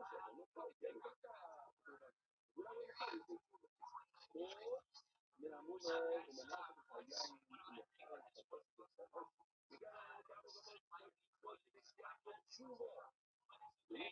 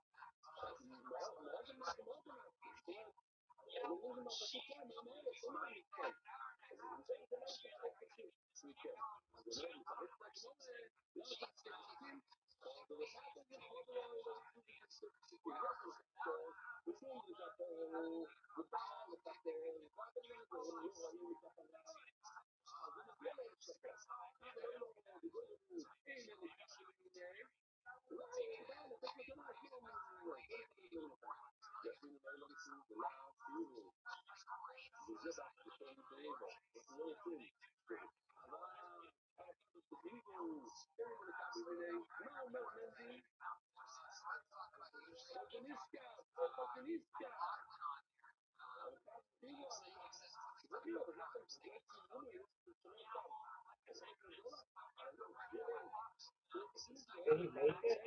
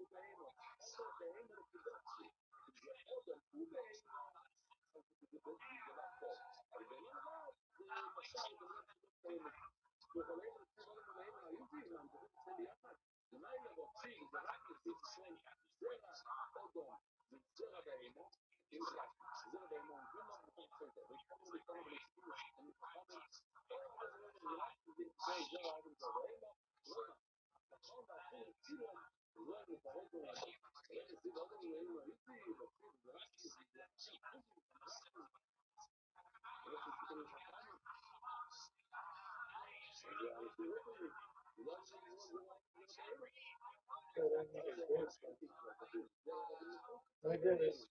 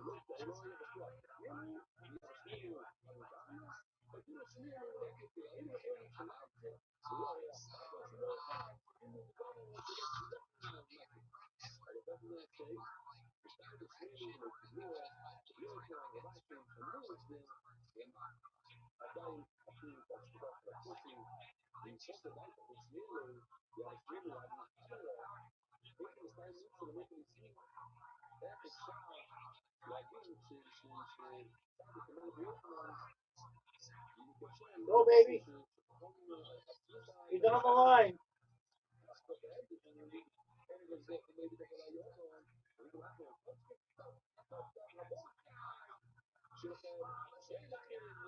Senator.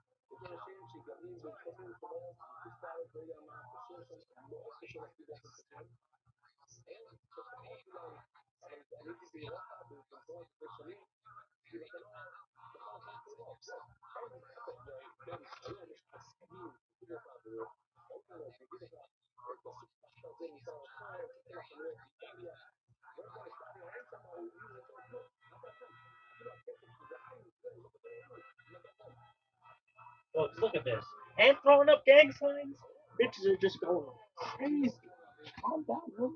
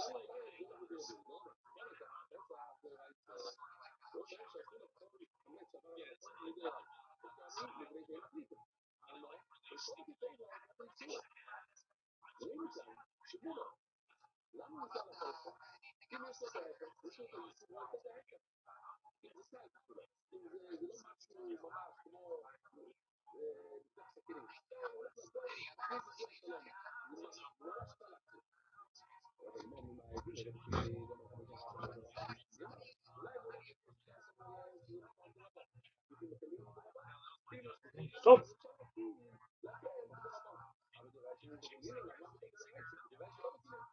my money boss, bitch.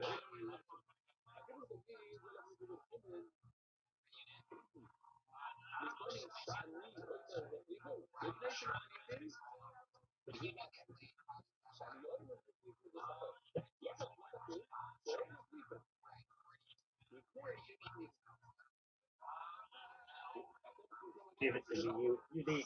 Give it to me. You need. I need it, baby.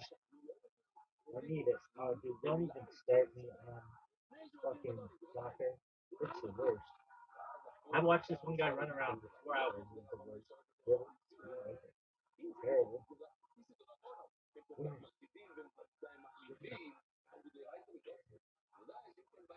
How bad is it?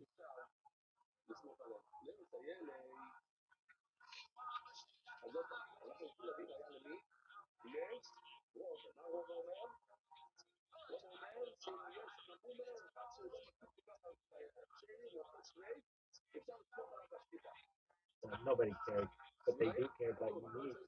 Hit me with the baby.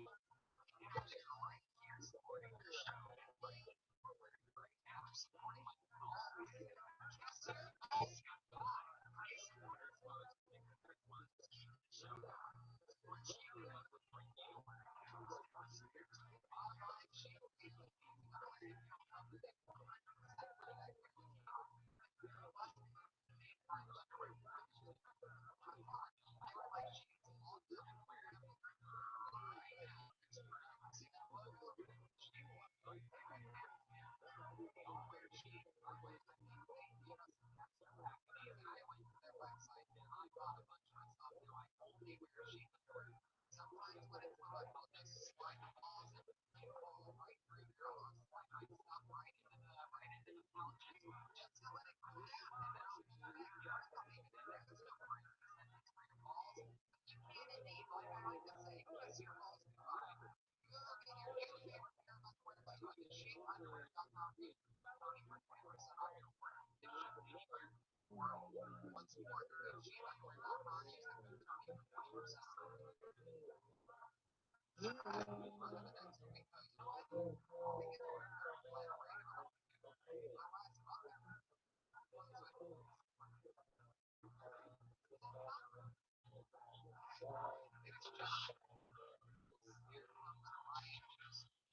I compare you to a kid from a gully. Ooh, the more I get it, this sweeter it feels.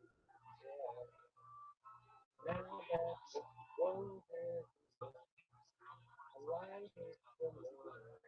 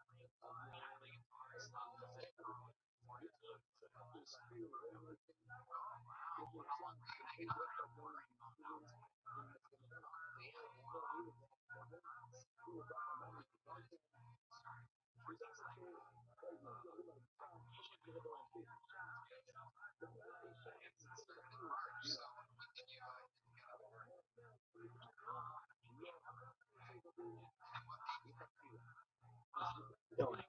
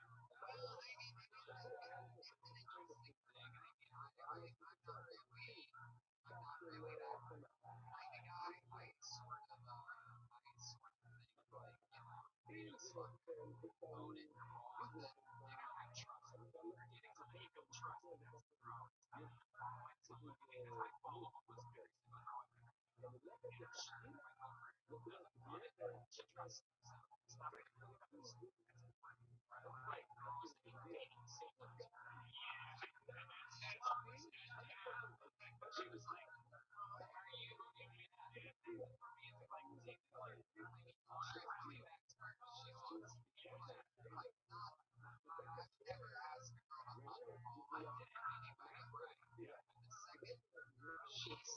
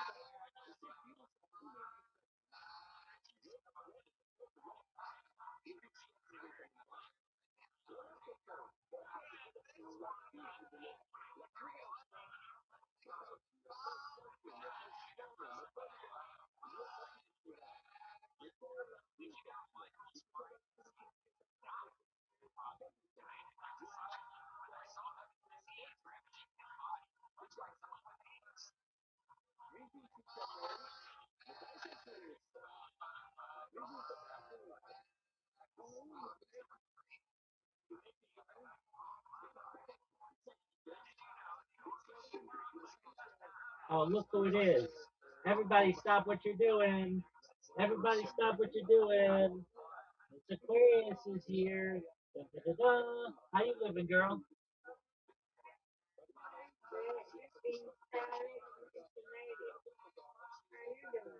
I'm well, thankfully. I did a 3 hour podcast today. I was really nervous about it, but they were very nice to me and it went really well.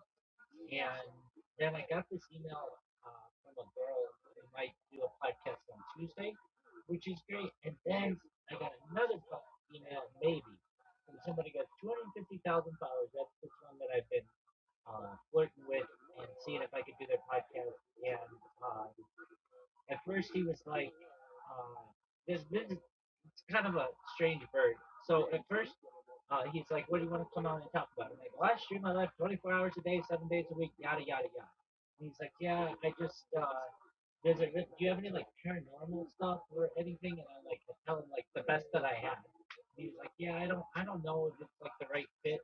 And I'm like saying to myself like, do not give up on this guy because he's got such a big podcast. So I'm like, I keep following up with him, keep following up with him, and he's like, I just don't think it has that much having to do with like aliens or the paranormal. And I was like, all right, so next week is the 79th anniversary of the Roswell crash. Let me come on and let's talk about that. And he's like, all right, send me 10 questions about it that you want me to ask you. So I'm like, boom, right away.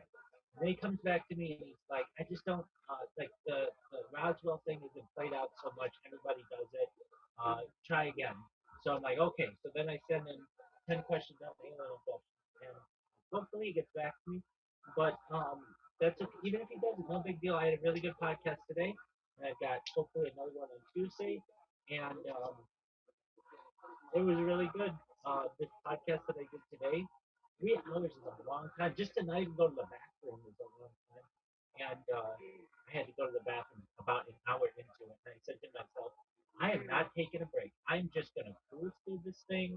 I'll forget about it. I'll just let my body do its thing. And towards the end, I had to go, but it was really good. And then I was just really happy to do it. I think I did a good job on it and I went into a deep dive on Roswell, which I find fascinating. It's like the biggest event in relation to aliens that exists, and um, it was just really good. So thank you for asking. How was your day?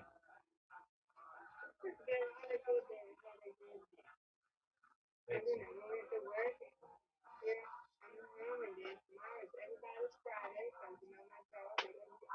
On Friday, exactly. I was going to ask you that. Okay, so great. Do you have big plans for the big 250 birthday?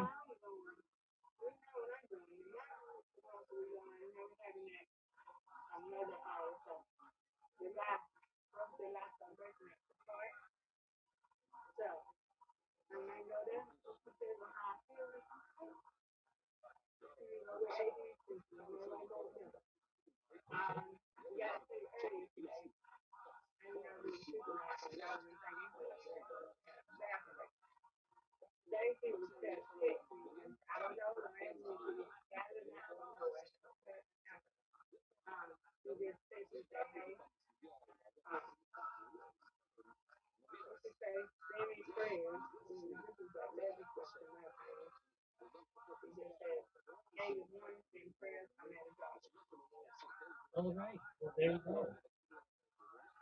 good.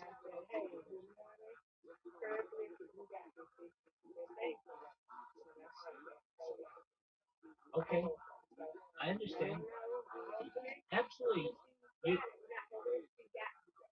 yeah, you don't know, but that's good. She's got that dog in her. She's fighting. She's grinding through it. She is gonna find a job, hopefully sooner rather than later. And let's say she does get it, she wouldn't have been out of work that long. You know what I mean?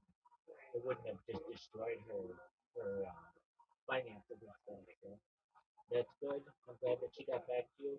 She is always on her mind until she gets up and like I've got her wedding still in my phone. I don't know when I'm gonna take that out, but uh, I can tell you at this very moment that that woman, our friend Stacy, she's not my friend, but she's your friend, and any friend of yours is a friend of mine. She has been married exactly up to this moment, uh, 60, 66 days. She's been married woman for 66 days. So shout out to Stacy. Hopefully her wedding and everything has been okay from a marriage perspective. But she's juggling along, so no big deal there. She'll make it.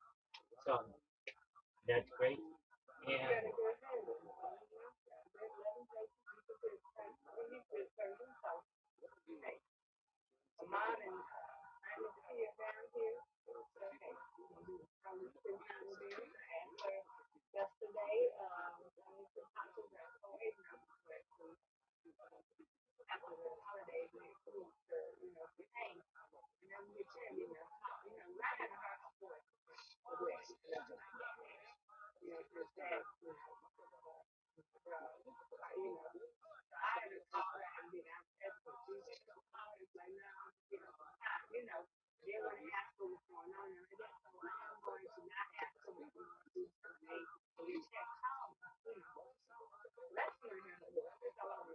right, I understand that.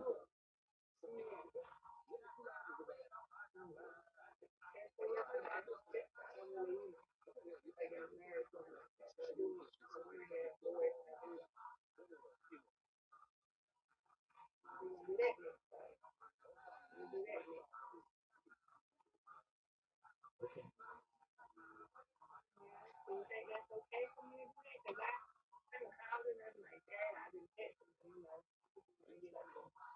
yeah, absolutely. I think it's a great idea. Text her beforehand. Text her beforehand and say, I want you to know that I love you, I care about you, and I haven't heard your voice in a long time. So when you find a moment, send me, call me. I'd love to catch up. Yeah, definitely. And I think it's a good idea doing it after the holiday and everything. That's important. And for her to be at a job interview this week, that's really good. 'Cause a lot of people take this week off, and you know, 'cause it's a short week, it's like the big middle of the summer holiday, and you know that she's getting bites at least on jobs. That's great. She just got to keep that grind up. She'll get it.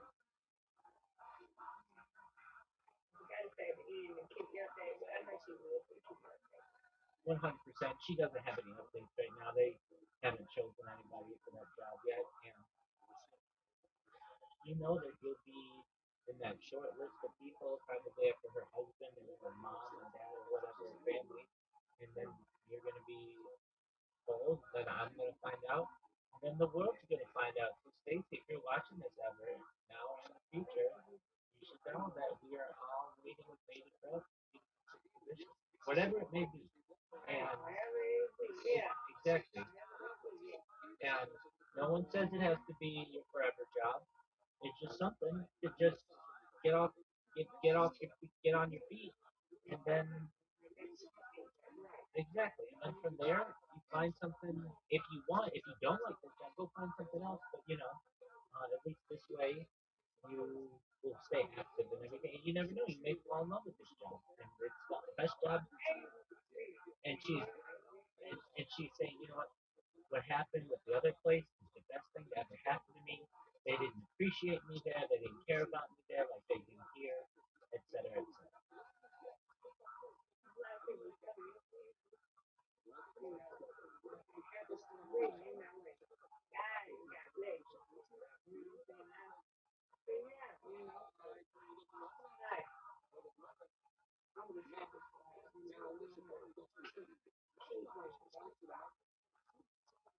that's absolutely. And it's got balance soon. We know. We got it.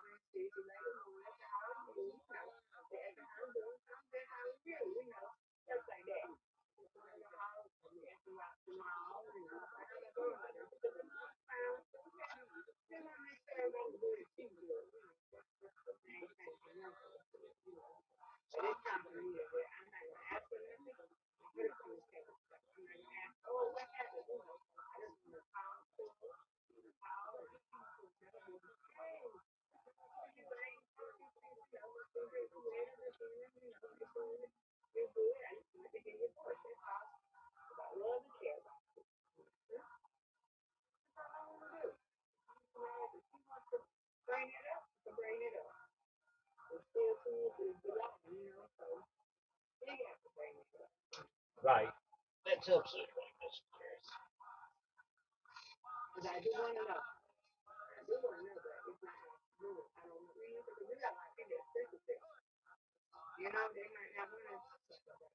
Oh yeah, definitely, definitely,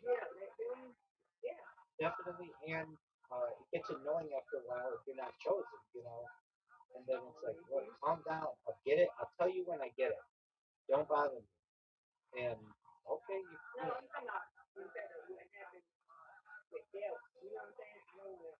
oh that. Yeah, yeah, yeah. Well, I mean, we kind of know. Uh, they said that she took too much time off.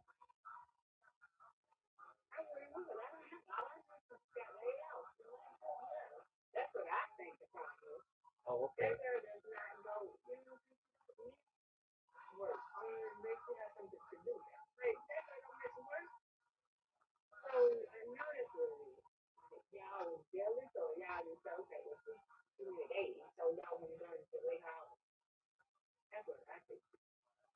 That's it. That definitely could be.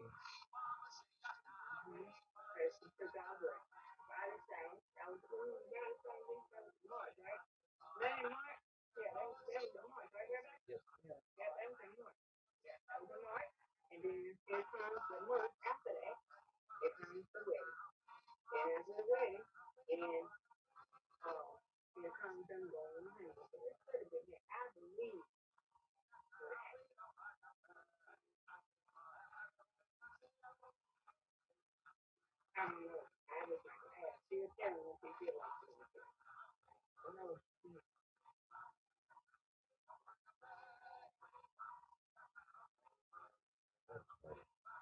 Are you ready for me?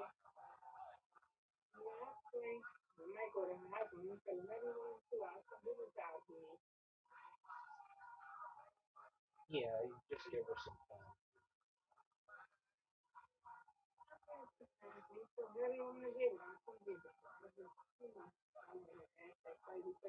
Right. I would say let her get the job, let her be in the job for a month, and then say,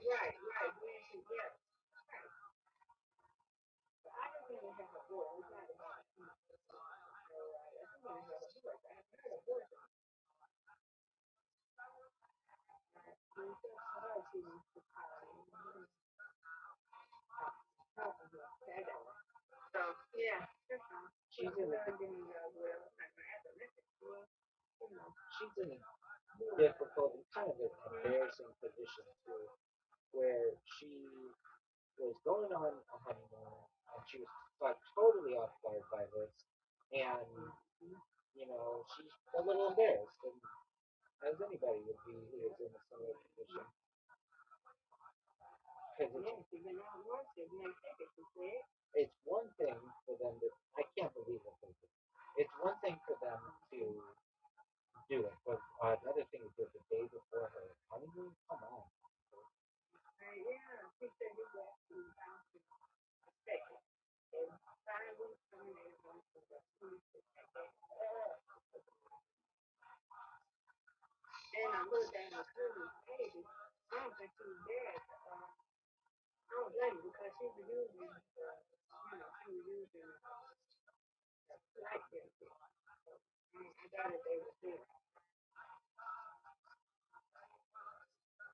And there, he said he will. I know that was hurtful news, you know? Absolutely. When was her cousin's wedding? Her cousin, her cousin from Louisiana, Yeah, when was the they got wedding? married. They got married on 1830. Oh, okay. Yeah, May 23rd. The day after her birthday. The Stacy birthday. Yeah. And you're saying that Stacy was not there for that wedding? I don't think she was there. I didn't see no Nancy and no pictures. I don't know. Because she sure did. But hey, what's the wedding? Yeah. The wedding was. I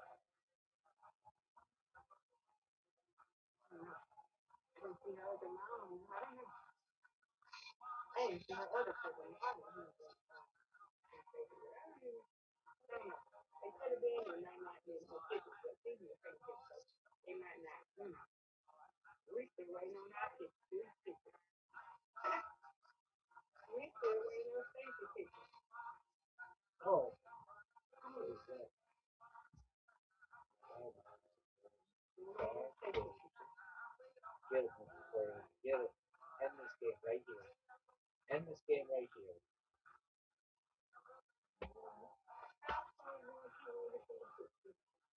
Folks, she's got 7 that she's got to get.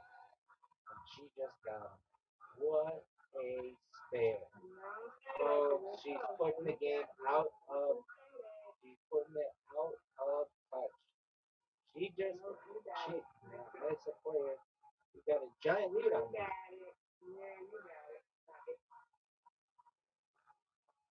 Nope, you won. I can't get you. You got it. Miss Aquarius. What a win. Miss Aquarius. She wins, I win, I win, she wins. Reload. Miss Aquarius. That was not my best work and amazing work on your part. You put that game out of reach with getting that spare at the end.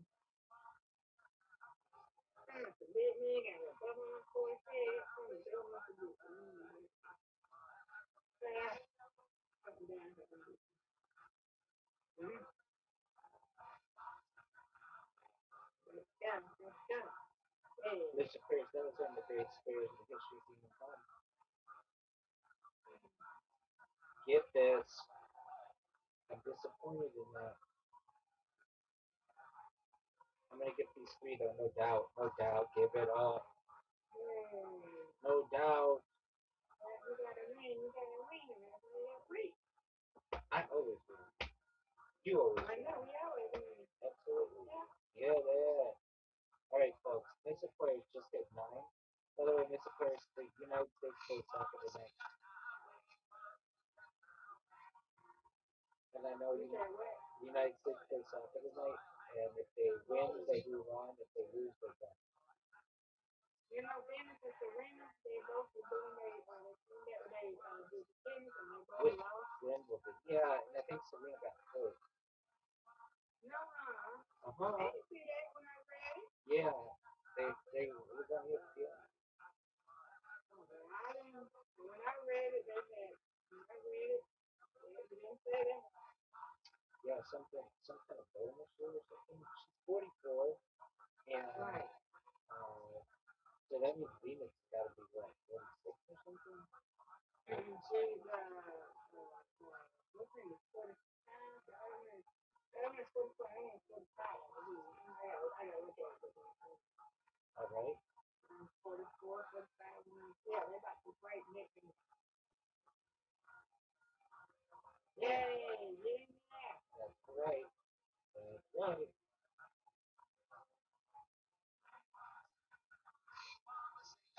Miss Aquarius matched me. She matched me, folks. Give me this. No. Unbelievableness.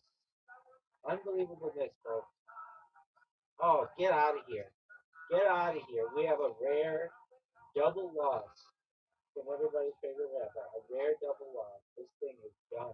Miss Aquarius had the strike, and now she's going to add to it. Get it, get it, get it. Get it, get it, get it. Folks, she's got 69. She has 69. And now she's got to get this one in the corner, and she did like a champ. Like a champ, folks. Folks, this game is out of reach. Even three strikes in a row aren't going to do us much benefit. Folks, it's over. Miss Aquarius just put this game completely out of reach. I cannot win.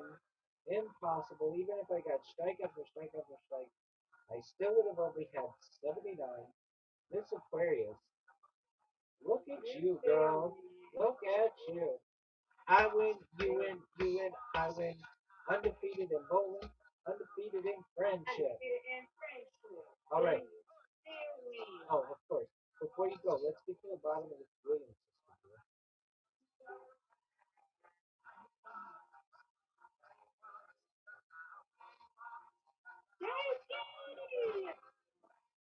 Yeah, she injured her right knee, uh, putting her scheduled doubles match with Venus Williams and back. So she tweaked her. So that was it was yesterday. But she tweaked her right knee at the end of the first set of the first round of singles, and we're now going to look up their ages. Williams sisters, because they've done it all. They've done it all. So they've done it all. So it's not like they have anything to prove. 100%. 100%. All right. So we've got Venus. She is. Oh, they keep just going to Venus sisters. I don't want to go to Venus sisters. I want to go to Venus. All right. She is 46, and Serena is. I've read 44.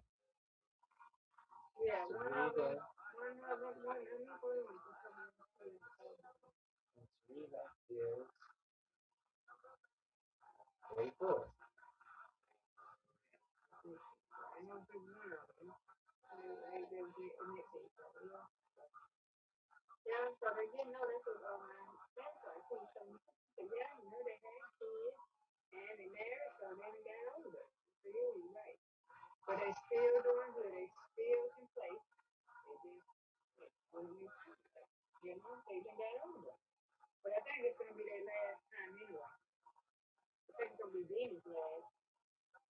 Oh, yeah.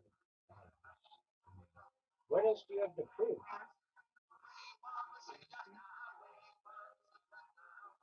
We get it. YouTube. Um, they got that. They got the.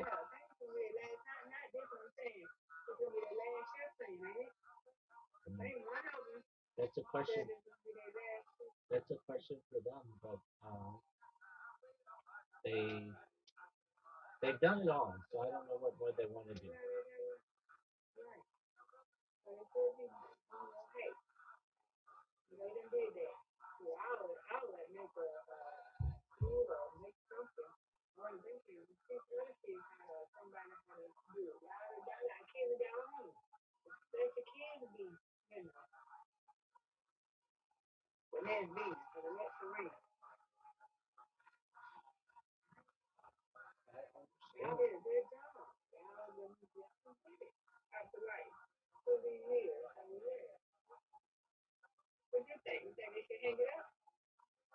I would enjoy the game in the front row or the sideline.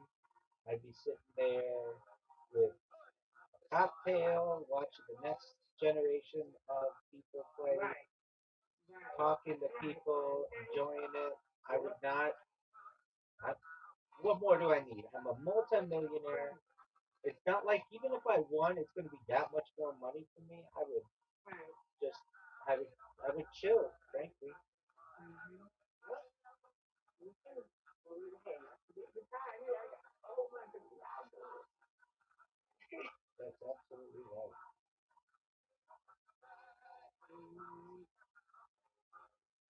Now, do I need the water? I mean, not really got my question in. I just need the water in there. You maybe that. Yeah, so. Okay. Yeah, so. I don't know. I don't know. They don't did it for that Tiger, but I don't know what's going on with him. What is going on with Tiger Woods? It's, of course, that man has some addiction issues. He's got some substance issues. He had it all. He had it all. He had wife, children, best golfer in the world, and he had to run around on her, and then had all kinds of prescription issues and alcohol issues, and now And he. mine, they want this other one.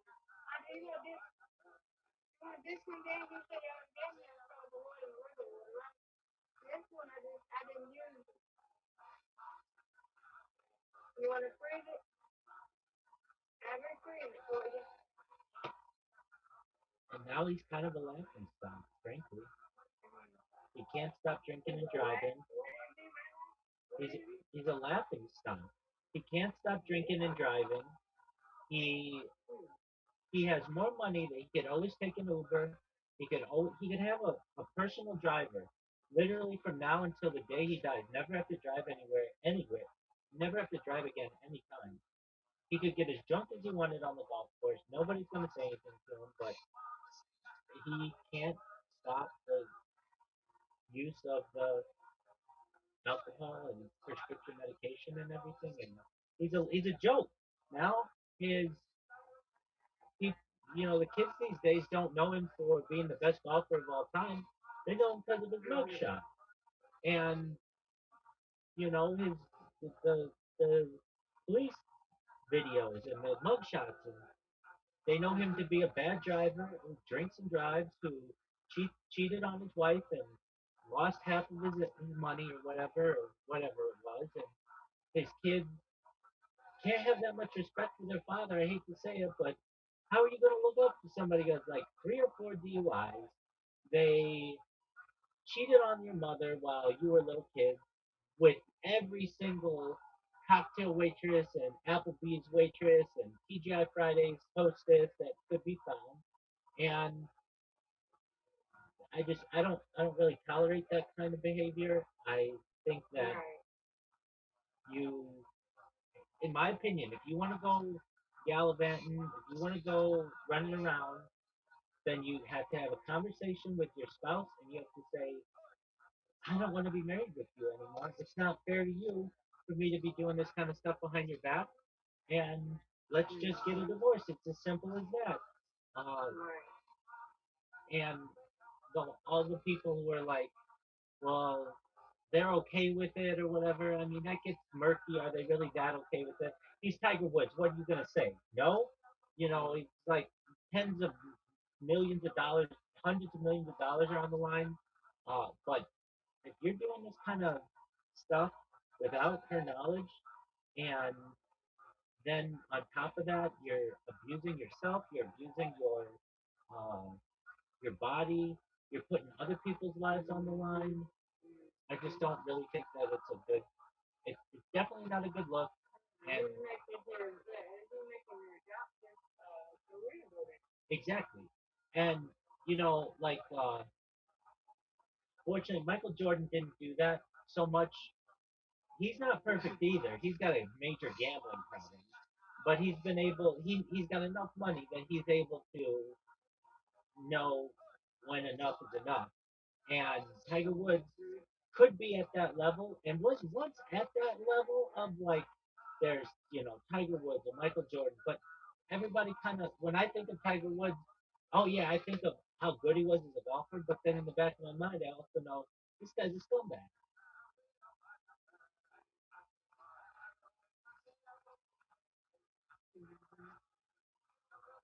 and I loved him.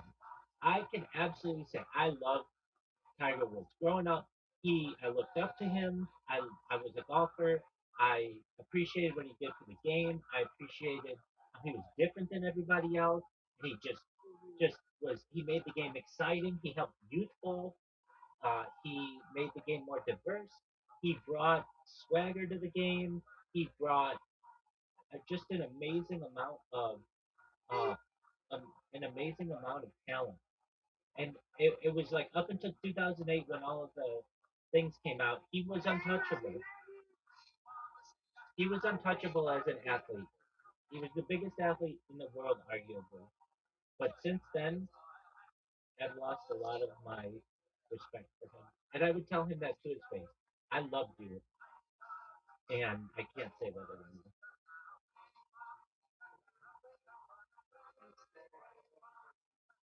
What happens? He didn't do it to me. He did it to his wife and to his kids. And he'll never be able to get all my respect again. I don't care what he does. Uh, Whenever he does anything, he cheated on her with a lot of different women throughout the United States, and then they got into a fight. Well, they got divorced. Yeah. Uh, and she was just like a nanny for another golfer. She was from Sweden. Uh, she didn't ask for this. She just wanted a loyal husband who with whom she could raise children, and he ended up cheating all over her. And then he got drunk one night, and um, I think she found out about it and chased him out of their house in Florida with she had like a golf club, and he was drunk, and he got in a car accident. That was the first accident, and he's been in like 3 or 4 different DUIs since then. And at that point, you got a problem. You literally could have a lifetime pass to Uber. Anywhere you are in the United States or the world, somebody will pick you up. You're Tiger Woods. They will drive you home, but he just can't get over that issue that he has. Pardon me, I disconnected for a second.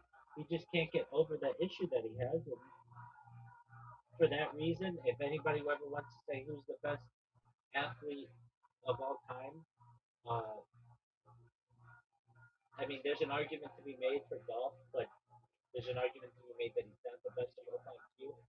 But if my children, God willing, were looking, God willing, would want to look up to someone, I would say, do not look up to Tiger Woods. He's not the guy to look up to.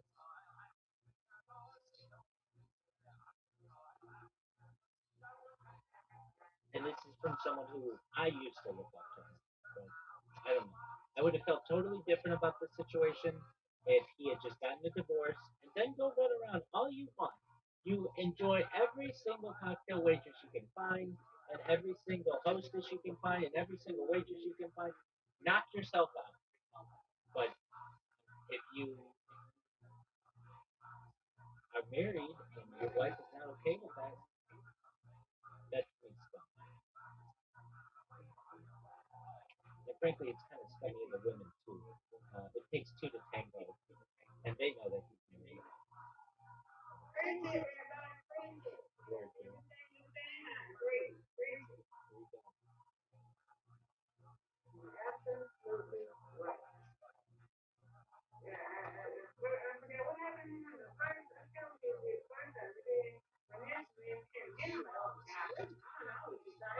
And it's happened like 4 times, and it's just because he's Tiger Woods that they didn't take away his license. Like, he has the money for really expensive lawyers, and he's able to say his his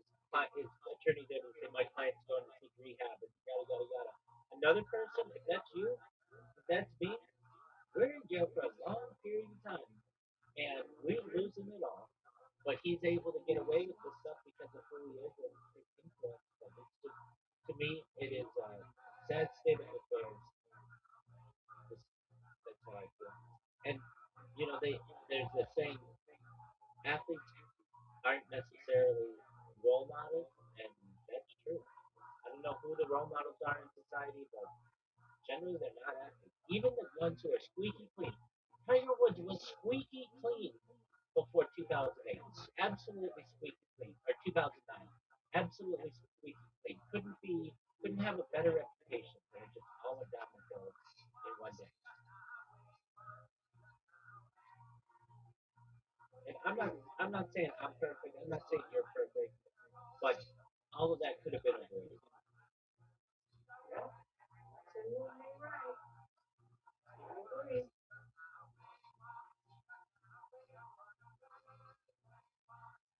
Absolutely. Yeah, because I don't know what happened to Trump. I know something happened in the first time. And then he went back to, he was an accident, right? When he had an accident? He's been in like four accidents. I know you know. Yeah, it's something happened. Yeah, it was in November of And 2000. then, It was in November of 2009, right around Thanksgiving. right, right, right. And then he came back and then he recovered and then he went back to doctor, right? Yeah, and he ended up Or winning yeah, doctor. the Masters in the late 2010s.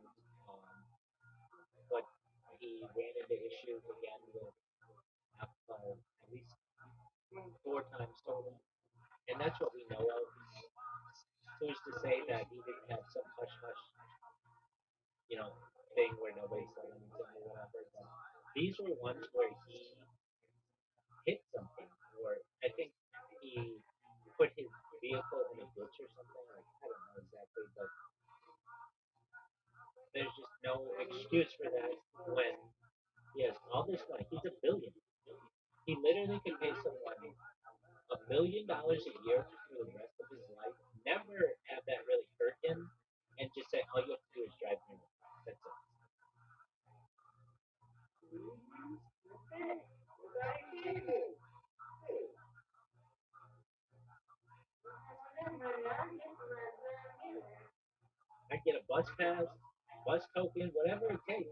But Right. why would you risk all of that?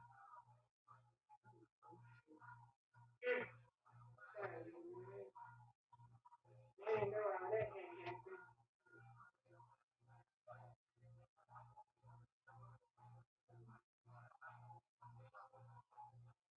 You know, a lot of fans are probably like you, y'all big fans, big fans.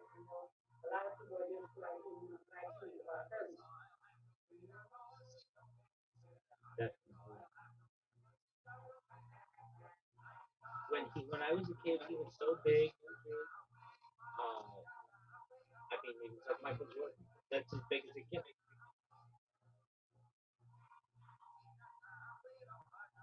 Let me tell you what's another person I'm getting tired of.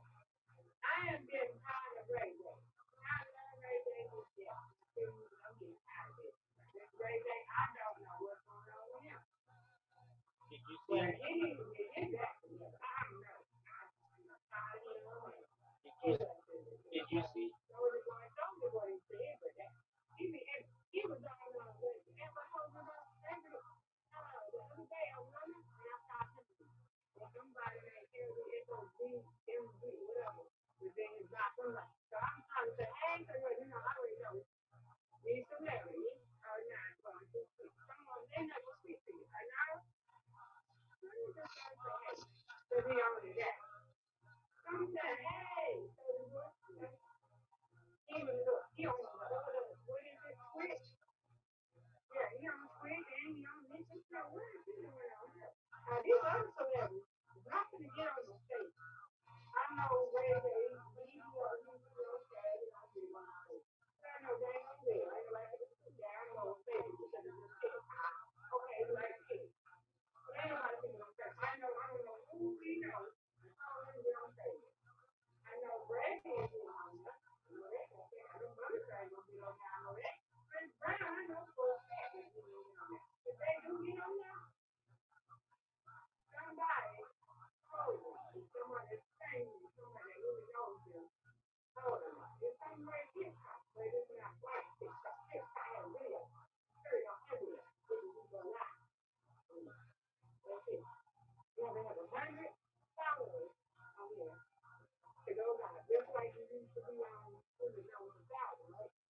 Used to be 1,000. TikTok used to be 1,000.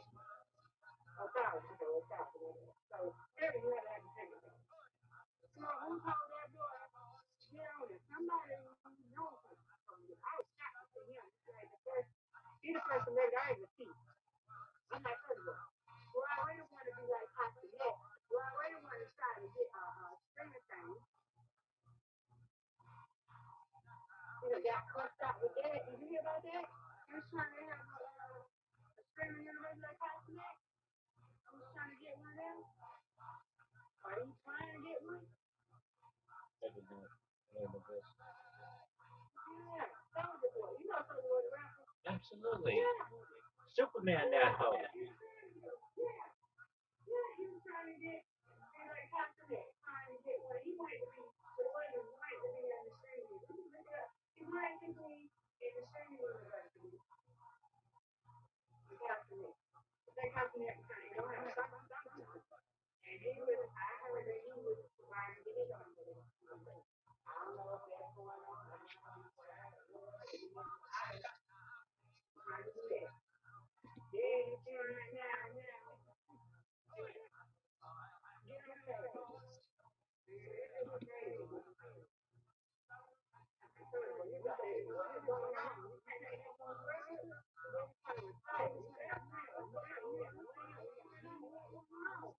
That's the issue.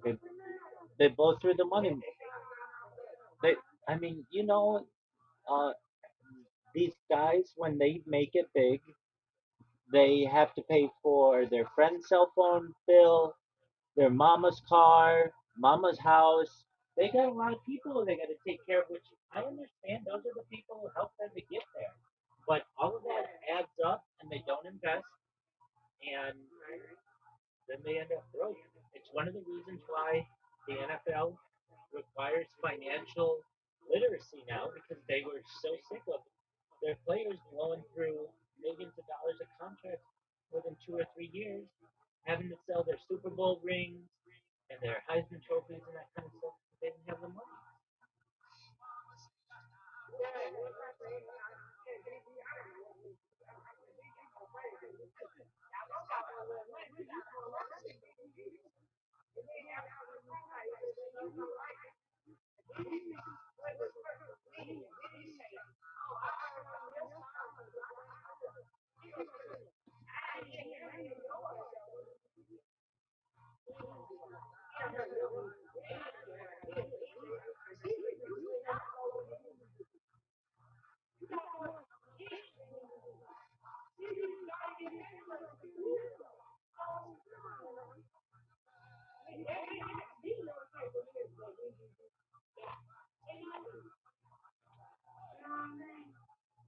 Oh yeah, I know what you're saying. And that's gotta be a tough life to hold up to because everybody expects you to just be riding around in a Lamborghini. You can't drive a Honda if you're Soldier Boy. You're gonna get laughed out of the club. And when you're there, everybody's gonna go wild, and they're gonna say, "Oh, Soldier Boy's here. Violence around Soldier Boy." Everybody's gonna expect you to be Lil Jon and P Diddy and have your own brands and all this stuff. There's just in my own way, I feel very sorry for the guys because it's similar to like child stars where everybody knows who they are, but they can't go work in at 7-Eleven. Like they're gonna be made fun of, and that's a tough life that they have.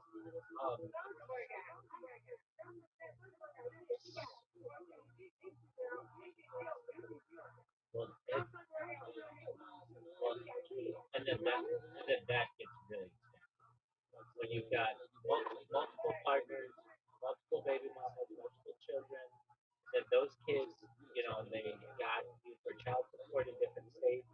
So now you're literally working for other people just so that you don't go to jail for not paying child support. And it's a sad situation.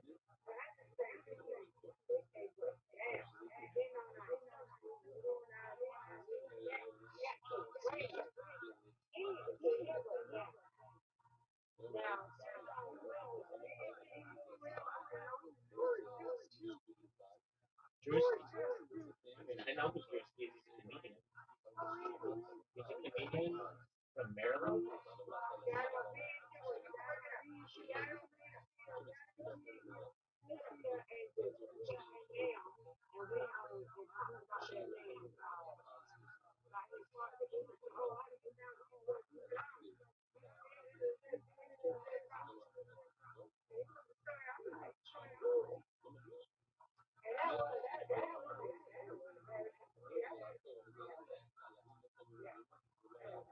I saw I saw Ray J talking to Cam Newton. You know Cam Newton?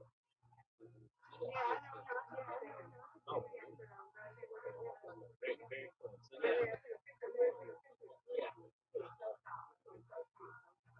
Was he dressed really flamboyantly? He has this unique stuff. So if he didn't, no big deal. But especially now, he dresses very flamboyant. So Cam So Cam Newton was interviewing Ray J. This was interesting to me. So Ray J's sister's Brandy, and Brandy, you remember in the '90s, Brandy was big time. She had her own show, Moesha. She was an artist. You know, there's Brandy and Monica. At one time, she was one of the biggest. At one time, she was one of the.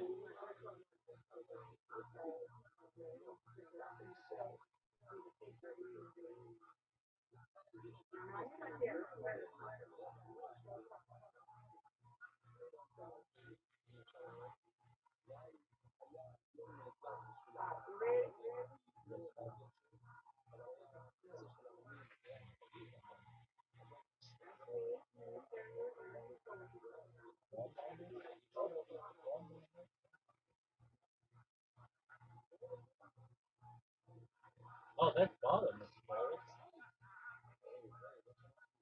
Yeah.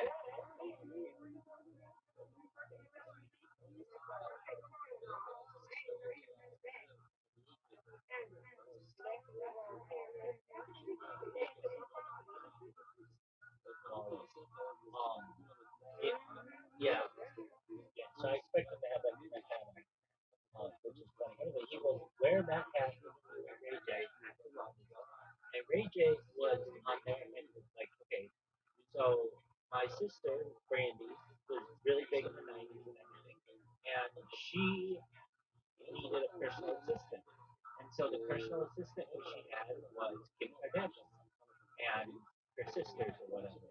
And those girls ended up racking up hundreds of thousands of dollars and basically stealing from her. And you see them now billionaires. So basically, at the time, they were just stealing from Brandy. And, you know, that's how he got associated with them. And they had their whole tape and all of that. And but that was fascinating to me that in another world, those girls are behind bars for, you know, like major amounts of embezzlement and everything. What they would do is Brandy would be like, hey, I don't have time to go to the store today or whatever. Just go to the first store and just buy me a purse or whatever. And they go to, I don't know, Coach or whatever, or Louis Vuitton or whatever, and they just rack up a whole bunch of stuff and then give Brandy the purse, and then they have bought a bunch of other stuff and they didn't tell her.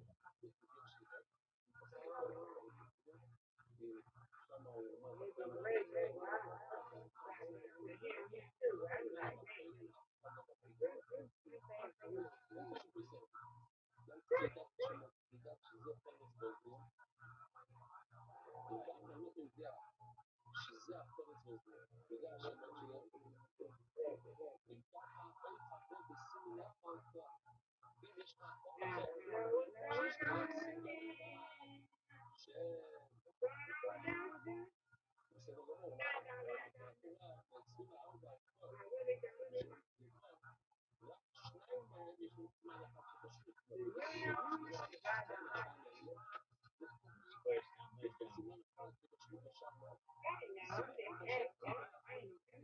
I no, I don't know. I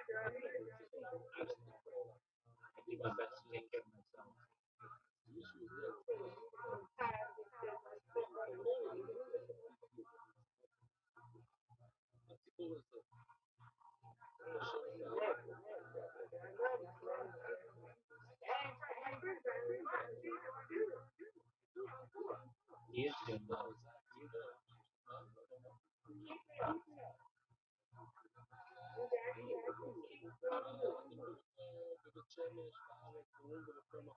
He's cleaned up his image.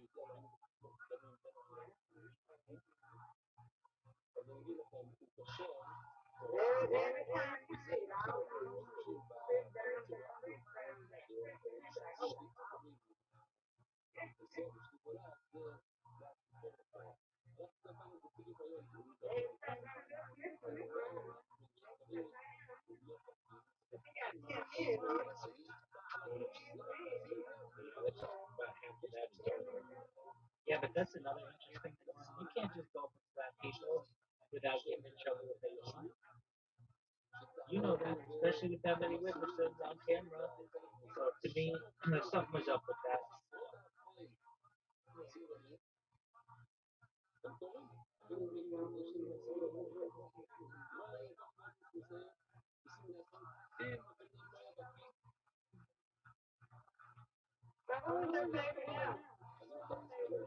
Who's my favorite rapper?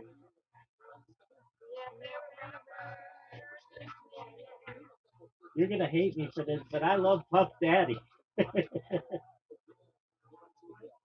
Wait, hold on. Let me explain.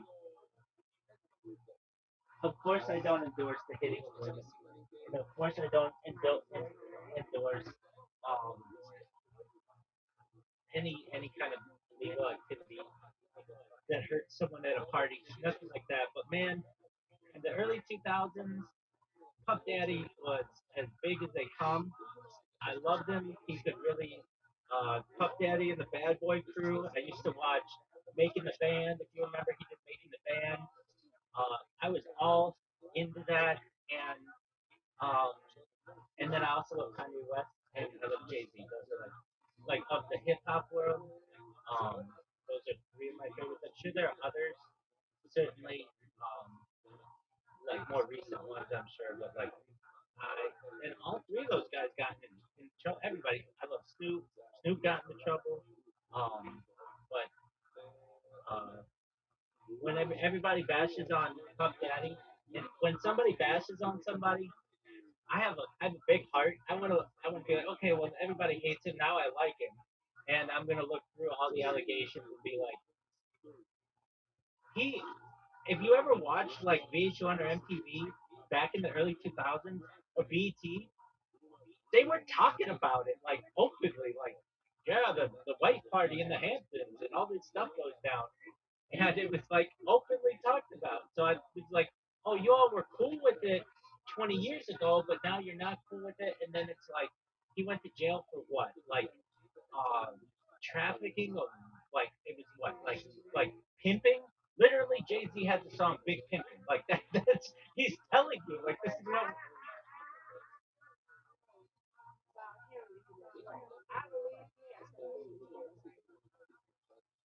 you. Yeah, I mean, look, I'm not endorsing what he did with that.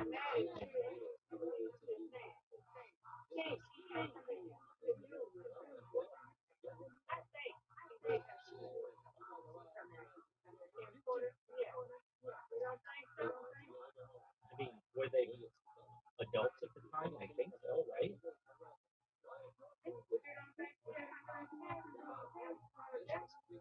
Oh, that I don't. That I don't. No, no, no. If that's the truth, uh, again, that's what the culture. I'm not endorsing that by any means. Right.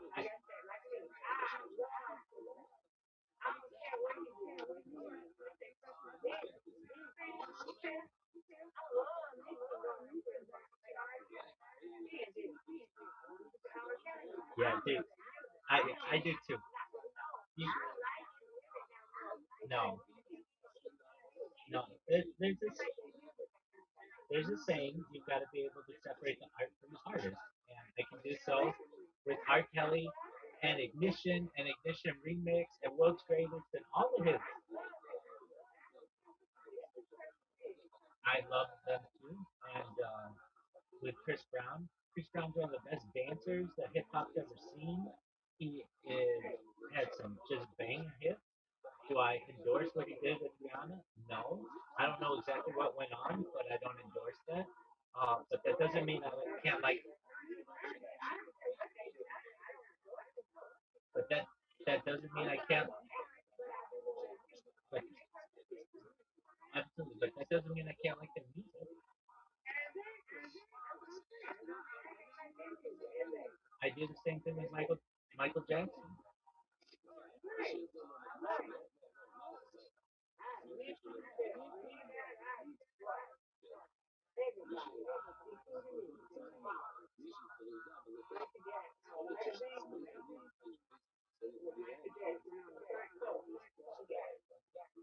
I drove to the. I drove when he died. I drove to the Walk of Fame just to be where his, like on Sunset. He he was, like he was an icon, and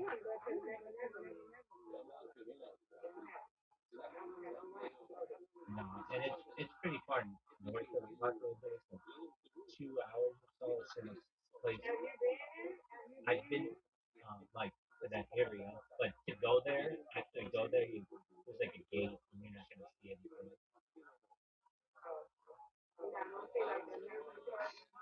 No, but like Oprah lives there, Ellen DeGeneres lives there. Really, it was a private amusement park, but it's behind the gate, and it's acres back, so it's not like you can just you're driving down the street and it's like, oh look, it's Michael Jackson's house. No, it's like there's a gate, a mailbox. You have to talk to the. That was his house.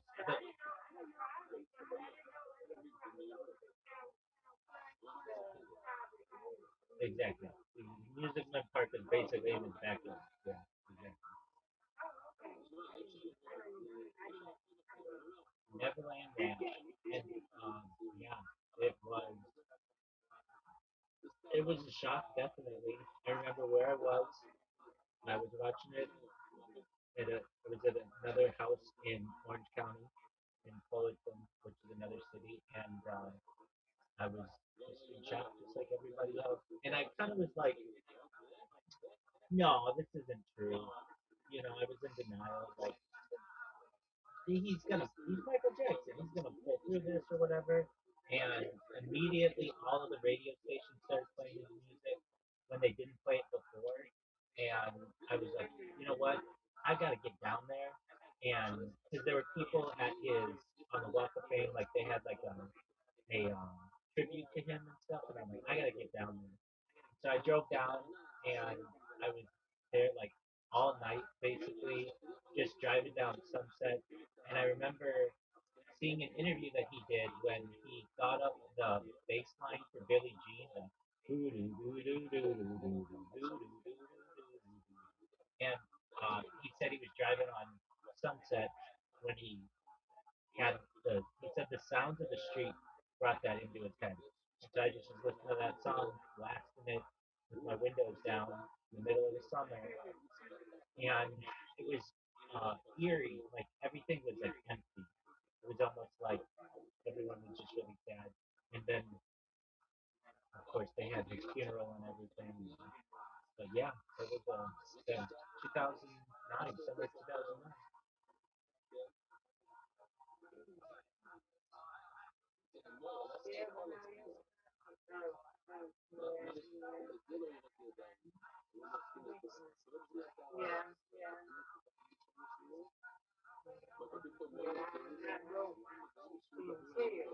Who's your favorite one-hit wonder hip hop player? Somebody who had a huge hit, but then really nothing since then.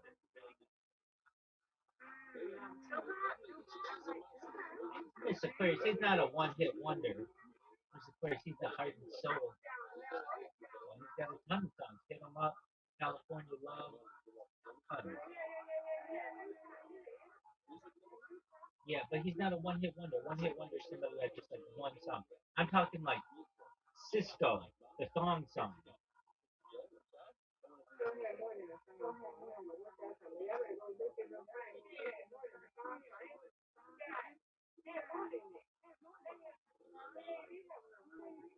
He did. He had like that album, Return of the Dragon or whatever. But I mean, he's known for one song. If I say Cisco, that's the song you're thinking. Yeah, I do too. I do too. And he did have another song. He absolutely did. But I can't think of it either.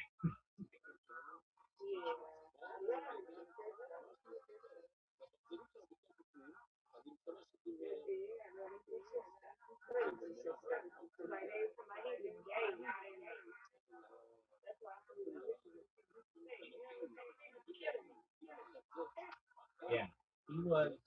That song was so big. It's a great song too.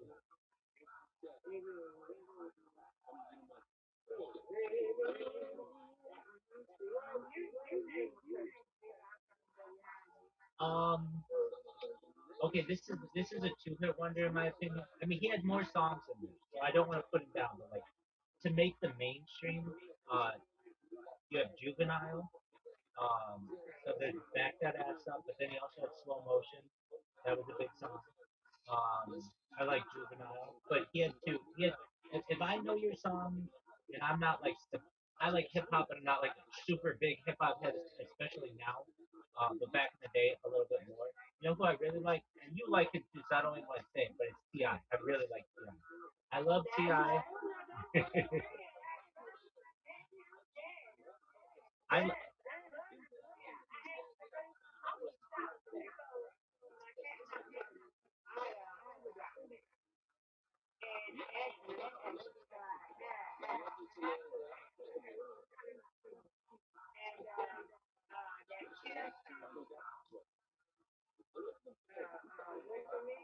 what you know about what you know.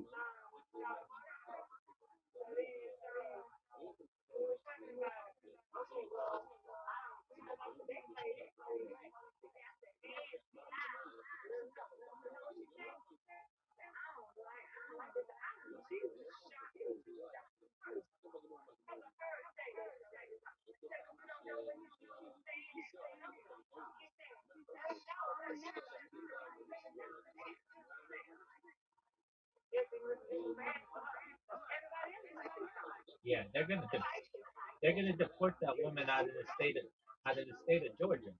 Ti is loving. He's the ATL.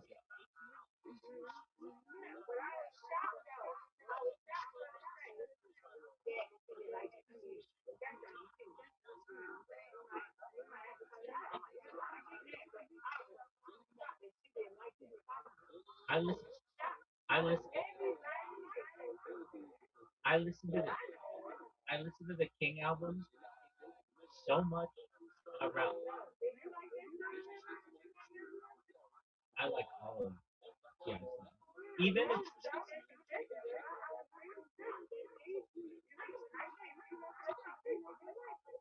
even if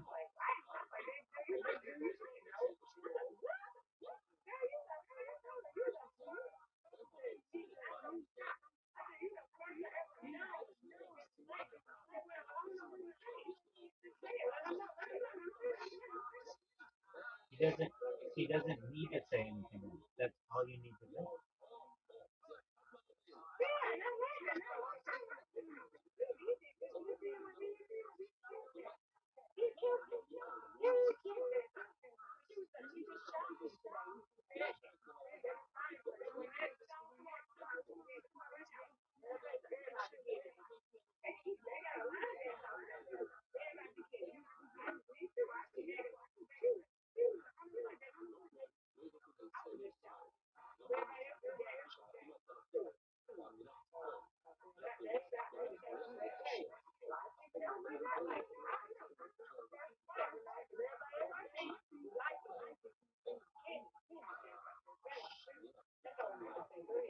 Certainly. Okay, so Big Boy and Andre 3000, right? Um, yeah, well, King album, yeah, absolutely. I just know like every song on that album. Uh, at one time, I knew almost every lyric. Probably didn't know every lyric on it. Used to listen to it with my friends all the time. Got it early. We got some hookup for that album, and that's all we listened to. And Even his like songs that are throwaways on that, I really like I really like them. That I really like that album. Um, I was gonna say so Outkast to me, yeah. Well, I was gonna say that they're amazing together. I was trying to think of one hit wonders, and I can't really think a of Andre 3000 like a single song that he had. Big Boy had "I Like the Way You Move," which I think is a great song, but I don't didn't really get too much more into that. I certainly wouldn't consider it a one hit wonder. Pardon me? That was more a Big Boy song. It was at least under Big Boy, not Outkast. But uh, Miss Jackson, Roses, of course, Hey Ya. I mean, it's just they at one time were the biggest duo in hip hop, no doubt.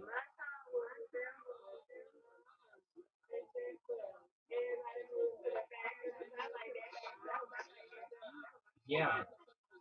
Um, isn't that Rosa Parks? Yeah. Yeah. I love that song too.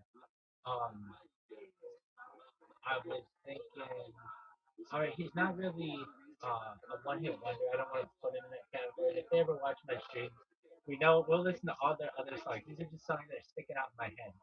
But Fabulous, I love Fabulous. Um, and then Petey Pablo with um, uh, the North Carolina, go on and raise up, take your shirt off. Yeah, absolutely. Like a helicopter. Love that song. Yeah. Um, do you know J Rock? Yeah, so J Rock has one of my favorite songs of all time. Um, and it is Hood Gon' Love It. And I didn't ever really get another J Rock song.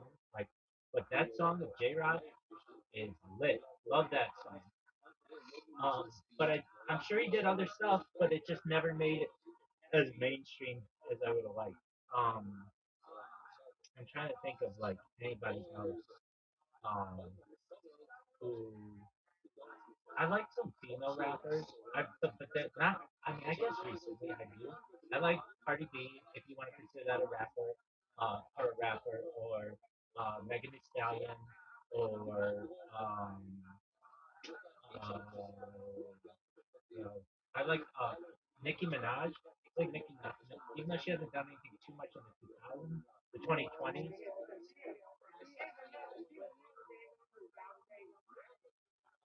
Um,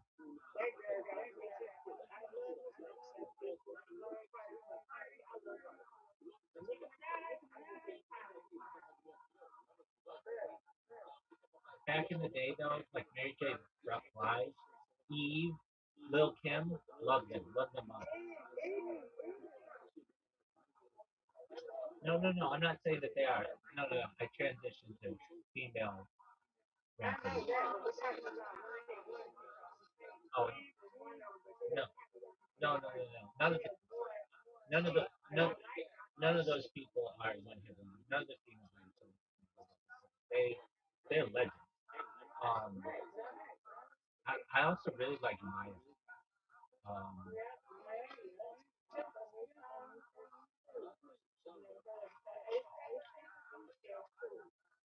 the more the more modern, especially as I've done with my streams, I can't listen to that much music because I get copyright strikes.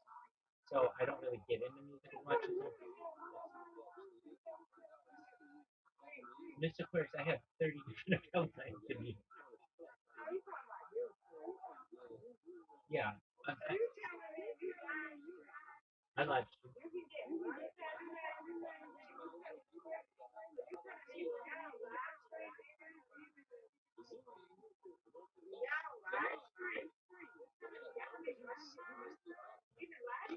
Hold on. Oh yeah, definitely. That's huge fun. I'm not. I'm not talking that though. I'm not talking that though. I'm talking copyright strike. So if you listen to something that's copyrighted,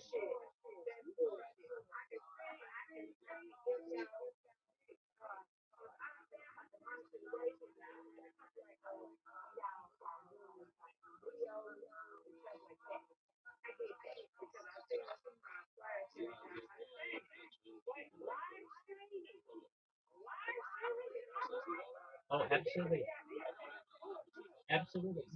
Miss Aquarius, if you're on TikTok Live, if you're on TikTok Live or YouTube Live or Instagram Live and you play copyrighted material in the background, end your stream immediately. So I, so I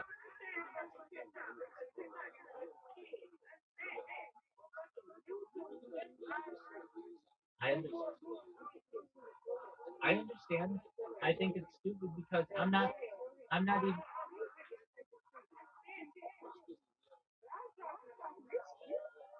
absolutely. I will, Miss Aquarius, if I listen to something that is copyrighted, I can literally just watch. Miss Aquarius, quit interrupting me. Let me finish my sentence. I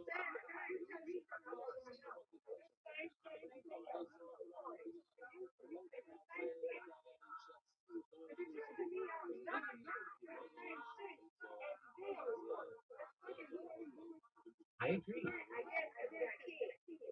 It has nothing. It has nothing.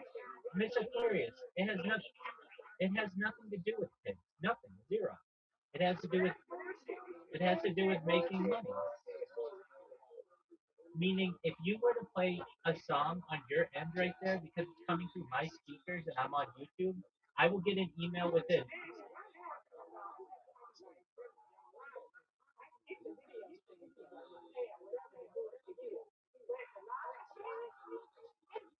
That's what I'm doing. I'm live streaming. And if I listen to a copyrighted song, I'll get an email immediately saying, okay,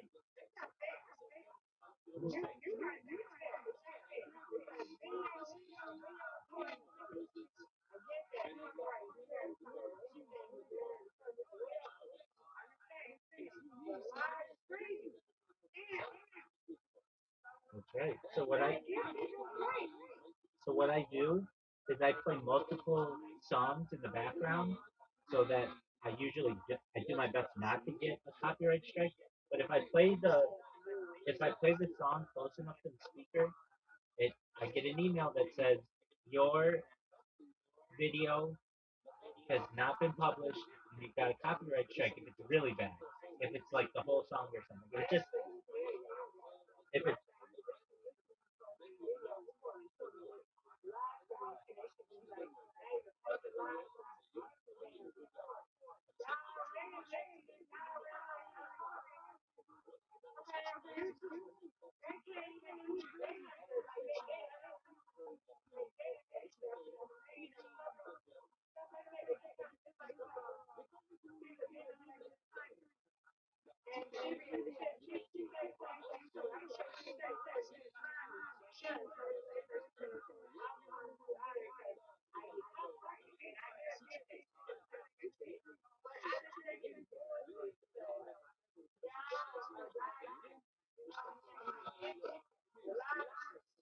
I agree.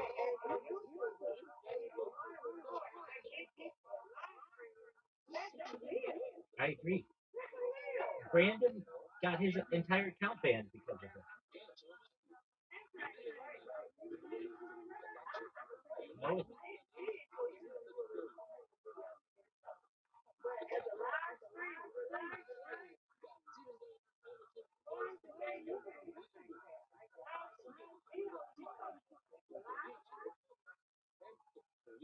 No, I don't make the rules. That's just how it is.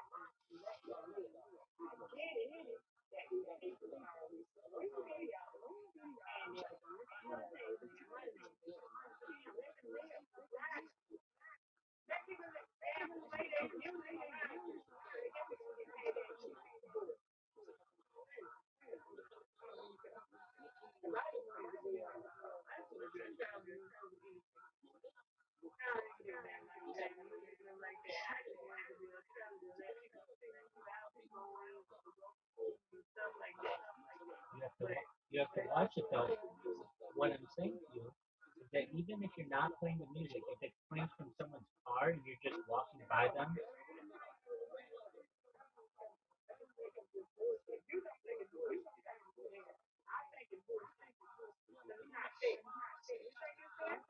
of course I'm necessary. I deal with it more than anybody.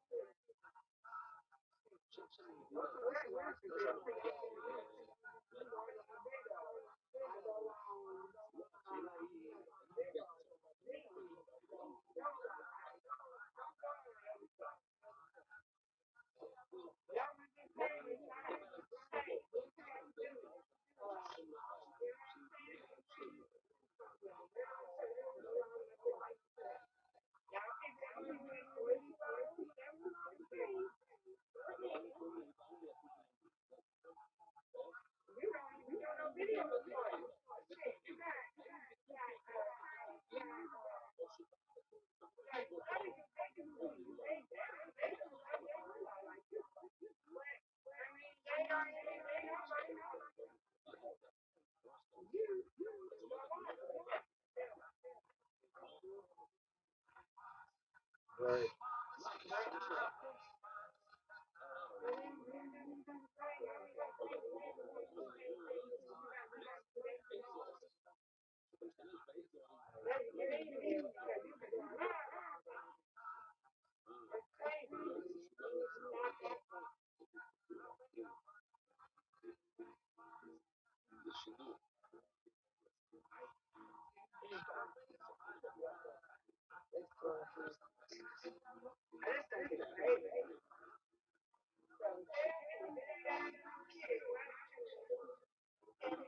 Absolutely, because if you're listening to music on someone's stream, it means that you're not streaming it on Spotify.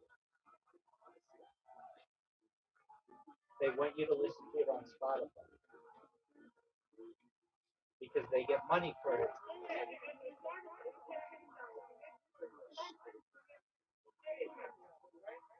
No, no, no, no. Okay, so I'm just an individual, and I listen to Cardi B on my stream. I will get a copyright strike, which is basically you get free before they terminate your account.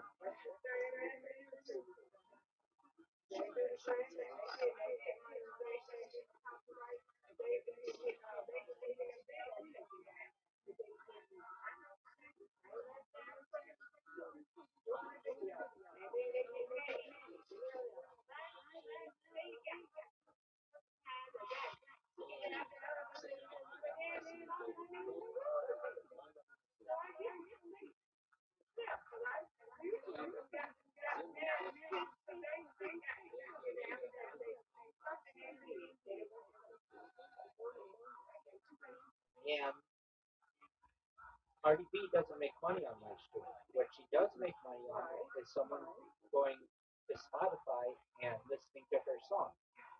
So her management company tells YouTube, hey, here's the new Cardi B song. If anybody plays this song on a stream, you have to give them a copyright strike. You have to take down their video. And thus,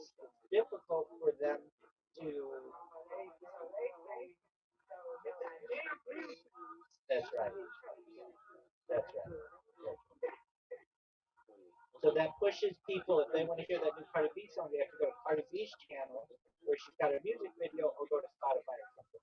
They can't go to Rabbi's channel because Rabbi was lip syncing to it.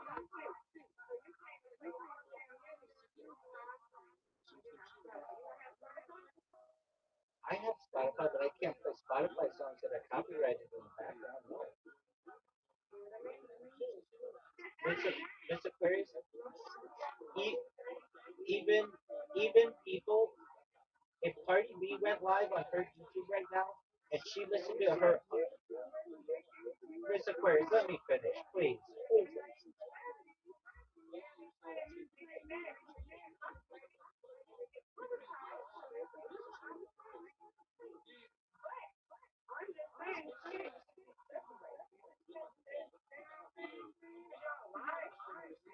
Miss,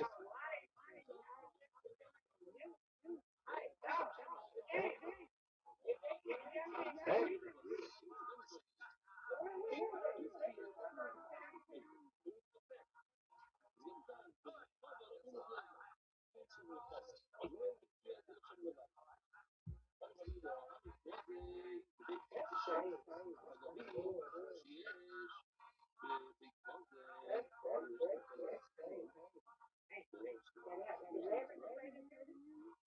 No, even if a celebrity like Cardi B were to listen to her own song on her own stream, she would get a exact.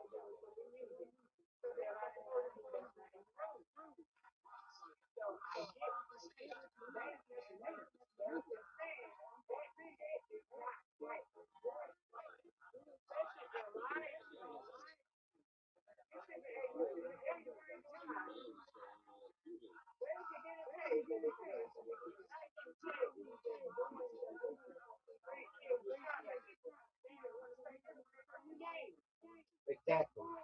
I agree with you. I agree with you. Especially that one. If you're not making money off of it, then who cares? I agree with you. If you're not making money off of it, who cares?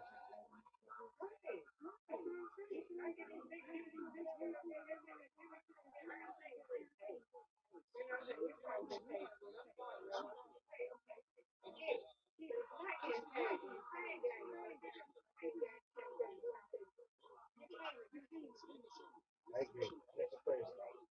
From YouTube, I'm not getting paid. From YouTube, I'm not getting paid.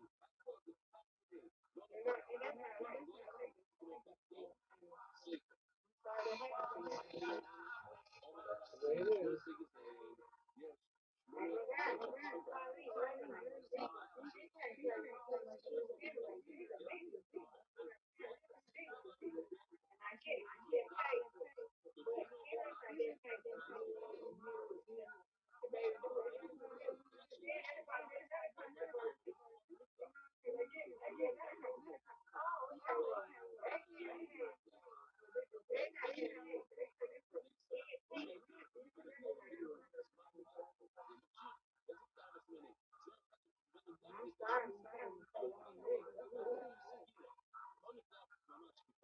That's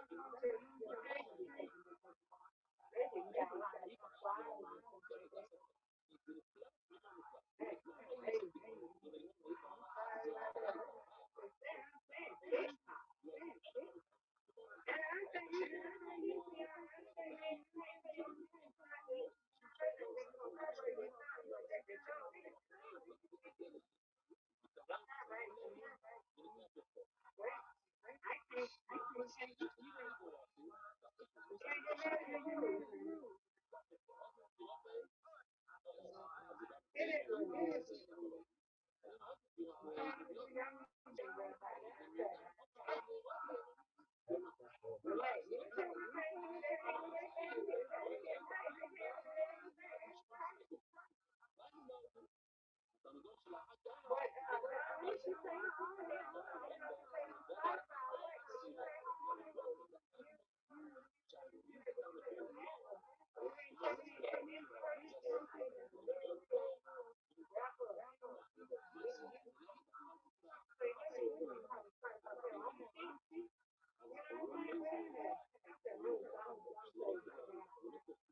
depends if it's been uploaded to YouTube, and if it's been uploaded to YouTube and it's considered copyrighted, then no, you can't. If it has, if it has, okay,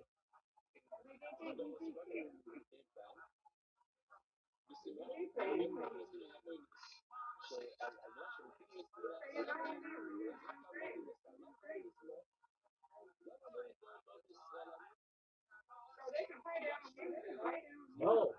If Soldier Boy goes on YouTube right now and plays Superman, it's gonna end his stream immediately.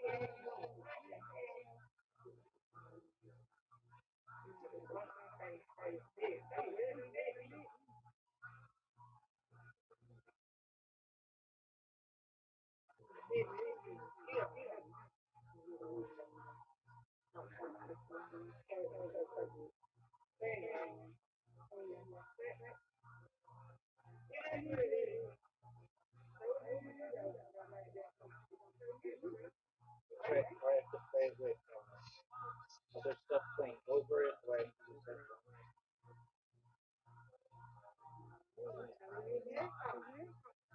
Yeah, but then I get people.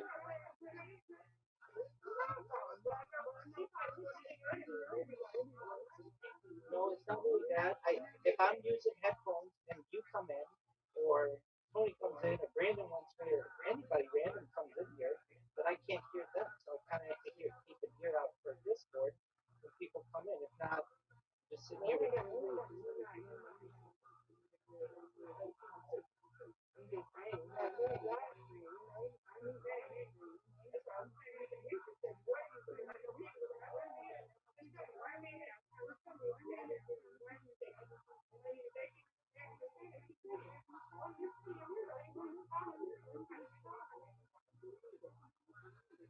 I don't always know when they come in though. If I have earplugs in or headphones in, I can't hear them.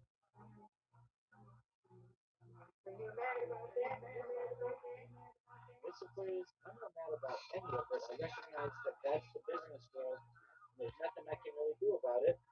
So the exchange is that I just don't really listen to stuff that's copyrighted.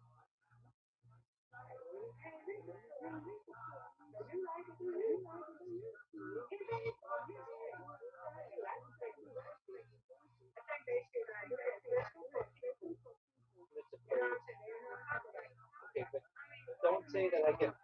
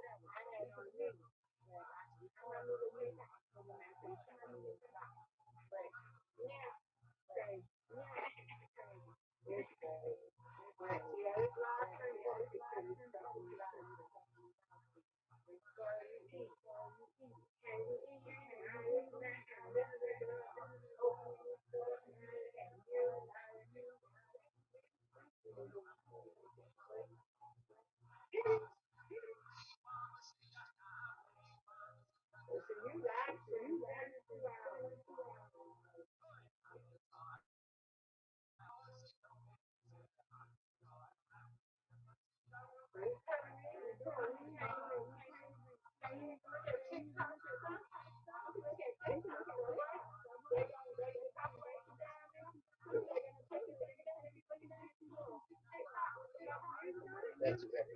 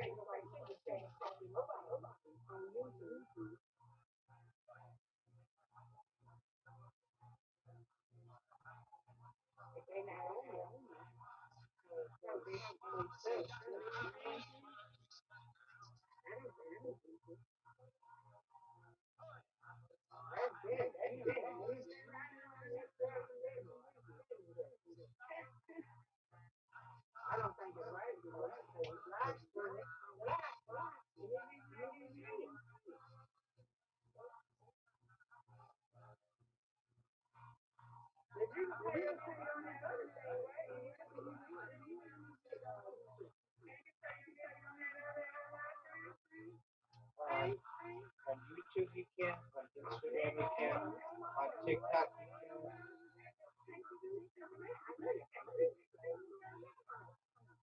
on YouTube you can, on TikTok you can, on Instagram.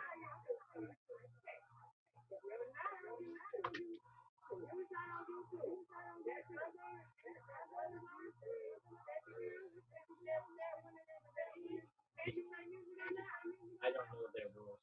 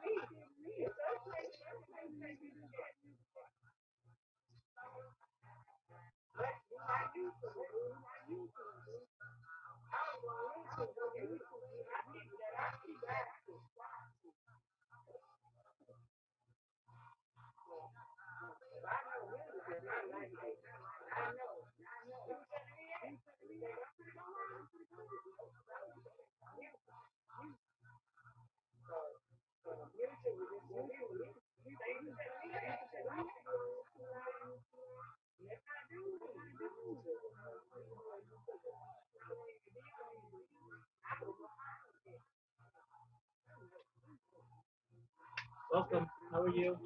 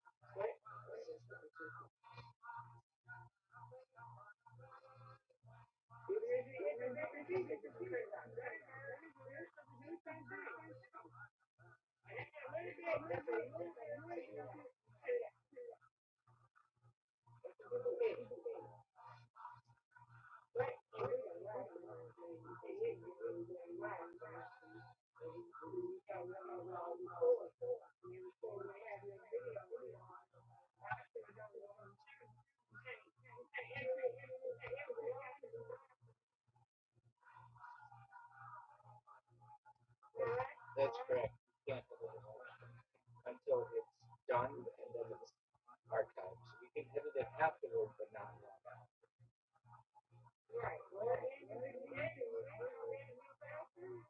That's of course, I'd spend all day editing. No, absolutely not.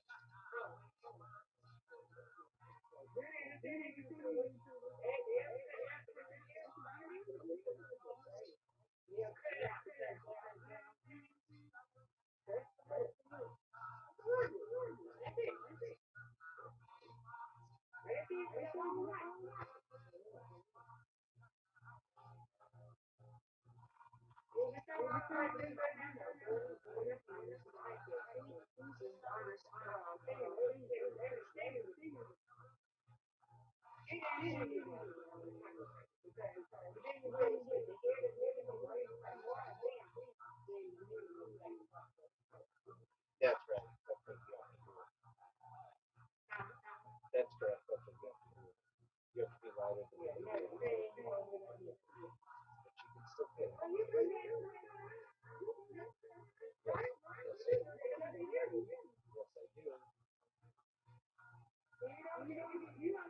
I do. Sometimes I do. It's like 50-50.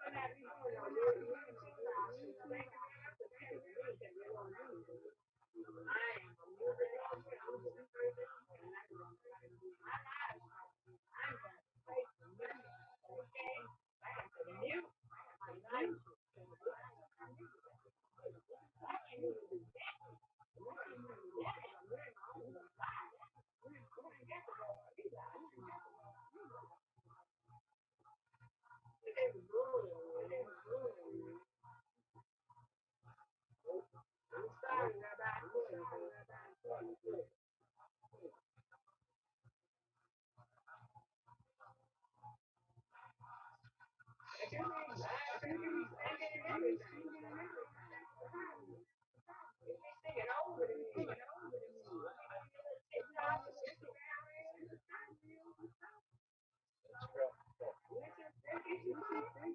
yeah, if it's close enough to the microphone.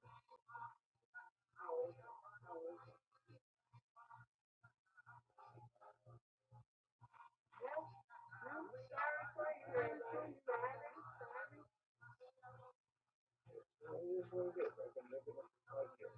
No big deal.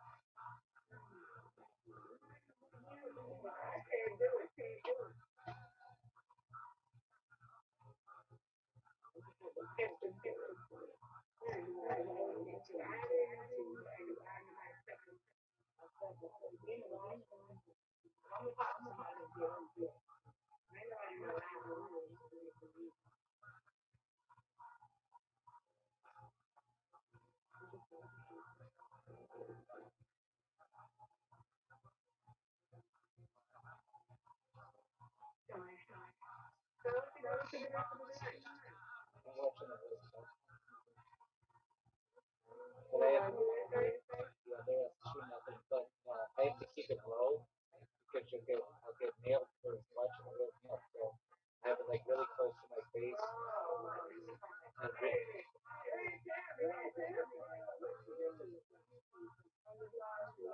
And Okay, so you can't have medical misinformation, so you can't talk about health stuff. You can't show copyrighted material, which is songs and movies and TV and sports and stuff. You can't show nudity. You can't have anything that like endorses violence or uh, terrorism and that kind of stuff. You can't have hate. You can't have hate speech. And what else? That's generally it. But the thing that is so bothersome is you don't even intend to do it. They'll show something. Somebody will just come in here and have music on in their background, and they come in. Exactly. Exactly. And it's like it's diabolical. You're exactly right, Mr. Aquarium. That's exactly right. So if somebody really wanted to do damage to me, they can come in here and yell all kinds of mean stuff. That doesn't bother me. They can come in here and play chainsaw sounds. That doesn't bother me. But if they play a copyrighted song, that's what gets me.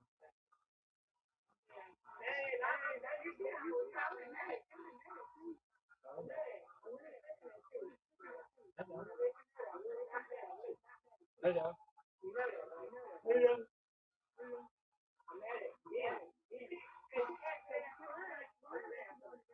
Oh, I agree. It'd be a lot more fun. You could do karaoke.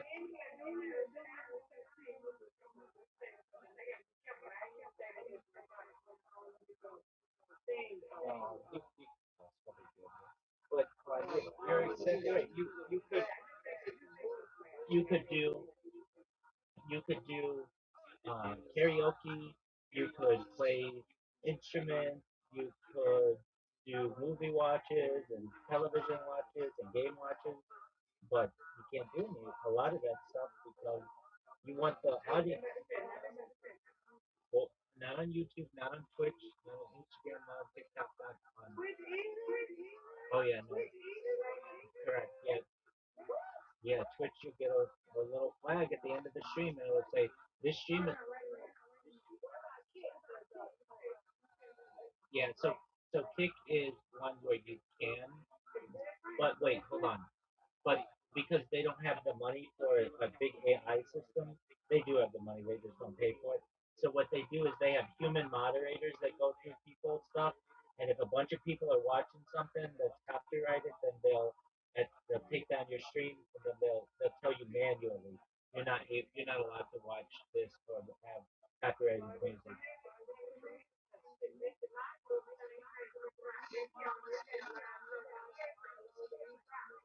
Yeah. Um. So they don't. So yeah, KICK does not have an AI system, but they do have humans, and if they think that you're making money off of the music, they'll take you down.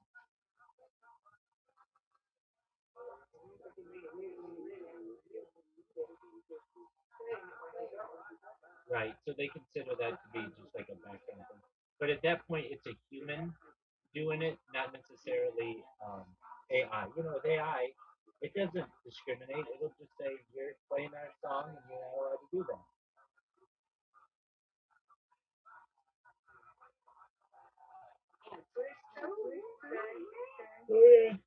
Oh yeah, definitely Twitch, and they put a lot of money into that system so that they don't have to have humans do it.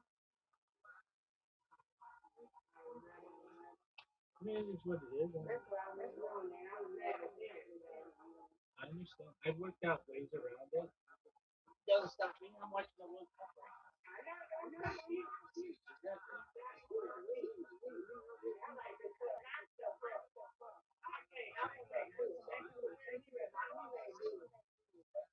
Well, because I know that in the future, especially it's coming now where AI will just do all the editing for me, so I don't even have to worry about it.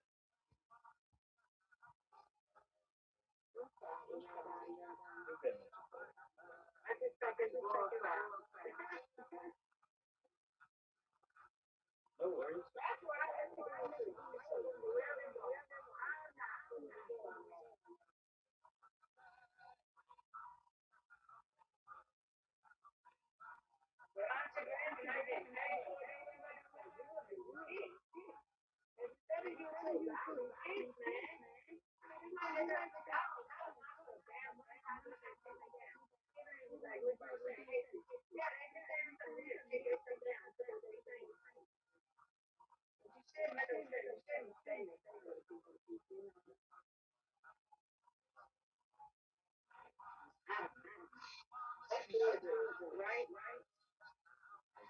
I don't agree with. I don't agree with.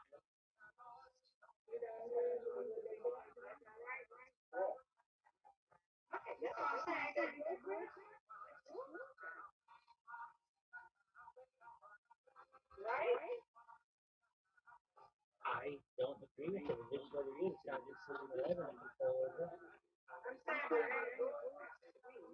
Yeah, yeah, I agree.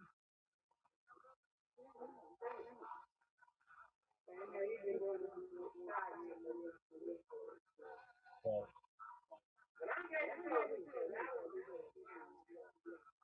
well, I feel badly for somebody like Brandon who doesn't know all the politics and doesn't maybe it doesn't all make sense necessarily. I mean, I don't know how much he understands or not, but he just wanted to watch baseball, and he's just watching baseball, and boom, they nail him. And not only did they nail him with a copyright strike, they just go and give him three copyright strikes and take away his account. And then he says to me, "Yeah, yeah, if you're just showing the game straight up and it's not just in the background, they just take your account away completely."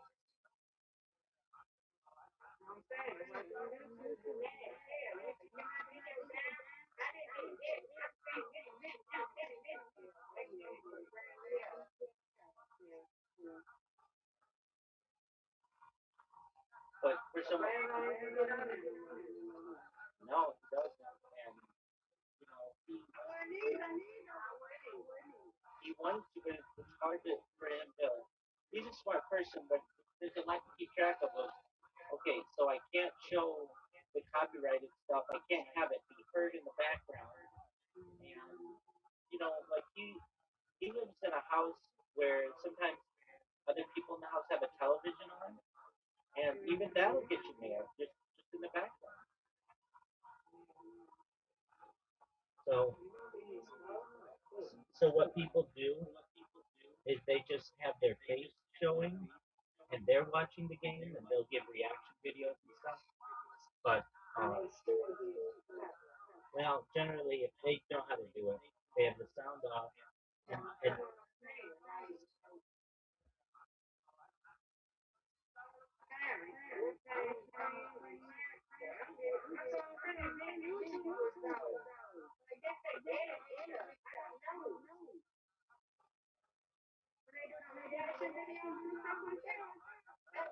yeah, so that's what they do. So you just see their face.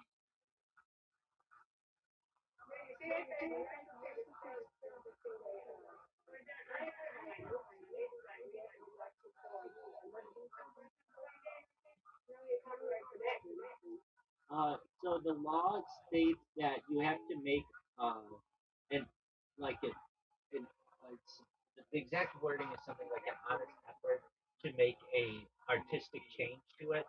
So what they're doing is considered an artistic change as opposed to just being like, okay, well here's this other YouTuber and we're just gonna play their stuff. They have to be reacting to it. So it makes them I think it's like a material change or so. There's some wording that they use. The United States won, so they're in the round of 16 now, I believe. I believe the game is over, and this is the best they've ever done, to my knowledge. I don't know.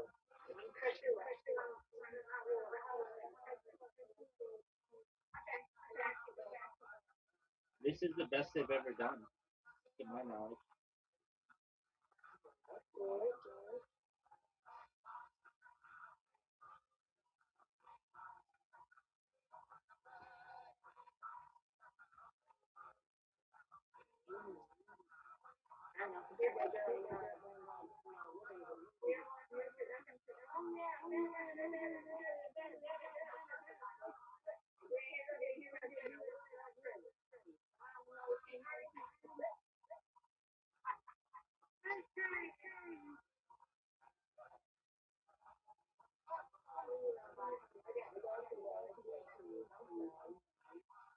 You're good.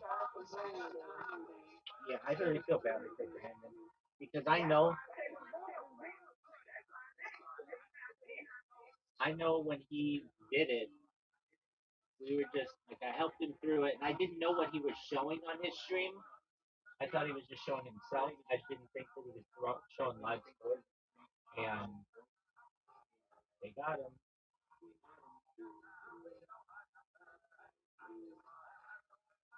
And then once they get you, supposedly, I mean, this is then you're banned for life. You can't ever do it again. So when Brandon is 95 years old, technically he's never supposed to create another YouTube.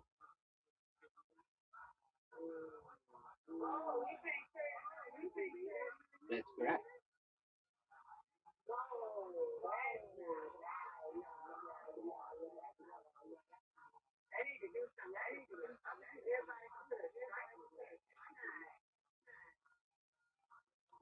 I agree.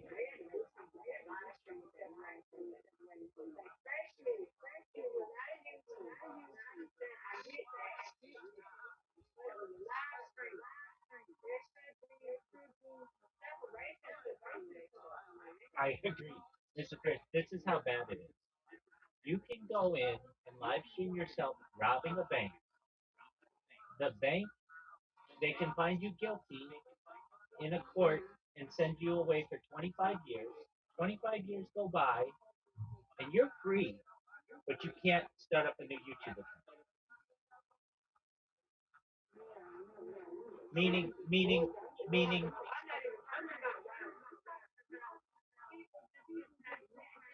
no, what you're you're not maybe understanding what I'm saying is that we in society give people second chances. We let those people out of jail to rob a bank, but the internet does not give you a second chance, which is ridiculous. What word did you use? It's diabolical. It's absolutely diabolical.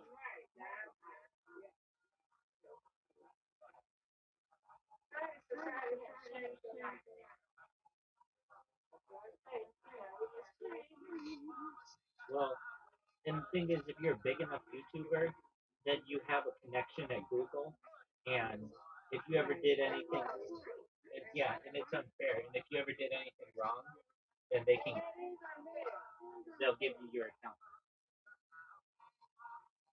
But for the little guy, that's not.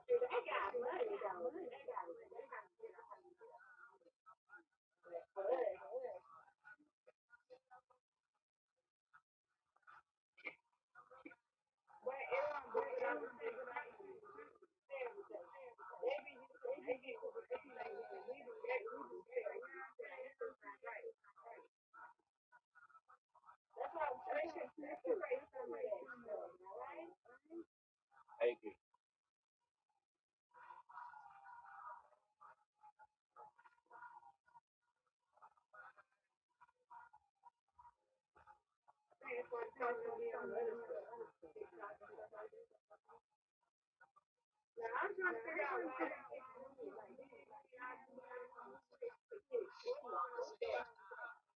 Why you would move from Twitch to Kick? Well, Kick offers money to those people, and they also pay more money.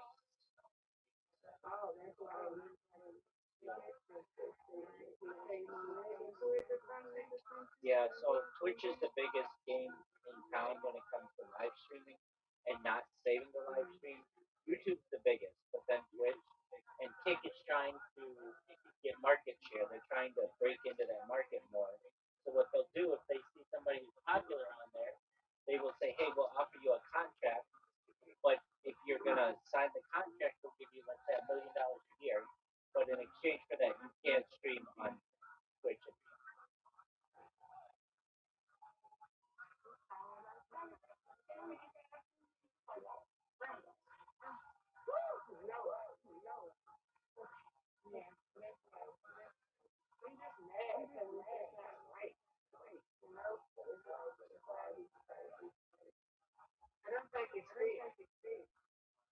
Definitely not fair.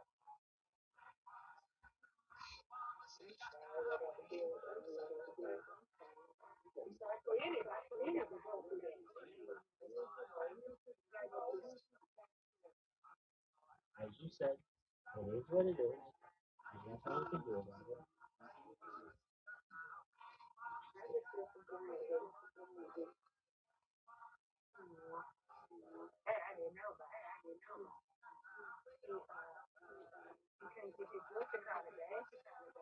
Yeah, he's banned for that.